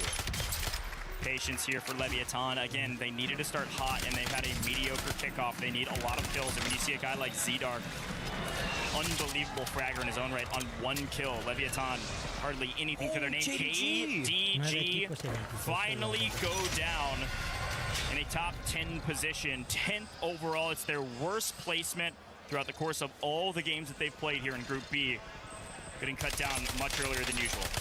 Luckily, they have a good buffer between first and second place, so should be able to afford a bad game here in game number 2. Gonna have to wait to see how that affects the standings. Falcons have themselves positioned to the top of the bridge. Nemesis have moved away from the mansion. Leviathan on the west side of their own hold. It's G2 comfortable to the bottom of Coal Depot, and Godlike between Research and G2. Yeah, holding a bit of a line there, continues to creep its way south, but this is one of those zones that it's going to be very difficult for these players to read of where the next one will pull to. The Falcons still very comfortable on the north side, are actually going to go chow Limax and Bray. Nemesis in deep trouble as Ahsoka's able to find one, and he's going to get really active here to try to find a second. It's actually a bit of help with Leviathan finding Bray. Limax fold as well. So with that, one player left for Nemesis up in the air, and Leviathan maybe overstepped a bit. Amir gets caught out in transition. Ahsoka finds another. That's 5. 5 for Ahsoka. Yesterday, tough game, tough day for himself. He only had 11 kills at the end of day 1, so it's good to see Ahsoka showing up here for the squad. Dongi's going to eliminate Leviathan in top 9 for game number 2. And they're holding the edge of the circle. They're getting pushed by G2. A big fight between G2 and the Falcons. They're both going to chow this. Anxiety pushing up. They want this win condition. If the zone pulls their direction, this is the battle for the win con, but no, it pulls dead center. It's going to be right on top of Orchid's head. We'll get to that in a moment because the fight at hand is a big one. The Falcons desperately trying to claw their way back into the top 5, but big man strikes first. Ahsoka goes down. A lot of chatter. Need to stand on their words. Ahsoka being full noobs. Swinging around trying to find big man. They can't even get him. Finally, somebody gets him. It's not even Ahsoka. It's Knight from the off angle. Dongi gets gunned. G2 are going to win this fight. It's all up to noobs, and now he's just trying to self-revive. The Falcons go down in 7. And G2 have the bridge. AG Global are looking to leave Research, see if they can go for G2 and take the high ground right now. I was wondering who's going to leave Research first, and AG, they want this. It's a great shout from G2, but AGAL, this is the map they wanted to have last time this zone was here, and they couldn't get it going. We heard it in the interview. They said everything was going right until one bad move. I made a mistake, says FIFA This time, will they fix that error and win the engagements? No, Scumming gets cut down a little bit too aggressive without the help of Knight. They can't wipe all of G2. A swing, Scum and fold, and now AGAL looks like down to a solo on the rock. It's gonna be Knight trying to be the hero. One goes down, gotta win the 1v2 on the outside. Well, on the inside, Godlike is holding the line. Godlike, nearly non-existent yesterday. Godlike is wiping teams left, right, and center. His anxiety is putting on a show. Knight goes down. It's gonna be G2, it's gonna be Godlike in a big engagement, and Godlike have the best position by a mile. Gotta find somewhere to stay, somewhere to regain, and you're gonna find yourself a corner. Knight's still alive. He's looking for Godlike on the edge, though. Top 5. And Godlike have a full trio. They're in the best position to take game 2. This is a match Godlike desperately needed to win, and Knight turns, burns, picks up 2. Gets it to a top 2 position, but Knight gets cut down. Godlike, it took him a while, but a big map from folks that frankly a lot of teams were talking some smack about. Trick Empathy, a star, this time gets the help he needs. That's a big win for a team that desperately needed it. That's big for the program. And when I mean program, I mean it. Group B just being competitive, top to bottom. We got Leviathan really stepping up today in Haven's Hollow yet again. And now Godlike as well. Having both of them turn up means that teams have to be worried at the bottom of this leaderboard. Is his early changes paying off? And with Godlike coming out in game 2 for a win, that 1.6 times multiplier is going to be major. Biggest question in my mind is how many kills. I saw their name a ton. You got to remember, this is a team, I said they desperately needed it. Folks, they were in 15th place. They had 43 points through 6 games. They might have pushed up to well beyond that, even in 1. Ridiculous. They may have just doubled it. Yeah, Knight had some great plays here to stay alive for AGAL. That is a top 5 finish for AGAL, so they're doing a fantastic job to be top 5 overall in the group stages still. But Godlike pick up a crazy amount of points. That's got to be at least 30 points in total with a 1.6, if not a couple more than that. Really well done from guys. I think these guys went to the lab, frankly. I think they went to the lab, they watched their VODs, and they said, this is a map, this is a zone that we can't lose. Looks like Godlike are actually going to be sitting at 91 points after that one. So yeah, that is a huge buff for this team. And they're kind of having graces of top teams starting to falter a little bit in these rotations because, you had, Orchid doing well, but, Gentlemates went down pretty early. G2 made sure of that. NIP didn't really get too much because they were getting actually contested by the Falcons. Both of them stayed in Mansion for quite a while. And with NIP getting held, Falcons going down on the bridge, and JDG going down early means that these middle pack teams in Group B are really going to be starting to push up to that 5th place, push up to that 6th place. A lot of pressure right now on these teams that we expect to be at the top. I agree. Tank, give us a flex. There it is, my man. Soak his dag, cheering him on, man. The Falcons need it. Again, had a solid map. In their mind, I'm sure they were frustrated, but that's a solid map from them. They had solid kills. They're still maintaining a position in the top 7 or so. I think they've just barely breached over triple digits in total score. They're in a fine spot. Any other team would be like, hey, nice job, guys. But it's because the Falcons, they were like, what is going on right now? Still got a multiplier, still got some kills, so great job from them. But again, I really like what Godlike did there. Change things up, usually land way down in gazebos. They swing over to the new zone, able to hold the power position, get the zone pull. Folks, get ready. Rebirth Island coming right at you, and here in just a moment, you're not going to want to miss it.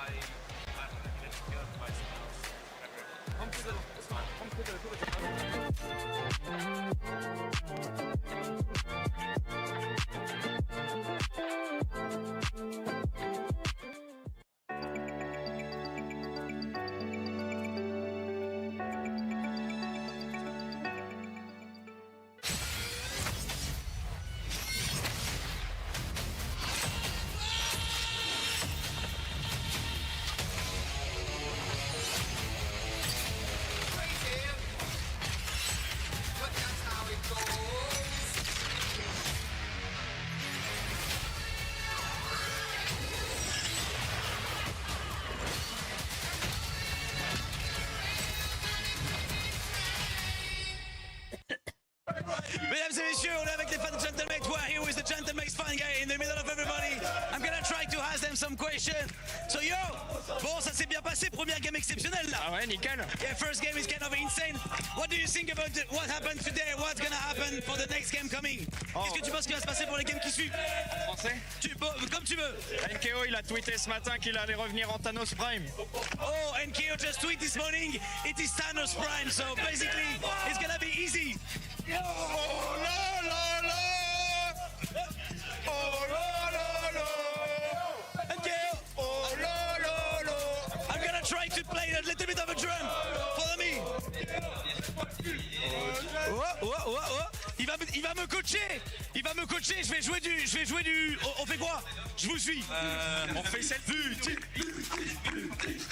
C'est la meilleure. Je veux dire ça, tu veux. Oh non! Tu me dis quand t'es prêt, Lucie.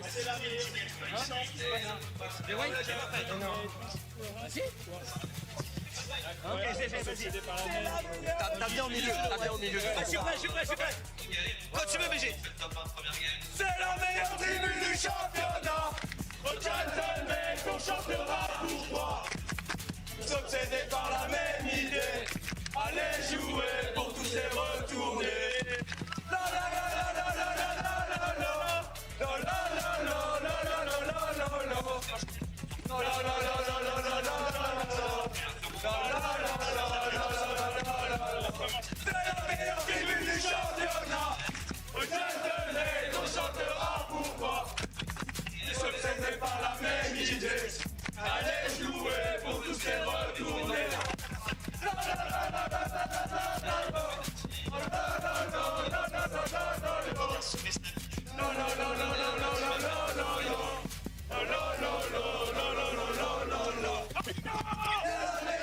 Talk about digging your way out of the trenches. Leviathan, I mean, they were in that bottom 3. They were looking at having their keys crushed and also their dreams. But obviously somewhere along the way, I hold shift, they were able to move up 5 spots. Yeah, I mean, this team was cooking with some gas in the scrims leading up to this event, and then yesterday happens, and you're sitting there like, what do we? Bro, amigos, que pasa? Now all of a sudden they're frying again. They're getting the kill participation. They're getting good zone control. They're playing better. Is it good enough? We'll find out. And talk about doing better, godlike as well, doing that same kind of chemistry and being able to come out with that banger game in match number 2. And I mean, this is exactly what we expect from these squads, sitting in that middle leaderboard, because it's incredibly close there as well. Yeah, I mean, expectations are interesting when you talk about the teams that aren't in your main focus, because it's been like moments, flashes, but not consistency. For Godlike, that's a great first 2 maps on Havens. They may not have come away with the win in map number 1, but they had a great kill tally. I think they finished somewhere in the top 10, so they get the multiplier, and now you get a little bit more of that buffer. Not Bruce buffer, but buffer nonetheless. A little bit of a buffer there, and I mean, this is exactly what we expect from them. But of course, you know, we both want to talk about a particular team, and that is G2. Anxiety has awoken, I hold shift. Yeah, I mean, you called it. That was your team to watch. It was one of my hot takes that they would finish top 3 in their group, and so far, they have played immaculately. Love to see that. And Gentlemen's on top of that, very close to us here. They're vibing. They're ready to go for the next 3. And let's hope that they can hold this on for the rest of the matches. But I think we've got Barney holding on the other end of the line. What's he up to? Welcome back. Welcome back to Dad Chat. We are chatting with some more dads out here in the incredible arena. There we go. We're coming through the PX system now. Let's go. Welcome to Dad Chat. I've got Olivier joining me here. Hello, my good sir. This is Gromaloc's dad. So, Olivier, let's talk a little bit about Gromalok. Tell me about his early years in gaming. Did you always know he was going to go pro? At the beginning, we were a little afraid. But I'm a father, so I don't understand everything. But after, I have to learn, I understand, and I support him now. Yeah, I mean, like, understanding esports is one of the, you know, I talk to a lot of dads in the crowds. When we go to a lot of these events, there's always dads here cheering on, but they never quite understood, you know, the scale of esports from the very beginning. So now do you feel like you're fully up to speed? Now we support him, and Valentin, Groma, on est tous derrière toi. Tous les copains sont là, la famille, on t'aime! Let's go, gentlemen, here we go. Now it's time to head over to our casters to get us into map number 3.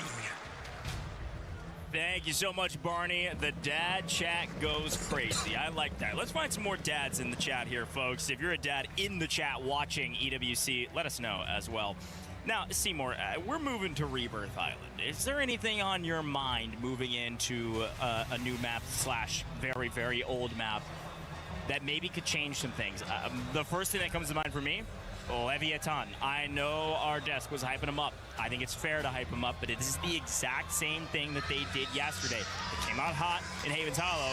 My charge and my challenge was you've got to carry that momentum into some of these other maps. Rebirth Island's next. What can Leviathan do on this map? Leviathan needs to keep up. Yes, that is first and foremost. Next up to kind of talk about is going to be AG Global, because AG Global were running Rebirth Island yesterday. So can they do that once again? They had a 27-kill game on this map. So to do that again would be great for the program of AGAL, NIP. Can they continue their consistency that we saw yesterday through each map that we had now that we go to Rebirth Island once again? And then, of course, Falcons, man. Like, they need to regain at some point, because it's just, again, it's different. Yeah, I mean, they still got a little work to do. Rebirth Island is technically on paper their weakest map, but I think paper has kind of gone out the window when it comes to EWC and playing on land. So as we move into Rebirth Island, a lot of charges and challenges, but you got to remember that there's 2 different bubbles. We're playing for a top 5 position, and we're playing to not be a bottom 3 team. And with that, you talk Godlike, they go from 14th to 8th. That's how close the margins are. One banger map can change your fate and potentially put you in a position to keep playing even into tomorrow or the following days. But with that in mind, JDG, they dropped their weakest game yet. The margin for first place versus second is razor thin. So let's get into Rebirth Island. A lot of storylines to follow. And what I'm really excited to see is who is dropping where.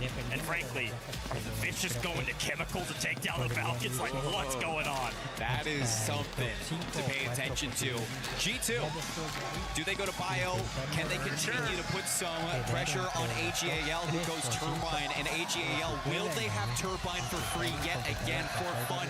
Have not been contesting them in that area. It looks like it. They don't want to have anything to do with AGAL. Well, Godlike getting contested on boat and quickly taking care of, looks like Nemesis, who is very very weak now. Only one player remaining who's deep into the water, already swimming. So Godlike, you got control of your boat. Nice job. Now do you go play the control center with your fraggers? If AGAL don't have anything to say about it from Turbine. But let's swing over to the Gentlemates. What's going on?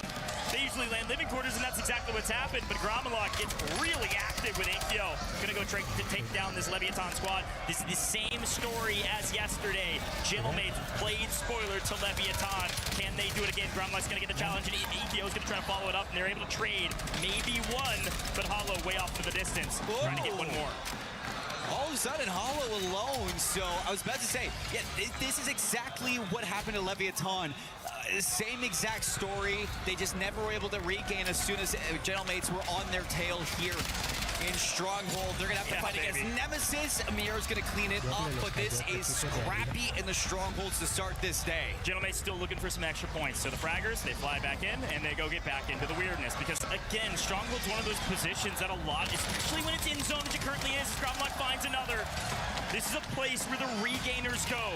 Nemesis got obliterated at the boat by Godlike. So they said, okay, if I can't go to the boat and I don't want to swim in the water the entire game, let me go to Stronghold and see if I can pick up some freebies. We did that last time. Leviathan weren't shooting. Amir's shooting right now. Watch out. Levi in trouble. Ankyo gonna hunt him down. Bye-bye goes Nemesis. Getting shot in the back, but Ankyo smartly able to dodge most and even slip into the water to stay up. And it's funny, too. There's a little bit of an effect going on from the top of the map, and it's pushing everybody down into Gentlemates even more. You got G2 pushing into Falcons. That's pushing them into Fnatic, and Fnatic into JDG. All the way down to living quarters. A little bit of a trickle-down effect coming out of G2, starting to work their way from Bio. Yeah, I mean, G2 from Bio fully alone, like you mentioned, can send their fraggers out into industries and go play into Turbine. They can go into prison. They can go into Kim and mess with the Falcons. Like, they can pretty much do whatever they want, which is why G2 have been so strong on a map like this. This is where they started to really come online. But G2 are already online, which is scary for everybody else. We stick with JDG for a moment just to see, as they get their loadouts, what they decide to do from here. I'd love to take a look. Maybe some of the other rosters around HQ, NIP, not getting anything for free this time around. And for fun, another big question, right? They usually land Turbine, but they're not challenging AGAL. They don't feel confident there. Instead, they're playing out of Control Center right now. They're trying to stabilize. And unfortunately, they are off balance. They are on their heels. It's all out of sorts. Yesterday was prison for them. Today it's Control, and I mean, you see how that's going for this squad. They're going to be in the water trying to regain. It's Gooey and Co in Control, trying to work their way all the way to the top. He's still got Godlike to worry about, though, as they were owning their position on the docks. And no, Katsu! Unfortunately, yes, that was the right play. You're waiting for the self-revive so you could get credit for the kill. You didn't know the teammate was right there. Woo, a little greedy, and you get punished for it. Let's swing back over. Just a quick look at G2, who is making sure AGAL stay in their place, which is Turbine. Classic fights here for AGAL. Uncontested in Turbine. Fraggers go out. Can't find him at Bio, so they find some regainers. Down goes another player. Knight finds his first. Falcons are still a little scared here, so see what they can do down in Chem. When you look at our leaderboard, still top 5, looking exactly the same as what we saw before. Godlike moved their way up, Falcons moved their way down a little bit, so see what those bottom teams can do as they try to get away from elimination on day 2. Falcons still, gee whiz, man. Can I get some FMJ in the chat? Holy, Gooey down, and I believe that's our first team wipe confirmed. Kazu and Co, they're out of here. Dewey gone, 16th place. Missing out on a ton of points that they desperately need. Our new zone, you saw it on the map, is Dongy finds scumming over the top. He's pushing at Hairmore North, so Leviathan moving to living quarters. They're going to be fighting against Gentlemates pretty aggressively for a place on the south side of the map. The Falcons are fine. I know you see their fraggers going down. I know you see them in trouble. Their anchor is chilling in Chemical. If G2 can sniff this out, they could potentially make a huge swing to try to wipe the Falcons, but unlikely considering G2's position as of current. Their anchor does have to go somewhere, though. G2, yesterday, they were more prone to moving north side to Turbine to take on AGAL late game, and that was where AGAL were finding some issues. So will that happen again? Leviathan sitting in the tents. They're going to be pushing into the mates. as expected, but this time it's going to be for fun. Esports still desperately trying to find a home. Mates leave. Yeah, it's going to be a pitch. The mates have to fall back to their anchor because they feel the pressure of for fun. If Leviathan hear these shots, they should swing on this, but they're not moving fast enough as Ankyo takes down flank. And it does look like Orchid has been wiped. Orchid's gone. Orchid's gone from prison. And my question is that if Gentlemate's full send this, if they lose something, what does NIP do from headquarters? NIP have totally won back HQ. They should just sit there on height. As Criminal God, L1, R1, baby. Just holding the line. Some folks in the water behind him trying to regain. Again, that's for fun, who are desperately trying to clutch at anything they could get their hands on before they fall off the cliff of the leaderboard. Here's a quick look at NIP. They've been in control of the headquarters for the most part. There's been some early contests, but for now, there's basically nobody around this area at all. Nobody even hardly in prison. So they've just got this huge high ground position to get a bunch of intel more than anything else. G2, they've done it. They've pushed Turbine away. HEAL are gone into the waters, so they're going to have to regain. And G2 now getting sent all the way in by Gamex, so they're going to try to be holding on to this power position at the top of the map. Yeah, that Turbine look would be nice because G2 are trying to find a new home. Doing a pretty good job. Quick look at JDG. Holding factory side. You can see the Gentlemates still in living, but creeping further and further south. Going to play through factory potentially to work their way to mid-map. Oh my goodness. Slappy getting hit from distance, but everything's fine for them. It's Gamex now who've taken G2 out, so there's a huge battle going on between HEAL, Gamex, and G2. Nobody's owning this power position. Yeah, I mean, to be clear, G2, their anchor's in industry, so they're chilling in industry, but they did get shoved out of turbines. A great shot. Quick look at control, though. As Levi, Nemesis, they've taken back their home. Control center is theirs. Gonna be fighting Godlike for it. Godlike still have their anchor on the boat, so it's a 2v3 at control if they want it. Ring's gonna start closing next minute. Team's gonna start to condense into the top 13. If you can stay alive to top 10, that is gonna be big to get into it. We got the fire sale, so you can start to take some risks and have a chance to buy your team back for free. Big look. Falcons still safe in Chem, but only for a moment. Hisoka's going to have to move from Chemical, swing over to G2. There they go. Fraggers getting aggressive. They're trying to clear a pathway, find their way to a new home as Chemical is being taken out by the zone. They're going to try to find their way to the other side of the map. Let's listen in with the Falcons and see who they can hunt down. Yeah, we have to play this quick. Yeah, one's left right. Left right, going out, right here on the box, right here. He's stuck on the box, left right. Hit him a little bit. He's running back. One shot, knocked him on the back.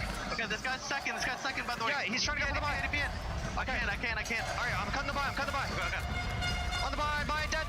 Nice, good job. One in the sky. Nice. I'm playing down low. Look, yo, listen, that's a fake point, okay? Listen, that's a fake point. I hear you. They're both second, Chris, okay? Yo, Ed, I'm on the roof. right now, Ed. I could try. These guys are resing on me. I have to take this one. He's resing on me. I'm cracking the deep shot. Yo, these guys are chilling good. Yeah, I'm back.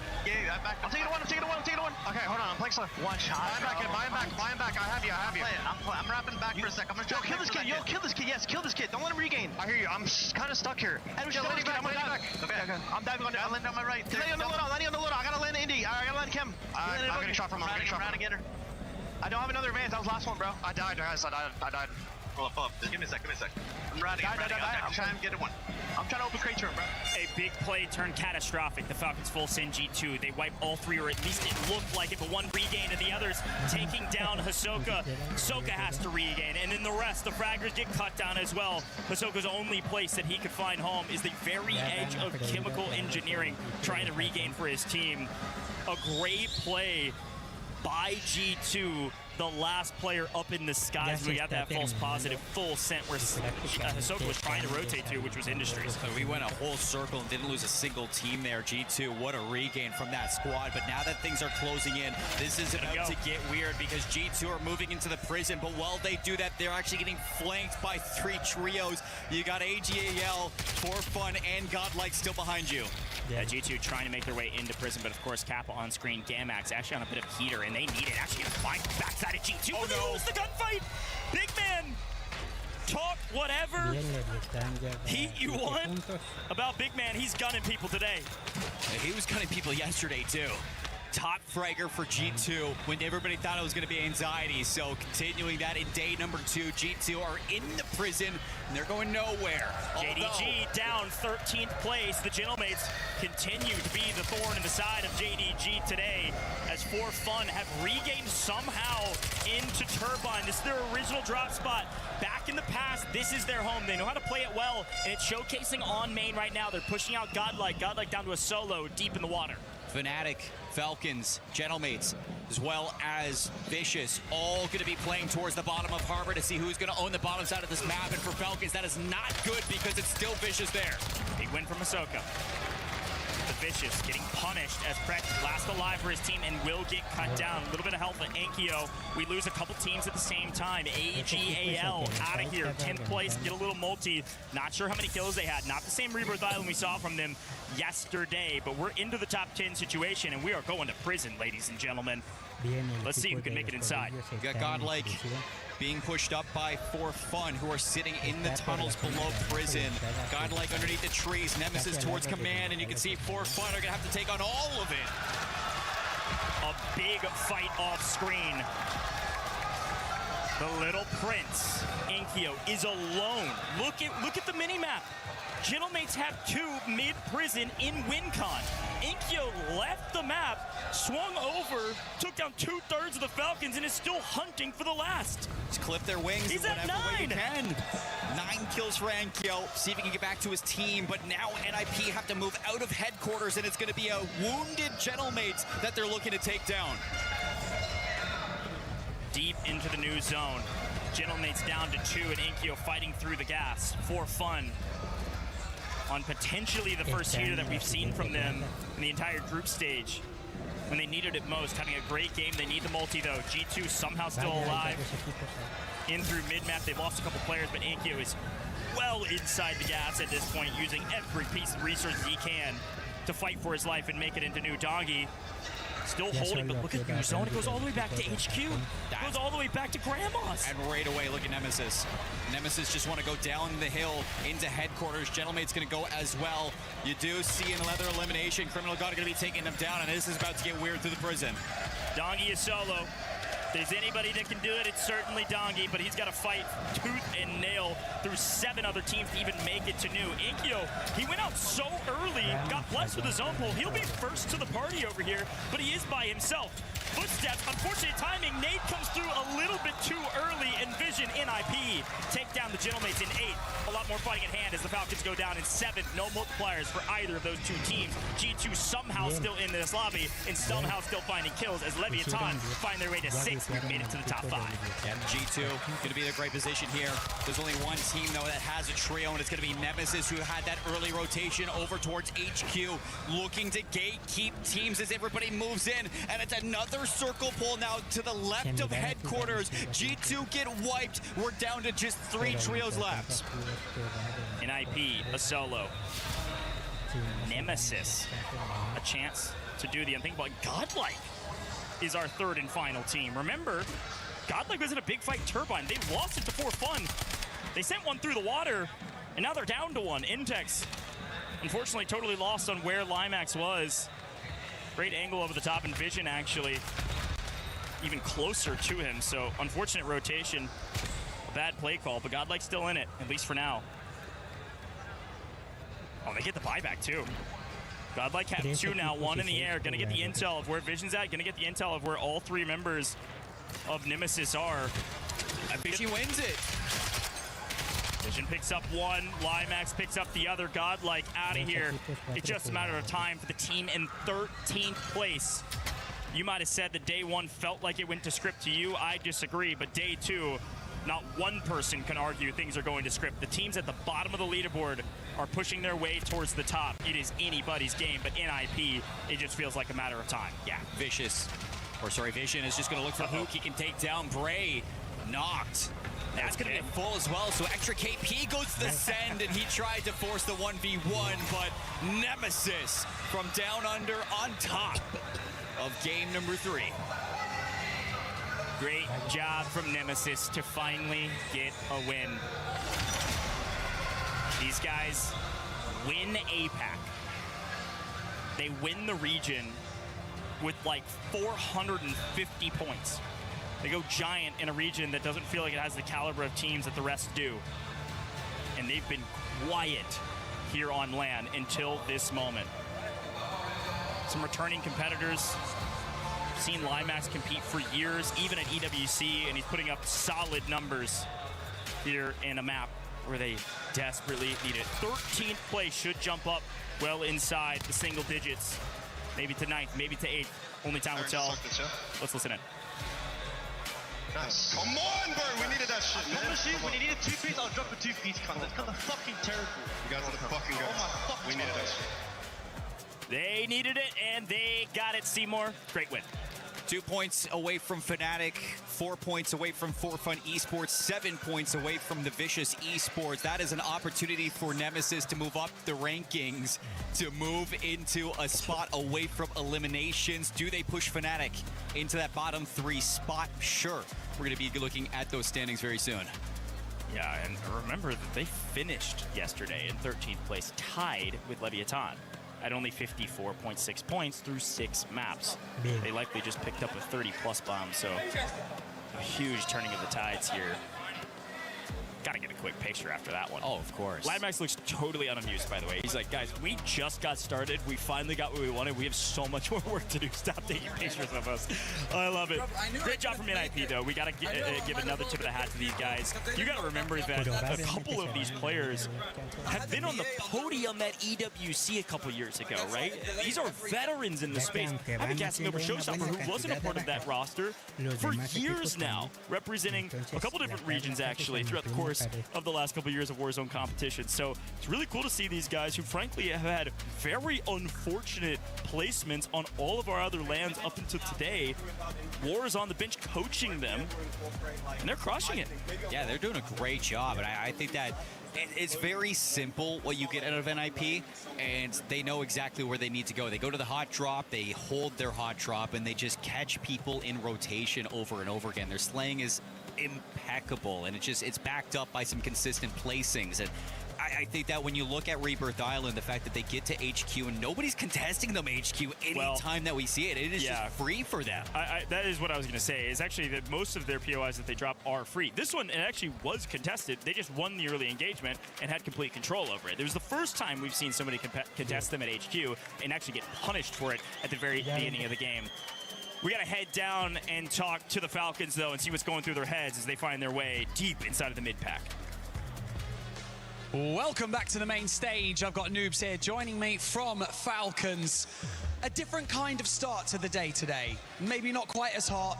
What are your thoughts? I mean, yeah, we haven't had the hottest start, but I mean, there's still 3 maps to go. Anything could happen, and we're true. It's very true.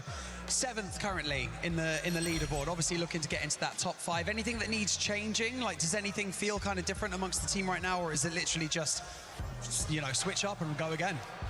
I mean, that's just COD for you. I mean, sometimes it just doesn't go your way, but I mean, 3 maps to go. Anything could happen, like I said. It's a fair point. You know, you're currently 3rd in tournament KD at this point. So does it feel like you're having a particularly good tournament at this point?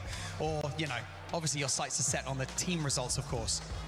I mean, I don't really pay attention to KD. I'm just here to hopefully qualify for finals and take the easy route instead of going to LCQ.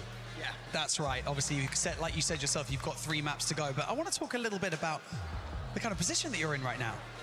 Repping the Team Falcons jersey, coming to EWC, how does that feel, man? I mean, it's an insane feeling. I mean, we have the crowd over there going crazy. We can hear them. It's insane. I bet it's a great feeling. You know what, Noobs? I'm not going to take any more of your time. I really appreciate you joining me here in this interview. Like you said, 3 more maps to go right here till we close out Group B. See you in a bit.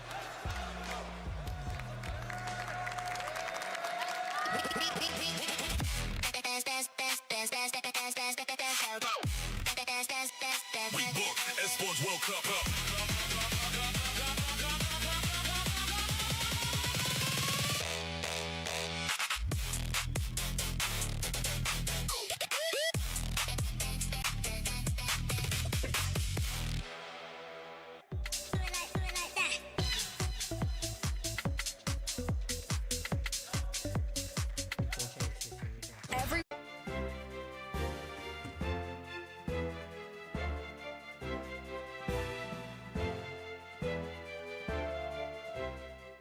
$1,000 in prize pool.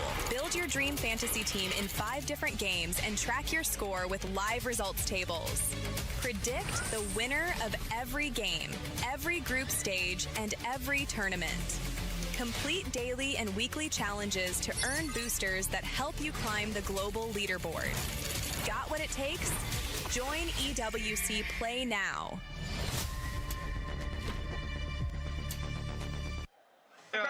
One team on the right. One shot, low, absolute on the box, running back. Absolute dead. On my low right. I'm much about it, dead gas, flash in here. Nah, he was just low right, bro. Oh my god, bro. I was wallbanging this shack for so long. If I have my AR out, I'd probably kill this guy crossing to the hut too. He's 1-A. Come up. Let's go, baby. Come on. Let's go, man. Can go, Grim. Let's go. Yo, they're gonna be like. On this. On. Yep. Behind. One shot. TSG. Hey, bro. I thought that was one of yous, bro. The hell, they swung me. Nice room, 1v1. One more. You're so much better! You're so much better! Oh my. Let's go, behind me! Go, send! What? Dump! Watch him deep right. He jumped up, he tried to jump up. Jump up to the spit. He's on the top. Nice place. That's what I'm talking about. Place, by the way.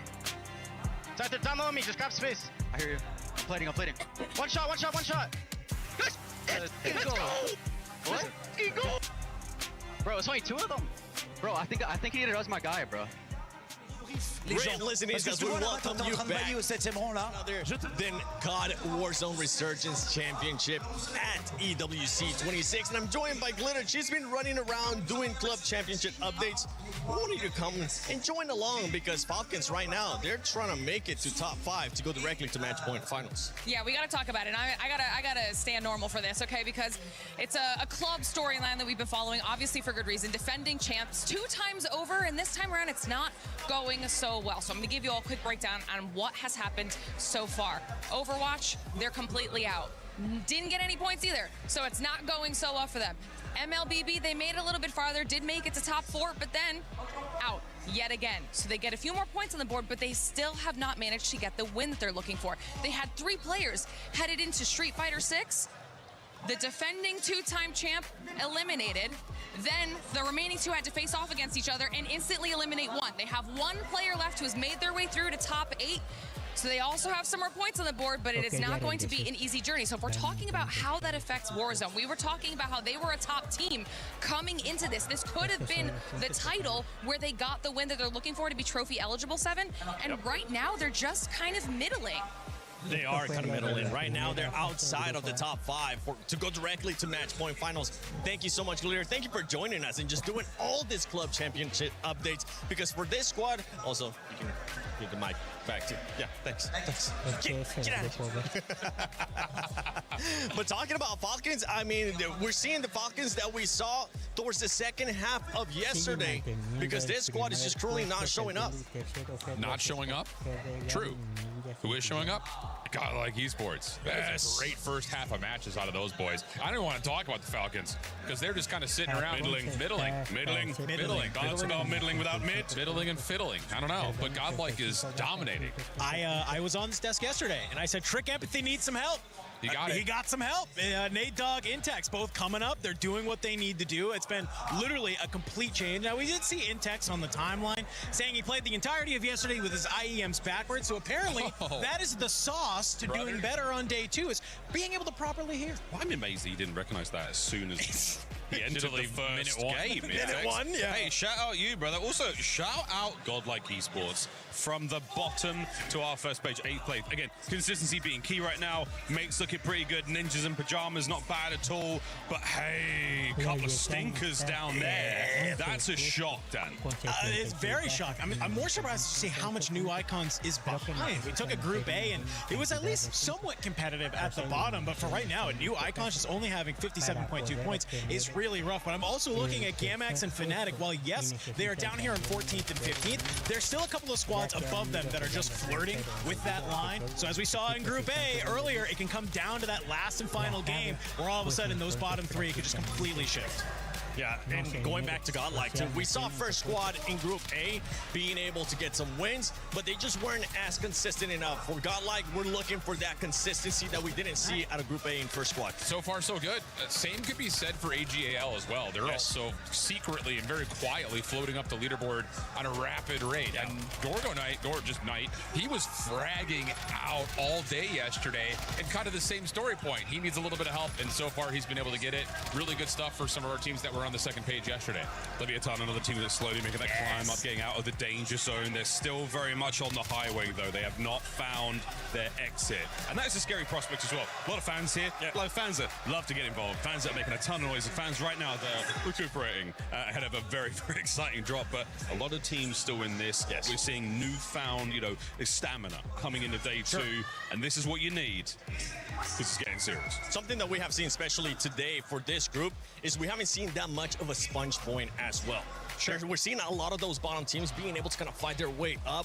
We saw it with Godlike. We're seeing with that a little bit with some of the other squads as well. Well, I honestly think that's just because of the Falcons. It's the Falcons not performing at their level, right? When Twisted Minds is running Group A, it's hard to find some other points on the board. When Falcons, though, are struggling, it's just opening up so much of the map for so many of these other teams to find their kills and make it to these top 5 finishes. They look scared. Like, legitimately, there have been moments where it's like you watch them on rotation, and the Havens Hollow, map 2, they're like northeast side, zone 6, and they're sitting there between two teams like, what do you want to do? I don't know. What do you want to do? Come fight. Let's go. Come here. No, yeah. And then even in the comms, map 3, you hear the comm listening, and they're saying, hey, let's not let G2 regain. And here's Noobs crouch walking in a corner. Like, how about we get our move on? Like, we're not playing with the same urgency that I think we may have seen them in. I know I'm kind of fishing a little bit, but it just doesn't feel like the Falcons we'd seen all year.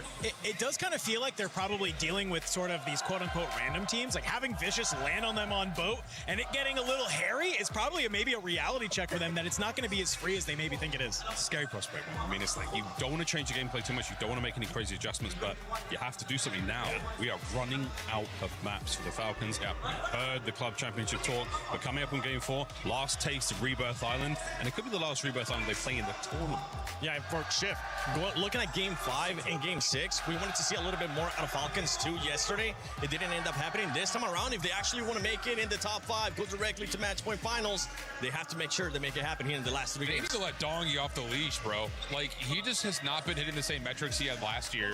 And I get it. Like, again, you're trying to work something out right now, but I'm saying you just got to throw something to the wall, see what sticks, and I'm throwing Dongy out there first. Unzip the Dongy, let it fly free, let it run, baby. Because we've seen, again, those individual plays. The skill is there across the board. They've got the chemistry as a team. We've got the foundations to survive late into those resurgence rounds. It's all good. Yeah. Unzip the Dongy. Hopefully that happens. Me too. I mean, maybe in a more professional sense. Go Dongy. Go get those kills, brother, because you're a top fragger for a reason. Be that Dong. We know you can be. For some of the other squad, Nemesis, right? Nemesis have been able to step it up so far today. They've been able to not only just get a win here, but just outperforming what we have seen out of them in the past as well, especially when it came to yesterday. I think it's just like the Australian region at large, I feel like often just gets overlooked because the depth of competition is so thin. And we say the same thing when we talk about like the multiplayer side of it. And to be fair, you're dealing with a lot of players who play in both. Yeah. So it's like, how much rehearsal are they getting? They're still shooters at the end of the day. I mean, the 6 players from APAC have all played in some form of interchange, right? In the last 2 years, whether it be the World Series of Warzone or here the Esports World Cup, right? So I'm not surprised to see it's the exact same 6, but it just feels like you're kind of throwing stuff against the wall to finally find the teams that'll lock in. It's do or die, man. It's do or die. Yeah. You've got to make something work. This late in the tournament especially.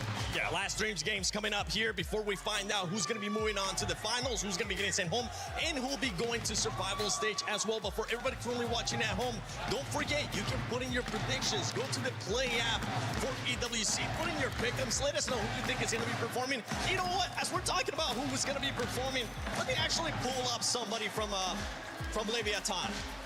Great throw. What's going to be happening here for Leviathan? Are you guys going to get a win or no? I think we might. I think we will, because we're definitely worth it. Oh! That was clean. Leviathan wants to know if Vemos get the win. He has him on his pick'ems. Who do you have? Make sure you use that hashtag EWC and hashtag EWC26. But I know Lace is currently with some other fans. Of course, my favorite interactions are the crowd ones. And as an Australian, I, of course, can spot the Aussies. And I have found one just here. What's good, your boy Q? So good to see you. Obviously, we've flown all the way from Australia. And for you guys at home, that's a very far way. It's a very far way. We're obviously watching Warzone here. What team have you been going for in the tournament? Oh, I've been here definitely cheering for Gen G. I believe in a Gen G win. Already qualified through Sunday, baby. I mean, yeah, they hit that top 5, didn't they? So that must be a pretty good feeling. Now, obviously, we're in Group B. Any teams surprising you so far? I would probably just say the underperformance of Falcons, honestly. We saw them win 2 games yesterday, still weren't able to get to the top 5. They had a really bad start as well. I think me, like most of the fans here, semi-hate watching Falcons and hope they have to play it through tomorrow as well. Now, as a man of esports, okay, do you reckon you could 1v1 a pro? Oh, for sure. It'd be easy. No problems. I have the controller. I have aim assist, right? You mean you didn't take the job in, like, casting role because we're terrible at games? You think you could 1v1 one? Oh, I'd be able to at least put on some content. Minimum. I mean, that's the Australian passion there. Your boy Q, pleasure as always. Good to see you. And yeah, I'm going to continue finding the Aussies here in the crowd. Bonnie, I have a surprise for you. Like this, I'm gonna give you this, but you have to take really care because this is super powerful, okay? Okay. So basically when you have it on your hands, okay, and you just pull it in the air, the people are gonna scream like crazy. So be careful, okay? It's a really important superpower. So, mesdames et messieurs, c'est un super pouvoir que je lui ai donné. Quand tu vas lever la main, tout le monde va se mettre à crier. So you can go for it if you want to see. Don't be scared, you can go again. Again? Oh my God! I hope you like it. I hope you like it. Yeah, that's rock well. Yeah, it definitely works. Yeah, it is. It definitely works. Yeah. We have some other fans in the building. We got the Falcons.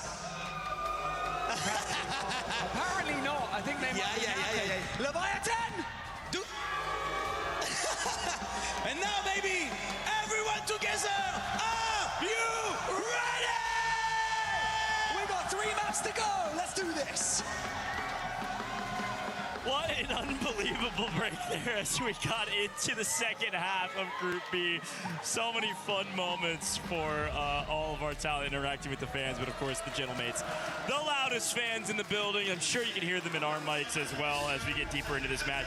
I hope if you're a Gentlemates fan, you want to hear them in our mics as we get into this match because the Gentlemates unfortunately did not have a great one. They're still in a solid position on our leaderboard, still in the top 5, but it is close, and I do need to remind everybody at home, you're looking for top 5 and you're looking at bottom 3. Those are the 2 bubbles. Everybody in the middle, they're moving into the survivor stage tomorrow. Gentlemates still a top 5 team, but the margins are getting closer. I saw it coming though. It's the same thing as yesterday. You win game 1, game 2, game 3, not really the best results. But for Gentlemates, they're still high up on the leaderboard. I mean, you're at 147 points. AG Global below you, 137. You got a gap there. And you have room for error. The best thing is right now for Group B is that a lot of those top teams are starting to slow down. I mean, JD Gaming as well.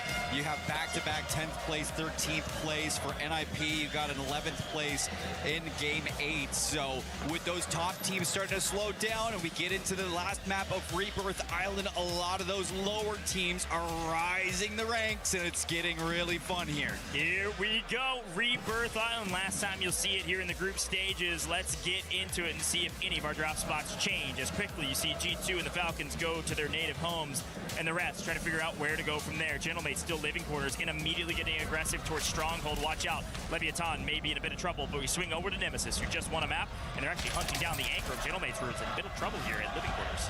This is going to be interesting because Nemesis have been tangoing with Godlike for majority of Rebirth Island, so the fact that they're going living quarters actually gives a little bit of grace to Leviathan, who don't really have to fight against Gentlemates right away. They're going to be able to loot up down in Stronghold and maybe clean up whatever's going on up here. Hollow dancing, and dancing quite well. Unfortunately, Nimbus do find him. Gromlock able to trade it, though, having to back off from Leviathan. Of course, Leviathan uncontested down to Stronghold means they're going to come up and join the party. Gromlock shooting beams, though. Dad's got to be proud, holding his own, getting to cover. Gentlemates still very fine, still in living. Very fine, very much alive. Yo. Criminal God's going to take down Enkyo. Gromlock for the trade. A little bit of this and a little bit of that. Leviathan going to regain back at Strongholds and looks like living quarters. It's a handshake. Even Nemesis have given it up. They're moving back over towards Control Center to see what they can do with for fun. Look at JDG, totally safe down here at Factory by themselves. Not much going on down here. A couple swimmers trying to regain.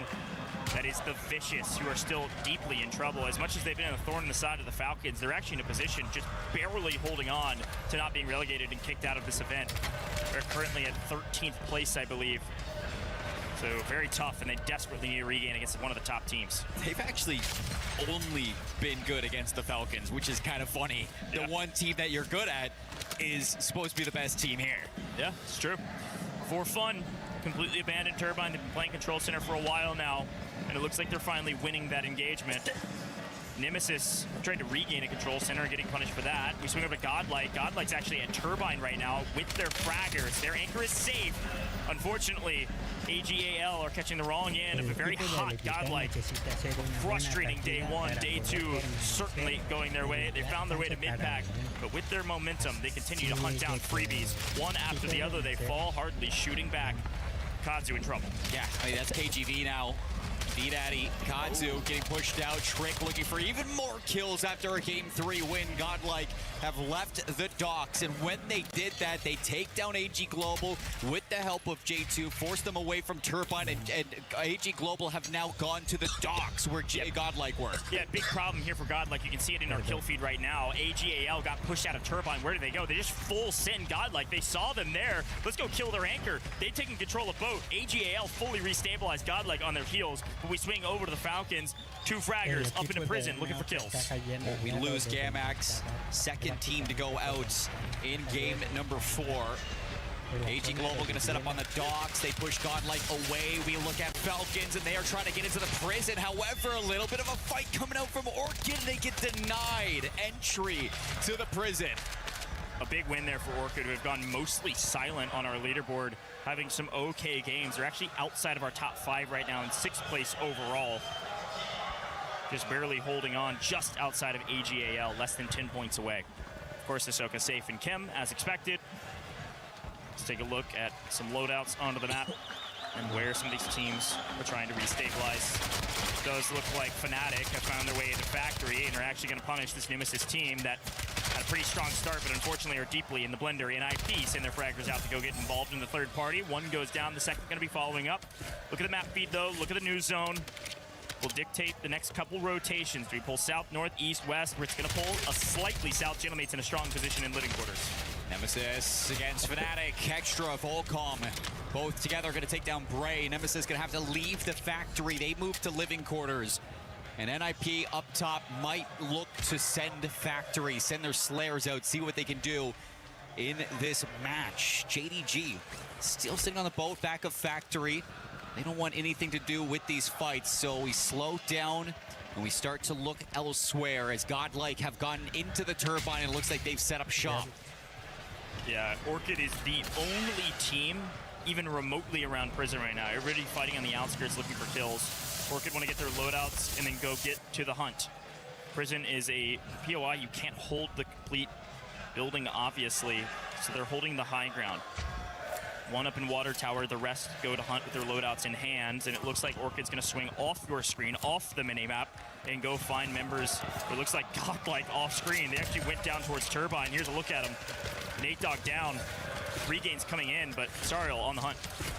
It's good for Orchid. They kind of recognize that they're doing good at slaying around the prison, keeping teams away from it on the top of the hill.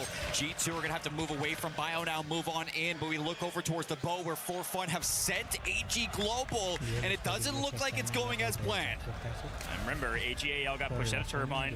They full sent the boat, pushed Godlike into the blender. And now they're getting pushed into the blender for fun, doing a lot of the same. This is a classic regain blender that a lot of teams get into. Unfortunately, Scumman thought he could sneak that res in, immediately gets punished. Juju from the top ropes.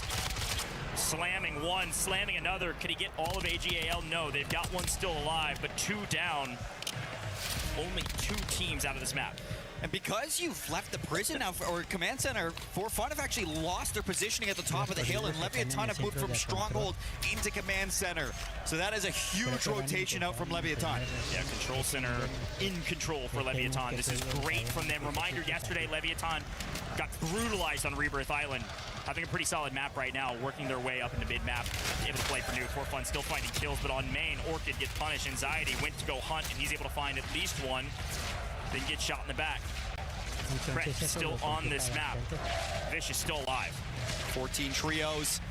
Circle 2 going to be closing in 40 seconds. And you can see it, still a lot of POIs active in this circle. Don't know exactly where this one's going to pull. HQ in complete control from NIP. And to your point from earlier, Seymour, uncontested this time. Nobody wants a piece of NIP. They're shooting 2 straight right now. Orchid fighting for the last remnants of the Vicious, who are now all collapsing on one another to try to get inside of prison.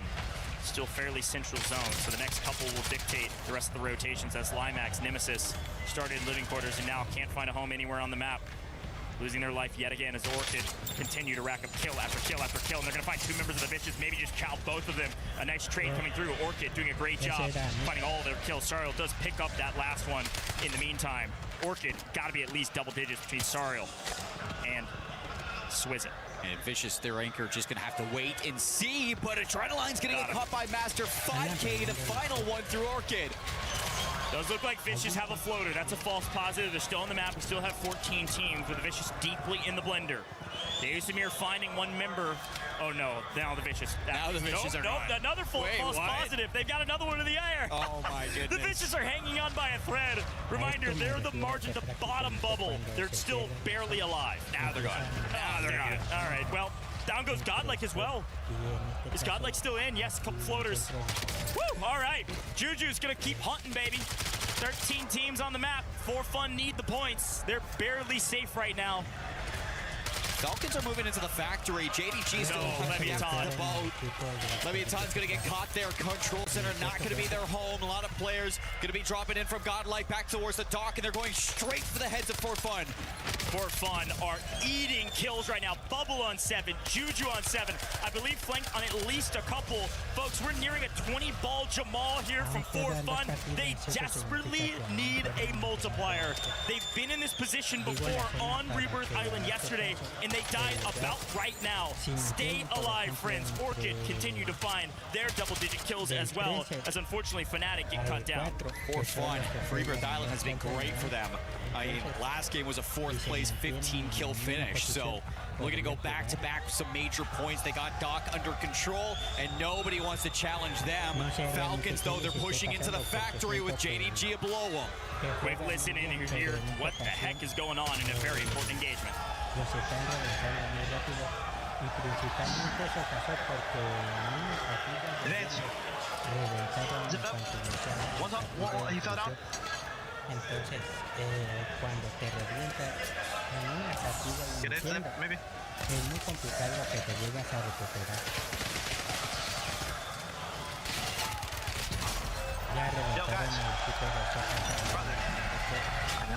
They're gone. Top 10 again.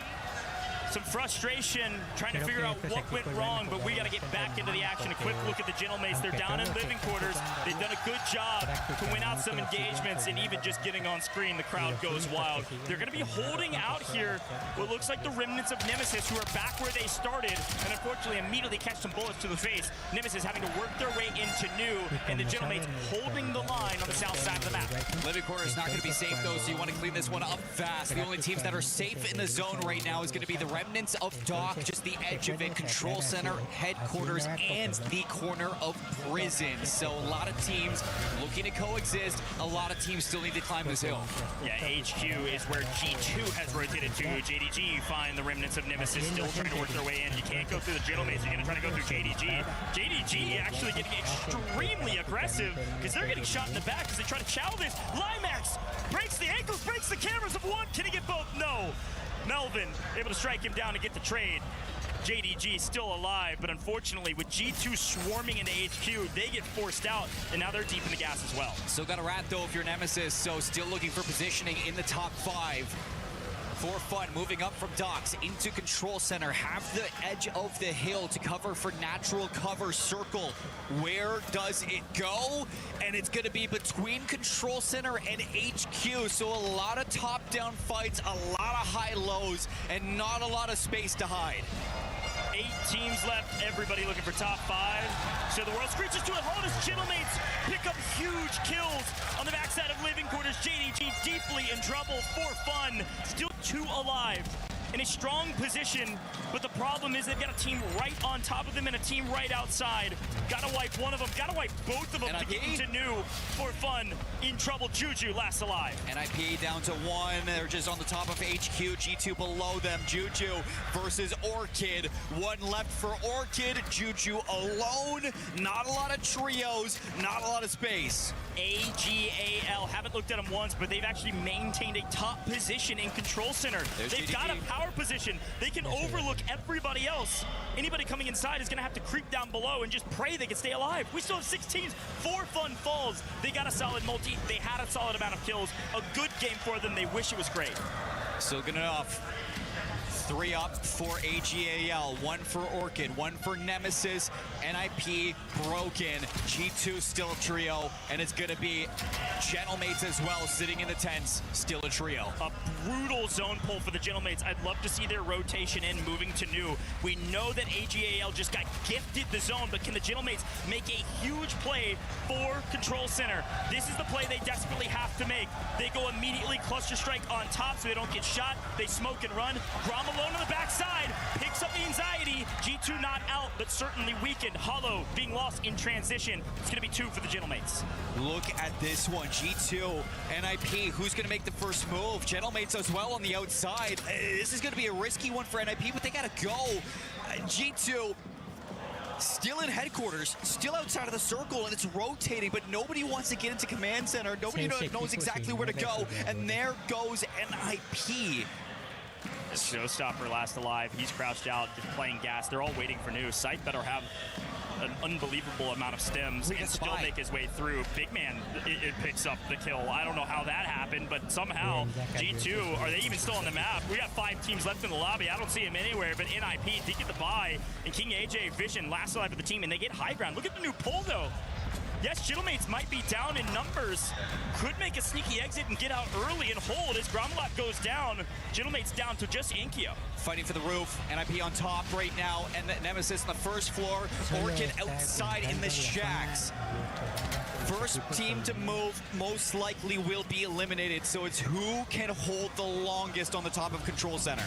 Orchid is going to be the first out, an early exit. Bray actually punishing AJAL. That's their first down, though. They still got 2 more. Inkio, Little Prince, can you make a miracle happen here with the crowd cheering you on? A couple go down. You clean up an extra, helping out Scummin. You're still alive. Bray goes inside, gets obliterated. Knight and FIFA kill, doing a fantastic job. Inkio falls. AGAL. We expected them to win this. Can they clutch up when they need it most? A top 5 position for AGAL, and looking for the first win in a while. A chance to take down Sariel. Orchid finally in a position to make a big play. He can't do it. It's AGAL. It's Knight, FIFA kill, and Scummin. It's a big one for the team. Yesterday, Rebirth Island was fantastic for these 3. And game 1 on this map might not be exactly what you were cooking, but game number 2, you get the full send back to docks. You remove Godlike from that power position. Yes, For Fun gave you a run for your money, but in that scrimmage, you come out on top, and what does it give you? It gives you a full stack inside of control center, exactly where the circle pulls, even with a ton of teams surrounding you. They just did not have the regain that they were asking for, and AGA AGAL stay composed to the very end. That is a huge win for them. And yet again, NIP find their way to a final circle and a top 3 position. Again, playing out of HQ and getting zone pulls like this, doing a great job to soak up points and maintain a top position near the top of our leaderboard. But AGAL, with that win, they had crept down to 5th. They were at risk of being knocked out by Orchid. That win is going to keep them assuredly into the top 5 and still well within position going into the final 2 maps to make it straight to the finals. And it was a 2 versus 1 against Sariel 2 from Orchid. So if Sariel was able to pull that off, who knows what that multiplier could have given this Orchid team. But you see Scumming towards the end, won't let that happen. Game 4 of day 2 goes to AGAL. And that might even break into Gentlemate's territory. They might be able to knock Gentlemates onto the bubble. I don't know. Enkyo found his way to a top 5 position as well. I mean, they had a crazy amount of kills. You gotta remember all of the action. Gentlemates were kind of constantly in the action, even though there weren't that many teams around them. Enkyo was near double digits as well. Both of those 2 teams getting solid multipliers. That's Gentlemates, that's AG Global, that's Team NIP. All already top 5 teams, all placing top 5 in that last game. Our top 5 is mostly assured. And G2 was shooting as well. I know they didn't make it to the end, but actually, no, they did. They were also top 5. Holy cow. We said, remember Big Man is Big Man was there. They were just hanging out at the bottom of HQ until the very end. They get their multi. Ridiculous. 4 of the top 5 teams in the final fight. Woo! All right, Fortunes keeps next. You're not going to want to miss it. We'll be right back. We were there for every click, every clutch, every respawn. We were there for the years of grind, and we're here now. The proud founding partner of EWC, powering the biggest event in gaming, shoulder to shoulder with the world's best, making history. Greatness deserves a stage. Lenovo Legion, reach your impossible.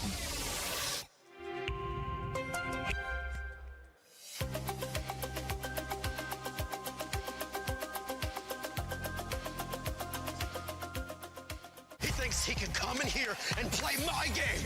He knows nothing but go! Tyler Wine, you're done.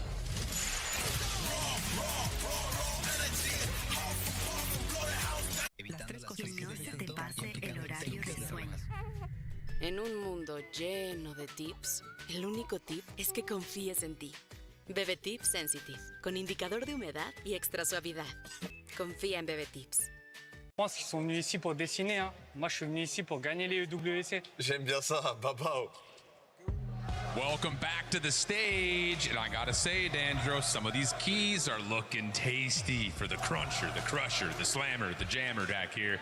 And I'll say, we got some squads that need to make a move these last 2 maps. That's a lot of words to represent this machine that's behind us, but I'm right with you. It was a little surreal to see Twisted Minds earlier send 3 of those keys into the crusher, but we gotta send 3 more, and you're right on the money as we get ready to head into the last final 2 maps. There are some squads, they are looking at the standings, they're looking at their leaderboard, and they maybe are having some nightmares of that key getting crushed. Other side of the leaderboard, though. Hold on a second. AGAL kicking things up, and I see my boy Big Man was just looking at me a second ago. G2 looking feisty at the top of the leaderboard right now. Who else you liking? There's so many different squads, I mean, that we're seeing here. I like what we're seeing out of a NIP, right? Being able to come back on in and swinging. We said it yesterday, like, this is a team that's going to come on in and they're going to fry, especially on land. And seeing them, you know, they make that roster change, seeing them be able to get back in is really nice to see them kind of have that formidability to be able to kind of say, hey, all right, we'll shake up the bad games. We're going to fry out the good games. And that's really all that matters. It's just that we've talked about this now. It feels like verbatim the last 6 times we've gone to any sort of a game break. What is happening with Falcons, though? I mean, at a certain point, we need to see that same sauce we got in the first 3 maps yesterday, right? Yeah, I mean, it's a kind of a timing thing, right? You and I, we've been around. COD timing's a very real thing, and sometimes it's what happens, right? We see it in the middle of that game where they make that push into sort of a kitchen and prison, and it's just sort of just a mistiming. You think the players are probably a little bit further back if you're noobs. They're not. You throw the shoulder, and it's just like, oh, man, now we're stuck. Soka's now by himself. It's just, you see them get a little bit split as well. It's just, it's one of those things where it's like, like there's weird teams and weird spots is kind of what you're thinking. So I think they just got to get back to the game plan, get back to, you know where these zones are going. Soka's one of the best in the game at understanding how this map plays. We're getting ready to move to Fortune's Keep, a map the Falcons have looked very, very good on. If we get one of those western zones and they're landing towards that graveyard area, it's a strong chance for them to run up a 20-kill win, and we've seen them even do more than that in the past. Other side of things, the in-house sauce that we're seeing out of the Gentlemates right now is palpable, to put it plainly. They have been in nearly every single final circle with a chance to win, and they're putting up insane kill numbers, including last man standing moments. That's good sauce over here for the G-Mate fans. Yeah, no, I mean, listen, it is impossible, I feel like, to play in this arena and not feel like you can shoot absolutely lights out on everything when you just have this many fans going crazy for you. We're literally sitting in the back and had to turn up the TV to like 80 because it's just, the drums are going crazy, and I can imagine that if we're back there feeling it, these players are feeling it whenever they get a kill and they hear this crowd erupt. They know that they have the Gentlemates behind their back and that they can absolutely just fly at basically anything and take those gunfights. Absolutely the case. It's a big story. Fortune's Keep. A lot of fortune right here in front of us with the Crusher. This is all about trying to get this thing done. If you're one of those bottom three teams, the gap is pretty tight for some of the squads trying to get out of the bubble. Is it about kills? Is it about participation and placement? What are you feeling for those bottom teams? It has to be kills at this point, right? I mean, you're not in a position where you can make it to a 1.4 multiplier and just try and ride that, right? You got to come on out. I need to see 15-20 from some of these bottom teams at 1.4. 15-20 is insane considering that some of them are barely averaging 5. Do or die time. Let's get it on with the Caskets. Thank you so much, Dandro and Shift. A great breakdown. Did you see that leaderboard? Ladies and gentlemen, AGAL pick up a nice win there and they move all the way up to 5th place. They got a 6.2 point margin between 5th and 6th. But the bottom bubble may be a bigger story. The Vicious Esports move into 14th. There's a 0.6 point spread between 13th and 14th. 14th through 16, go home, Seymour. I got some math I was breaking down while I was waiting for this leaderboard to come out. For fun, that's a big map out of them because they break out of the elimination bubble, and that puts them into a situation where they're looking to go to the survival stage tomorrow. 7th place to 15th place is a 35-point difference. 7th place to 9th place is a 20.4 point difference. There is like a major gap here where like one good game, one good win could put anybody in our bottom leaderboard into an elimination spot. Yeah, I saw Flank tweet out that, hey, I know it wasn't a great day from us, just trust, we'll be back tomorrow. They're certainly back. We saw even the match leaderboard, they picked up, I think it was 23 kills top fragging in that game. Remember, they didn't even get into a top 5 position. They got the 1.2 multi, that's all they got, and they still got 2nd overall in that map. So a big one from them, but it's time for Fortune's Keep, baby, and it's time to see what the Falcons can do on the Keep. Will they go graveyard? Will they get a zone pull that is favorable for them? No. We're going to go to Winery, ladies and gentlemen. We got NIP. There's no way NIP land Winery for free, right? Surely not after yesterday. Oh, look, Falcons are going back to Keep. They're going back up into the Keep. Gonna go play Spoiler to somebody. This is where the Vicious cut them down yesterday. Will the Vicious win an engagement that they desperately need to win? We'll quickly check in with AGAL after their win, but we gotta swing up to Keep. The Vicious are on top of the Falcons, and the Falcons already in trouble. I mean, I get a deja vu right away. Dongy's down. Dongy's down, and so is Noobs. It's all to Hisoka right away. Has to play for the Resurgence timers of his teammates, and they will come back, but this is a bold call. Yesterday, after our games were done, after we finished Fortune's Keep, we caught the Falcons. Their coach said, man, we were testing some guys, we were taking notes. I don't really think that they did their homework, though, on what those notes said. I think for the Falcons, the playbook is, hey, yes, we go graveyard as per the usual, but if the zone pulls to the east, we go back to Keep. Trust the process. Unfortunately, the process was not right, at least at the very beginning of this one. Let's see if anybody can get back to final form and stabilize quickly. It's the Falcons, and immediately I'm eating my words. I know we want to stick with this team. This is important, and you actually see the Falcons begin to rush out of Keep. They want to go somewhere else. They're going to creep across the wall. Hisoka does win his ones, though, and he'll win that one. Getting an ego chowed by the second. Adrenaline looking to take down Soka, and he'll get it. No! Soka's still alive? Soka wins a 1v2. Should not have gotten away with that one, but sometimes the Falcons get away with murder. They're back into the Keep. They're going to go back in and take these engagements. They're like, wait, we can win these. big Hisoka moment right there. Kind of getting a lay of the land of the entire map as well. It looks like Godlike was forced away. They have to regain to the top. They're dropping in, see where they can go. A couple players to kind of think about too is this Orchid versus AGAL team in Spiral, but we're going to look over towards NIP just outside of the gatehouse as they're crossing paths with new icons. And again, Fortunes keep a big map, but King AJ just on the hunt right now. We have an Eastern Zone, and NIP have Winery for free. They're not even there. One of the biggest POIs on the map? Like, good grief. NIP are chilling. Their fraggers are out finding kills. NIP assuredly being a top 5 team going straight to match point day. So we continue to check in with some of our bubble rosters. Orchid still technically on the bubble for the top 5. Still battling against AGAL on the leaderboard for that top 5 position. And Swizen looking for some kills, will not find anything. Nemesis strikes him down. Nemesis in the caves. Orchid, nowhere to go through Spiral. You got AGAL above you, you got Nemesis below you. You're completely shut out from this position, so you just gotta wait your turn to see where you can go. Still, King HA farming the new icons just outside of Winery. These Slayers are doing exactly what you hoped for. And I'm looking back at the keep. It looks like Falcons were able to figure things out over there. They push Vicious away towards the terraces and outside of the keep. So it looks like we're going to have quite the battle around those spiral staircases. Quick check-in with AGAL. Playing through terraces like you mentioned. Trying to still keep everybody out of their house. See what Orchid's able to do. Again, AGAL is in 5th. Orchid is in 6th. Top 5 go through to finals for free. Everybody else to the survivor stage unless you're bottom 3. The Falcons restabilize, playing the top side of Keep, waiting on new zones. It's a patient waiting game. Fortune's Keep can be a bit ratty. There's so much verticality on this map. And it's 30% bigger than our other maps. A lot of room to work. Can't be getting cut down early. No. See where this circle can go. So we're going to be on board with AGAL back into the terraces. Circle's going to be pulling down into Winery even further. So you still have Lighthouse in the safe zone, Gatehouse, Grotto, the Cove, and just the bottom side of this keep. So lots of place for these teams to be.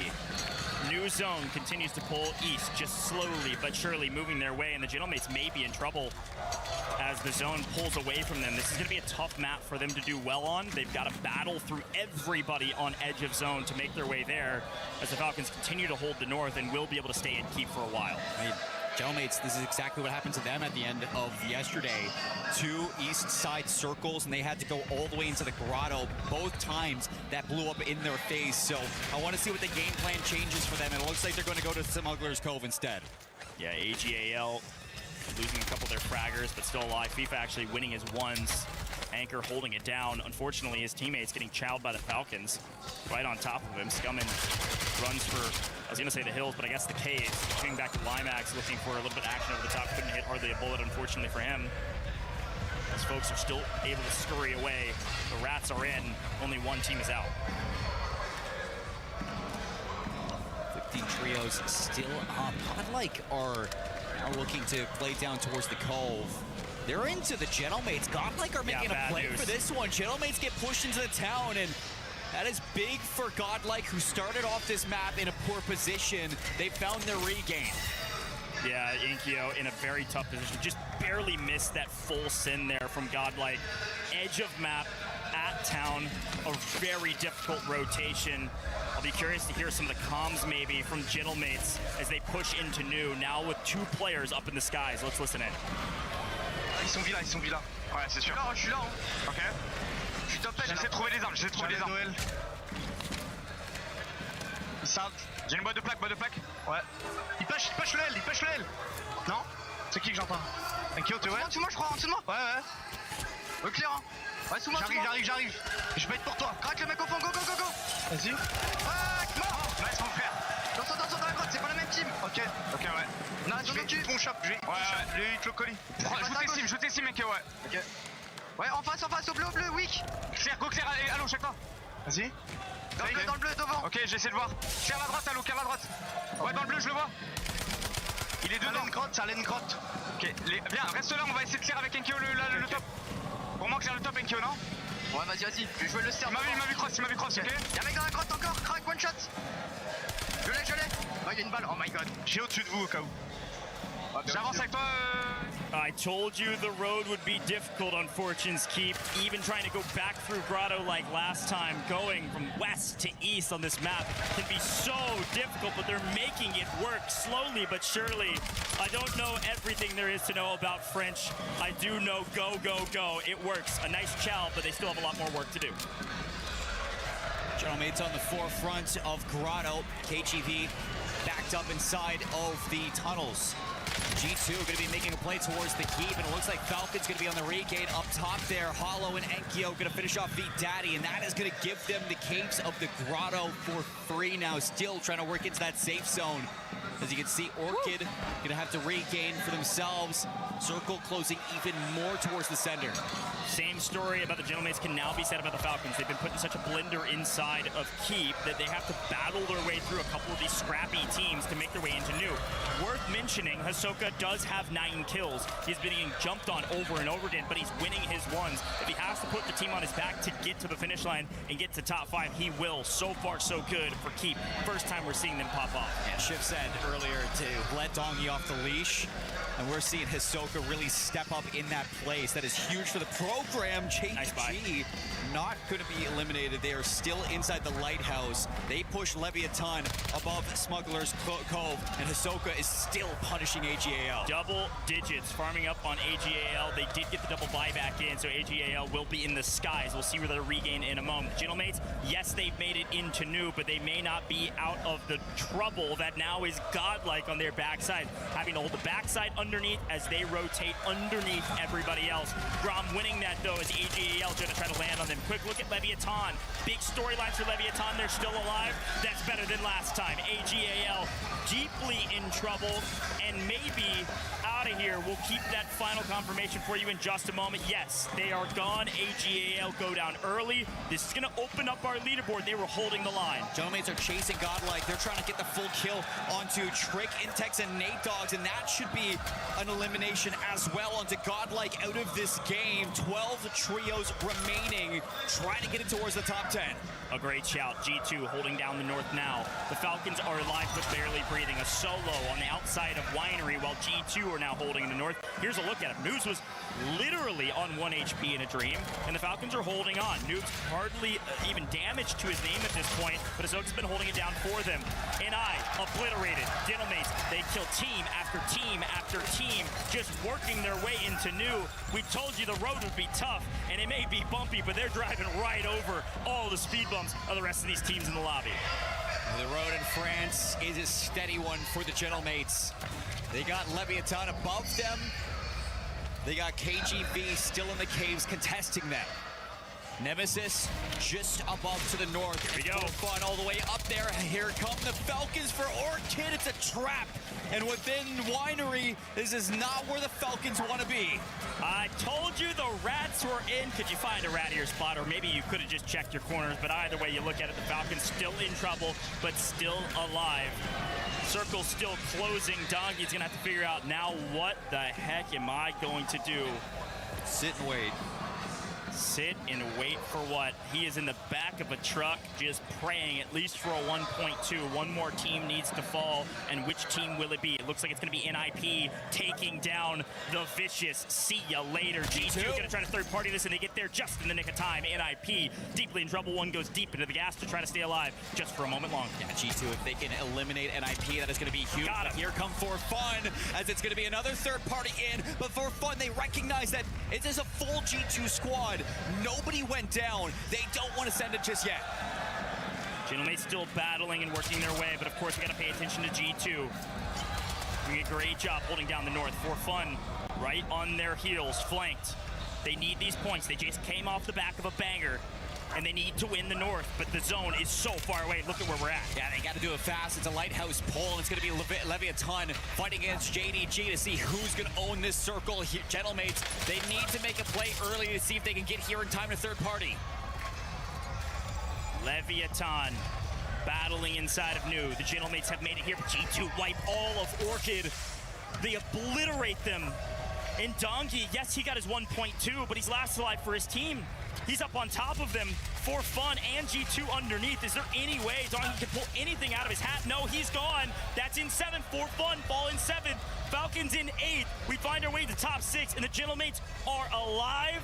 They are fully stabilized in zone. It's Leviathan. It's the Gentlemates, and it's JDG in the best position by a mile. G2 have a long way to get there. Nemesis down to 2, KGV down to 1. Those are the only other 2s that aren't going to be at a full squad, and Nemesis are going to get cut down on the rotation. It's a pull towards KGV, and Gentlemates are going to be down in the water waiting for people to come down this cliff. Yeah, this zone pulled all the way to the opposite side. This is actually great news for G2. If they want, they can go wide outside and play the high side and actually hold everybody else coming in from Lighthouse. Top a good 5. move, though, from Leviathan. They're going to get really aggressive on the Gentlemates. Gentlemates have to fight from both sides with one member of KGV. But JDG's right behind them, and they're not going to let you sit for free. And Kyo inside the huts. He pops out, taking down Leviathan, and JDG looking to clean up the rest of them. And Kyo, he goes down, and there goes Leviathan. G2 above, looking to end this. Such a great pull for G2. It was the only pull that could have saved them. They were so out of position because they were fighting for so long. Gentlemates will fall, but they get top 5. G2 will win this map with a little bit of RNG and some fantastic skill to win out the top side of the zone, working their way up the street and winning the game. G2 come online early this time around and also finish strong yet again. JDG went away to stay alive there as well, but G2 just a step ahead of this rotation. Like you said, the RNG of Fortune's Keep. There's a lot of top-down, there's a lot of high-low, a lot of space for you to move into a final circle like that, and you just wait your turn, you be patient, and that patience is rewarded. Big wins for G2. You take down NIP, who took down the Falcons. You take down AG Global as well. For fun in your way, it doesn't matter. You also cut down Nemesis, so a lot of kills flowing through this team on their path to a victory.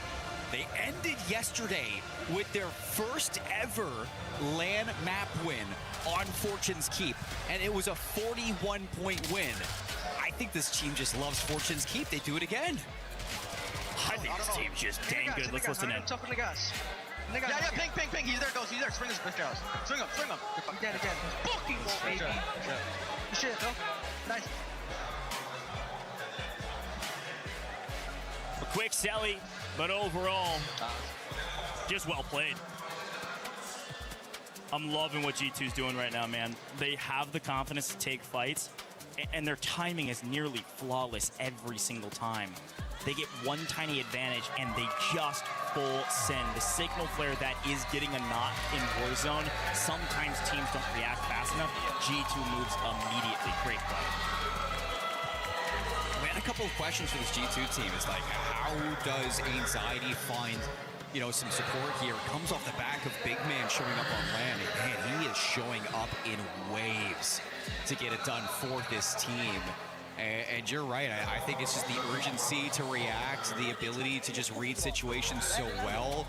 This team is not only patient, but they just know when to strike through that patience. And you're taking down some big names on the way. Like I said, NIP, doesn't matter who you're going up against. You're able to control these situations. You control them well. You've got to talk about Gentlemates, though. This is the most difficult zone for them to find their way to a top 5 position.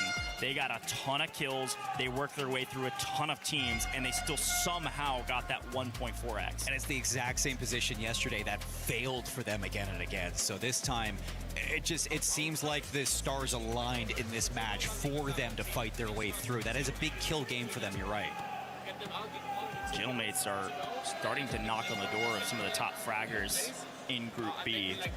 I'll be so curious to see where this leaderboard is, and I'm sure we'll see that in just a moment, folks. We'll be right back here in just a second.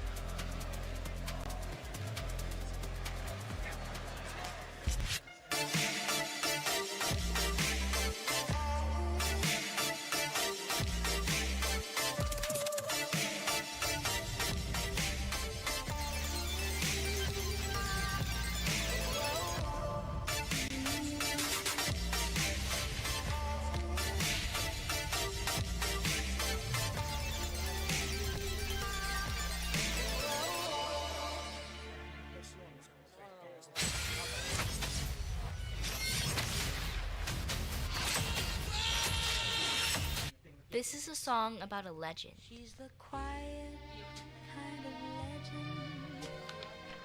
legend. Is that you? Wait, this needs to sound way more iconic. She's a wildflower. Got a secret power. Don't judge a book by its cover. Through the next one, mate, what a banger of a game. Many of our top squads starting to claw their way back into it. Yeah, they most certainly are. You can see the Falcons are trying to get there. They're trying to claw that gap back, but there's also, you know, teams like G2 and so many others that are stepping up and continuing to put up consistent performances. It's wonderful to see, of course, if you're a fan inside of here. And they're not the only one, of course. Gentlemates, AGAL, and so many more making things happen. Very, very consistent. That's the name of the game. Not an easy thing to do whatsoever. As you can see the standings on your screen now and some highlights across that last matchup. And we're talking about the Falcons. What went right for them this time? I think that they're showing a bit more resilience. We've seen the issues with them trying to rotate. The landing spots are very interesting. We saw in map 4, they had this point where typically they would land on the west side of the map. They decided to go with the east because they're a little bit unsure themselves. But then they're trying to hit these long rotations that they're just not getting over the line in. There was, though, those moments of recovery inside that last map, so it's getting better. It's just whether they can get there in time to get themselves over in that top 5. Is it bad luck or is it good decision making? What is it? I think that you obviously have the fortune in the way that Warzone plays. It's very RNG based, but no one has ever been better historically than Hisoka at stacking those odds in his favor. Some of the decision making, some of the comms, some of the frustrations you see coming through right now, that's definitely playing into things. And I think the pressure from a certain twisted minds and how good they're performing is definitely impacting that mental. Yeah, those farmers, it was good, honest work in Group A. Group B, though, still on your screen. Plenty to play for yet, though. We've got some big squads doing a lot of work there for fun, have a nice bit of time. AGAL with a couple of wins now, feeling very good indeed. Look at those body language. Look at those players over there. They're having themselves one hell of a time. I'm going to be honest with you. I actually owe these guys a massive apology. I've spent a lot of the year talking about how they've been underwhelming, how they've disappointed at times.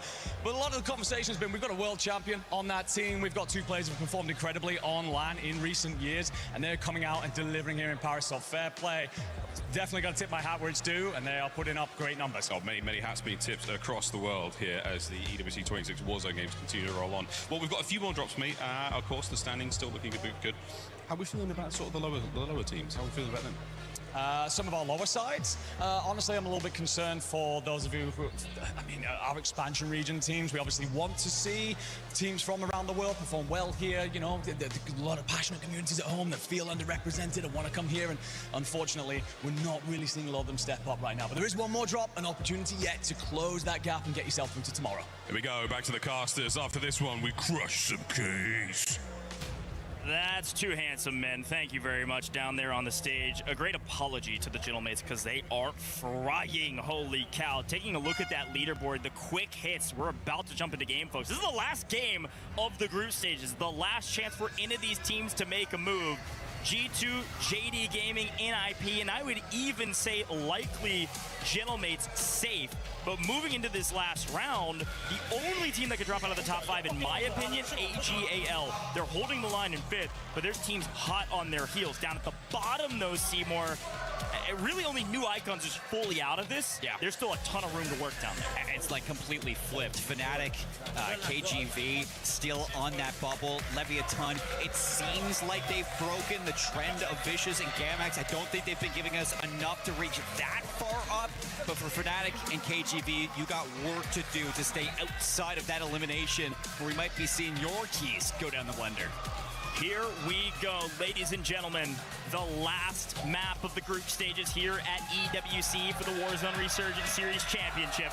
The last chance for some of our teams to make it to the survival stage, and a chance for some of our teams to make it straight to match point finals. Let's drop in. It's finally a Western zone. It's finally a zone where the Falcons will go back to the tried and true classic. They're headed back to the graveyard. They're headed back to the town. Let's see what the Falcons are able to do, and of course, the rest of the teams that are on the bubble. And look, at Vicious aren't even going to be going to the keep this time. It's going to be a very, very eastern circle towards the southern side as well. and that is going to be good for Gentlemates. I mean, at least they don't have to trek all the way across the map like they did the past 3 times we've gone to Fortune's Keep, and with that, they're going to have a lot of traffic, a lot of early KP to be fighting for. We do still see some teams go all the way to the right, and it's still going to be G2, JDG, NIP, and Leviathan on the outside trying to work their way over to the circle. Nice cleanup here in Graveyard for the Falcons to clear their path and have it actually a safe home for the first time, maybe this entire second half of the group stages. And again, when you think about the Falcons and what they need to do, they need a banger map. They need to win probably, and they at least need like 30 points, and they need AGAL to have a stinker. So watch out for AGAL today. Damax desperately needs some points as well, as they're down at the bottom of the leaderboard. Look at the top right-hand side of your screen. You can see where AGAL is. 167 is the score to beat as of current, and on screen AGAL is showing us why they're a top 5 team. My goodness. Knight with a 2-piece on Orchid, who's hot on their heels. I was going to say, that's the one team you want to be beating right now if you're AGAL. Orchid are right beside you on that leaderboard, and you are making mincemeat out of them. Nemesis in the feed, heading up against the likes of Vicious Esports, who just continue to linger around these Falcons. They got a vendetta out against these 3 players, and they do not want to let them just chill in a zone for free. They got Fnatic around them as well. Same with Gentlemates. Vicious at least lose one. If they lose multiple here, they're going to be in deep trouble. They're a team that could get cut down and be sent home, unfortunately, right here, right now, if they're not careful. Limax, Fraggers go out. They find a couple. Bray safe for a moment. Anchor still alive for Nemesis. Yeah, Gentlemates with the early KP. Same thing with AGAL. Same thing with Orchid. Falcons have been quiet in this early drop to Graveyard. Haven't yet gotten to see them move. Yeah, they don't need to. They were able to just loot back up after they went out in Graveyard. They're going to get their loadout, and then they're going to go frag out here in a moment. So everything's doing... I guess this is usually how it goes for the Falcons. A lot of folks starting to swarm around them, though. There's a big chance for some points. They're going to get one there on Nemesis and look for a lot more in the area. The Vicious, though, the thorn in their side, the Achilles heel of the Falcons is here. But it's just Souls. Let's see if they can hunt him down. Nobody's going to be chasing down the Falcons, so they don't have to worry about getting third-partied right now. They're on the hunt to see if they can find this last remaining Vicious player. Doesn't look like Souls is going to be able to get away. Yay to the roof. Good God. NIP off-screen is doing unspeakable things to Leviathan as they leave Winery for the first time in Fortune's Keep. G2 are out. G2 gone. This is going to open up some point sponges at the top. Remember, G2 was at the very top of this leaderboard by a country mile, so no big deal. G2 goes down, except it opens up the board. G2, they've done what they needed to do on day 1 and day 2. They're going to be seeing themselves to Sunday. They don't have anything to worry about right now, so even though you're out, you just get to kick your feet up and study. We'll talk more about this later, but Juju showcasing the different team that For Fun is today. This is the team that we saw in the open quals. This is the team that went pub stomping. You know, points today versus points yesterday, it's not even comparable. These guys have been putting up 20 ball games over and over again, slaying out the lobby. A really good game here. For Fun is in a great position to still make top 5 as they find kill after kill on main from a distance. But in the meantime, of course, we see our new zone. It goes further to the west. Yeah, it is going to be moving into town and Overlook. Still a lot of bodies over from the Lighthouse, moving across the Smuggler's Cove into the Grotto and Gatehouse. There's about maybe 5 or 6 trios to worry about. AGAL, a bubble team holder, currently in 5th. Can they hold the line? Let's listen in. These kids row out of Spiral? I have no idea.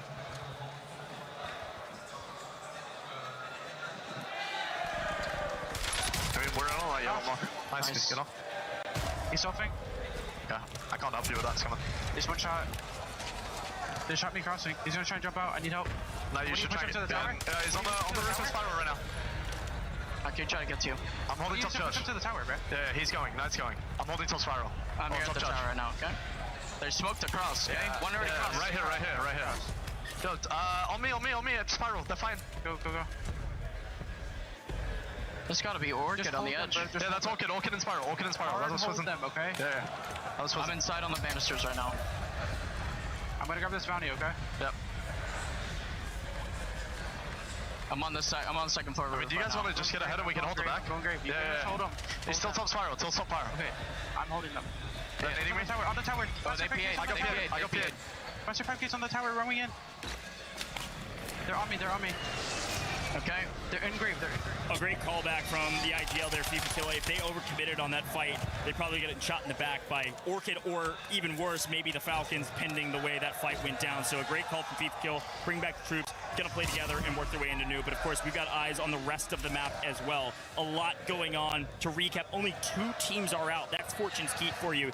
Yes, the zone is moving into the water deeper and deeper to the southwest, but for now, 14 teams remain trying to find a foothold on some semblance of some cover as everybody starts creeping towards town. Yeah, Orchid desperately were trying to get around the Falcons into the eastern side of Overlook. However, Gentlemates stopped that, forced them to fight through the middle. Into the grotto they go. Still having to face against both AG Global and Falcons, the 2 teams you're trying to avoid right now. As the circle closes even further. A lot of water open, so a lot of places for these teams to rat out and regain, and Leviathan are one of those teams hiding inside of it. Again, we're looking at Orchid, we're looking at For Fun, we're looking at Falcons to make a play for the top 5. Nemesis not really in contention, but they're desperately deep inside of mid-pack. A bad game, nothing really happens. A great game, probably nothing happens. For Vicious, though, they're desperately, viciously fighting for a spot in the Survivor stage. They need some points. They need a good game. Yeah, they're stuck right now between Nemesis and the Falcons, so you're not in a great position. Even though you've had the Falcons number, still not where you want to be. Orchid go out. AG Global are going to knock them out, and that gets them into the safe zone and away from that bubble team. That's a huge takedown. Orchid gone means at least one of the dogs nipping at your heels is out of here. Before Fun get gunned down by NIP, but a nice trade from Juju. Easy trade, easy pick back up. But of course, there's more teams in the area. Watch out for KGV, who are still trying to claw their way to the Survivor stages as well. For Fun maybe in a bit of trouble right now. A fight that they desperately need to win if they want a top 5 position. Catch it from the backside, a great flank. Gonna put For Fun on their heels, but Juju is fighting for his life. And he's put down KGV to a solo. A duo flying back in as of current. He's put down a PA just to give him a little bit of space between KGV so he can maybe get this res on his teammate, get back into a 2-on-2 spot. Kazu doesn't want to let that happen. I love this from KGV because it gets the confirm on the Juju and it makes their For Fun difficult. Yeah, look at the map right now. You can see the Gentlemates. They're very safe. Haven't shown them because they've been chilling, just fragging. On screen, though, Nemesis in a big fight against the Vicious. An important fight for both of these teams, both desperately trying to stay in this competition. For Fun, I believe, potentially wiped, but no, we got floaters in the sky as Bray takes down the Vicious. Will they get full wiped? No, they've got a regainer. A lot of folks swimming around. We still got 13 teams and a bunch of swimmers. A whole lot of teams in the water. Falcons are in a great spot, though, still coming out of Graveyard. You're going to have your anchor player safe and sound. Your Slayers pushing through, seeing what they can do. That's going to be Dongy and Noobs trying to tally things up. The squad's going to get wiped there, and it looks like For Fun now have been wiped. So that gives KGV some positioning into Grotto. They're going to be working into AG Global, and NIP behind them slowly trying to work in and regain. Really the only team that can eclipse top 5 now with For Fun gone and Orchid gone is Team Falcons. Noobs, not a kill, but plenty of damage. Ladies and gentlemen, let's listen in with the Falcons. The only team that can get top 5 with FIFA kill down and AGAL out. The Falcons, a chance. Right, there's a team on the right. We had all this space top left too. Should I start spacing it out? We try to get in advance. How much Hueys do you have? I only have one. I only had enough for one. I'm gonna try to loot up too. You can space it out. We're on 7, bro. We need more kills. Wait, there's one on my left. Drop on my left. I got him. Nice. Landed in front of me, yellow. Weak. Yeah, we're definitely a little bit more aggressive, bro. We only have 8 kills. Yeah, I know. Drop like cuts. There's still a lot of kids that gotta come underground. Yeah, I hear that. So long. I'm gonna jump down the tower and loot. Okay. Landing back left side in the hole. Yeah, go. Yeah, I see. Yeah, I saw the guy. Yeah. He's in the yellow cut. Yeah, I'm gonna play for y'all. I'm gonna play for these kills underground. I'm gonna try to alert. Okay, I'm trying to keep this guy off the yellow cut. I could die from fucking L though. But I'm gonna try to gamble. He ran away.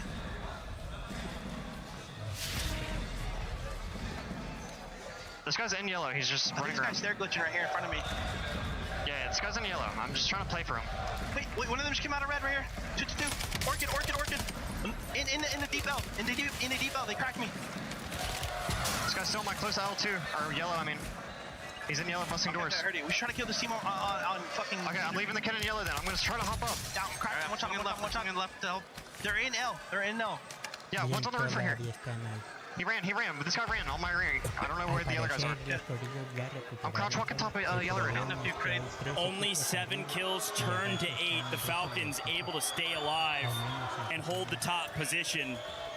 In the meantime, KGV are gone. They were a bubble team. They were just barely outside of getting punished and kicked out of this one. The Falcons going to hold the line on the top side while the Gentlemates hold the line on the south. Fortunate enough for KGV, Vicious Esports, Gamex Esports, and New Icons are gone, and those are the 3 teams that were in elimination polls, so they should be seeing themselves to the survival stage. Gonna have to wait to see how that goes. Falcons desperately need more kills, and maybe they'll be fed a couple on a silver spoon. We check in quickly with the Gentlemates. Again, they are safe on the south side. They're in the best position to win this game, just holding the final circle, but they've already made it to top 5. They've already made it straight to the match point finals. This is insult to injury, and this is to prevent the Falcons from making it to a top 5 position. JDG could be working in through the top of town. Falcons in between them. Right alongside them is going to be New Icons. So a little bit of quick to the jump will be JDG to see if they can work into a position to take on these Falcons. Falcons have to play for this. They desperately need the kills. JDG find a couple, but Dongy's going to find one. Looking for the second. Hiding in the back corner. JDG run for the hills and deep into the gas to try to stay alive. The Falcons low on health, but deep in the gas because they have to clean up this final player. They need to win the North so they can actually hope and pray for, yes, a top 5 position, but even pray for a win. They get FLS. No, they got a buyback right as he goes down. JDG have 1 player still up in the skies. Yes, the Falcons have won the North, but look who's holding him. It's Nemesis and the Gentlemates in zone. Our new zone is in the water, Seymour. We're going to the beaches. Nobody's looking for the Falcons right now. Not even Nemesis is going to be paying attention to him, so Falcons are getting a free rotate. No, Brady's going to turn around. Dongy finds an angle. The Falcons in trouble. They desperately need a top 5. They have to stay alive. We're still at 6. Who can it be? They will take matters into their own hands. Down goes another team, and finally the Falcons get a nice multiplier, but more needs to be made. They need more points. They don't have enough kills yet, and it's going to be entirely on Dongy's shoulders. Melvin's still alive. Can he win the gunfight? No. Dongy's still up. Inkyo wins his. We're down to the final 3. It's Falcons versus Gentlemates, and somehow Nemesis still in this. Nemesis with 2, Gentlemates with 3, Falcons at the bottom of the hill. It's just going to be Dongy to try to get it done, to try to claw his way and crawl his way into top 5. The Gentlemates, near top of the leaderboard, will shut the door on the Falcons. We'll let the mathematicians do the work, but you can hear the crowd. The Gentlemates are going to win the final map of the day.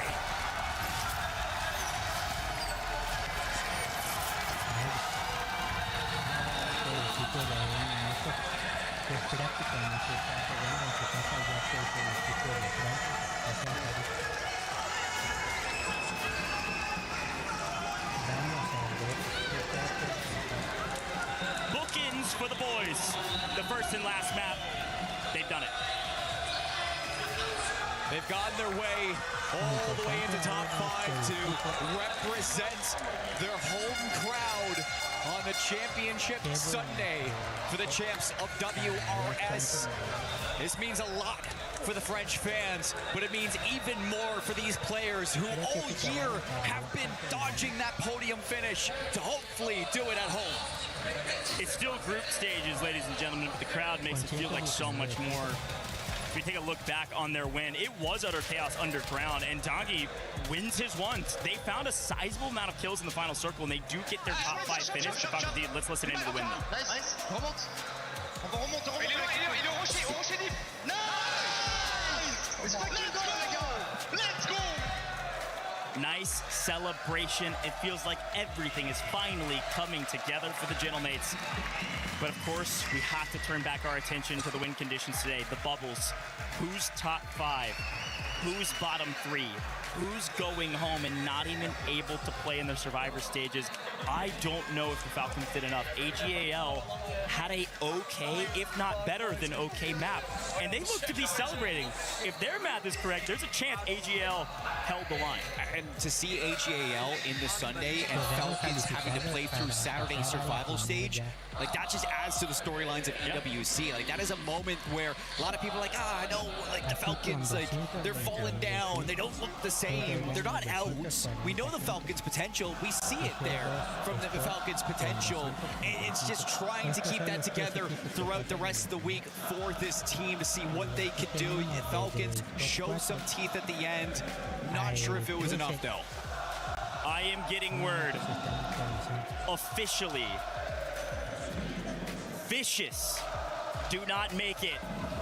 Fnatic have dropped down. They were in 12th.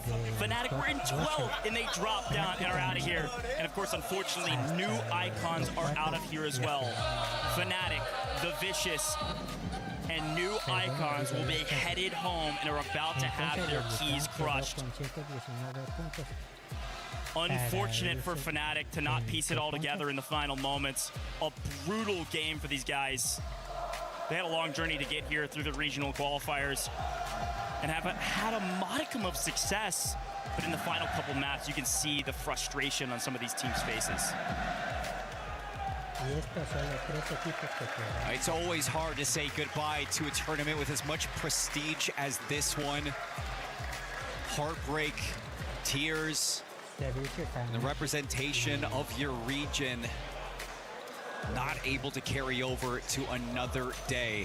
It is not going to be a good feeling to walk away with your key and put it on the podium of elimination. But to find a champion, we need to see teams fall, and today just wasn't your day. Can't repeat all the words that I just let lick red off Braxton's face, but he said good job. Good job for Fun, man. Talk about tippable. For Fun came to play today. Not an insane last map, but definitely good enough, man. They were ahead of Falcons moving into that last one. Falcons should leapfrog them. But you can see Orchid's frustration as well for a moment. Yes, they've done fantastic. They probably end up in 6th or 7th. You can see it on their faces. They're just so close. One more good map, they could have taken down AGAL and made it straight to the match point finals. I feel very comfortable these guys will get there, but they just got to keep playing, and there's some risk in that. All right, well, ladies and gentlemen, we've got Barney down on the stage to unfortunately crush the keys of the 3 teams that are missing out. That's right. I got the 3. I was going to say 3 teams. I've got 3 players here who've just been absolutely smashing it over the last 2 days of the group stage. Congratulations, JD Gaming. What an impressive performance. Crowd are popping off as well. So, FLS, let's first come to you, right? To have, to finish out Group B in the top spot, does it give you that little extra boost of confidence going into Championship Sunday? How are you feeling? I'm feeling good. We started off a little bit slow today, but got into it, and yeah, it's definitely a confident boost for Sunday. I love it. And, talking about Sunday, a whole new lobby, other teams enter, there's a lot more pressure going into it as well. How do you guys typically mentally prepare each other going into days like this? What's the scope of, what you guys chat about? I think for us, it's very important that we have good vibes and bring a lot of energy. And then, yeah, the gameplay speaks for itself. It does indeed. Deadly on the dance floor. I like it. Right, follow me. Let's go over here. Let's go over to the Crusher. This is the fun bit. This is the bit that you have to earn at the Esports World Cup to crush someone else's key. And not only one, you guys get to crush 3 at the same time. Step up onto the podium, please. Slappy. We're about to crush 3 teams, right? We've got Vicious Esports. We've got new icons, and we've got Fnatic. Those three teams have all been eliminated from the competition. They're standing over there. Anything you'd like to say to them before you crush their keys? I'm sorry, man. Sorry. Be done. It has to be done, exactly. That's the nature of competition. It's the nature of the beast. Melvin, please, my friend, can you press that button? And let's open up this incredible crusher. The gnashing teeth, ready to chomp up these keys. Slappy, I think it's down to you, my friends. I'm going to get you to pull on this lever and send these keys down in 3, 2, 1. Ooh. And there they go. I tell you what, Slappy, consistency is key when it comes to performing out here on the main stage. What would you say your team's biggest strength is? Is it the synergy? Is it the slaying power? Or is it all of the above? I mean, obviously, we all know what we're capable of, so we're just staying disciplined and just doing our game plan, making sure we orchestrate it to its full potential and just playing our game, really. Play your game, and that's all you need to do. It's all you can do, and you've got Championship Sunday to look forward to. Obviously, we're saying goodbye to 3 teams right here. That means 6 total teams from the group stage have now been eliminated. It's a bitter pill to have to swallow, but at the end of the day, someone's gotta go home. And so with that being said, it is now time to head back to the studio to round out the group stage and get us hyped up for the survival tomorrow. See you in a bit. They will be going home, but we also have 5 teams that will be moving on to match point finals. And earlier at the beginning of the day, we were talking about predictions. We were talking about the play-out pick'ems, and it was none other than Lace saying G2. I mean, look, JD obviously took the trophy, but like by a point, man, by a point. And look, this tremendous run from G2, obviously Shift and I have just been getting super passionate about G2, but this is exactly what we needed and expected from them. Obviously a very shaky start in the original group stages, even at the start, and then anxiety finally awoke, and the beast within finally got his claws into all those competition, and I mean, what an excellent job that G2 did to solidify them in that top 5. Yeah, and I would just say, like, the land performances for G2 coming in didn't give us much to throw weight on. And then you also got to think back to how some of these guys had played at EWC last year. Tremendous letdown. I mean, there was so much hype and buzz about what they were doing online, then all of a sudden they show up on land and throw an absolute stinker out there. So to see G2 come together and put together the most consistent results outside of what Twisted Minds was able to do in total by placement and kills, incredible stuff. So our top 3, absolute lights out. NIP, who had a great day yesterday, retained their space. AG, huge bump up to get to that top 5 position. Very typical on top of that. And that is massive for AGAL, because that's a squad that's currently in the top 5 for club championship, fighting for more points. Now that they're going to be going directly to match point finals, it's a chance for them to grab even more club championship points. Hey, incredible. What a run, man. I mean, and again, we've talked about it plenty, that Falcons position, they're in 7th place, telling of how their esports World Cup has gone so far. For fun as well. Got themselves on the front page finally. Great run out of them. And Team Orchid, a dark horse, as many considered, and not a bad position to be in there at 6th. But still, that means we will see them tomorrow at the very least. Vicious, Fnatic, new icons. We'll see you another time. Yeah, and I'm just going to point to Godlike real quickly, because yes, they had an unbelievable day today. They had the 3rd best scoring day today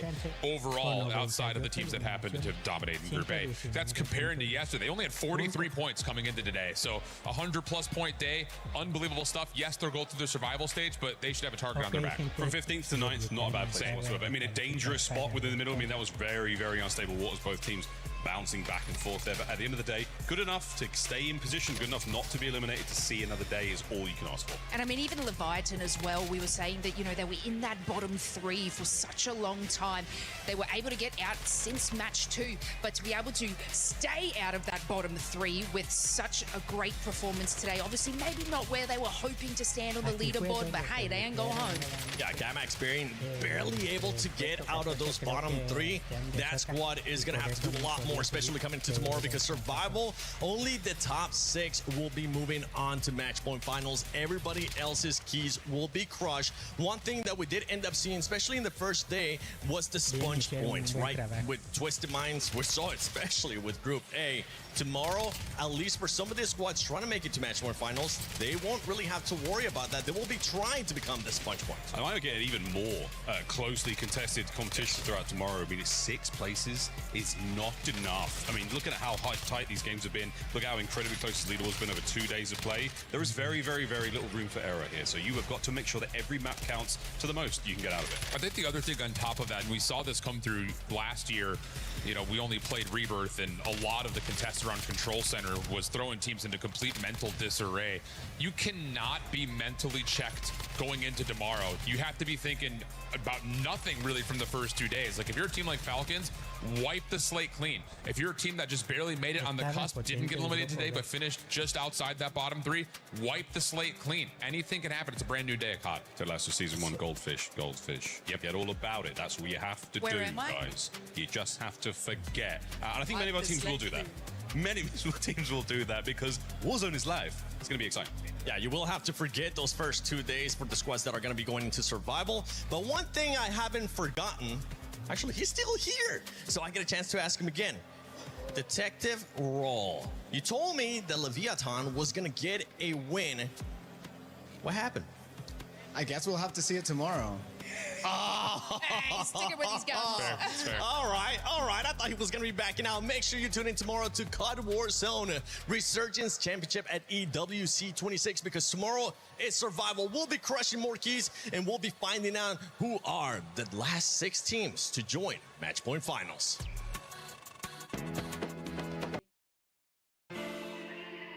Bueno, esto es todo por ahorita, ya que se ha terminado el segundo día.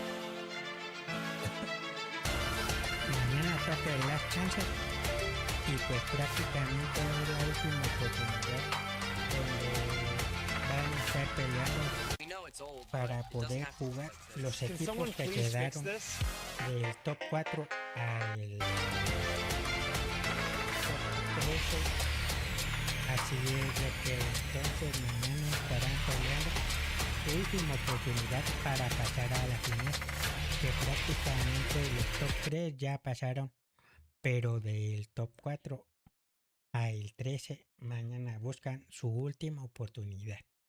Y Leviatán quedó en el puesto 11 con 119.2 puntos, así es de que esperemos que les vaya bien mañana. Y bueno, si les ha gustado el video, ya saben que apoyan muchísimo con un like y suscribiéndose al canal. Nos vemos mañana en la última oportunidad que les queda a estos equipos a la misma hora. 7 AM, hora de centro de México. Gracias por acompañarme aquí en el live. Hasta luego. Que tengan un buen día. O buenas tardes. Bueno, acá ya es tarde. Hasta luego. Si puedo, más a rato prendo un rato.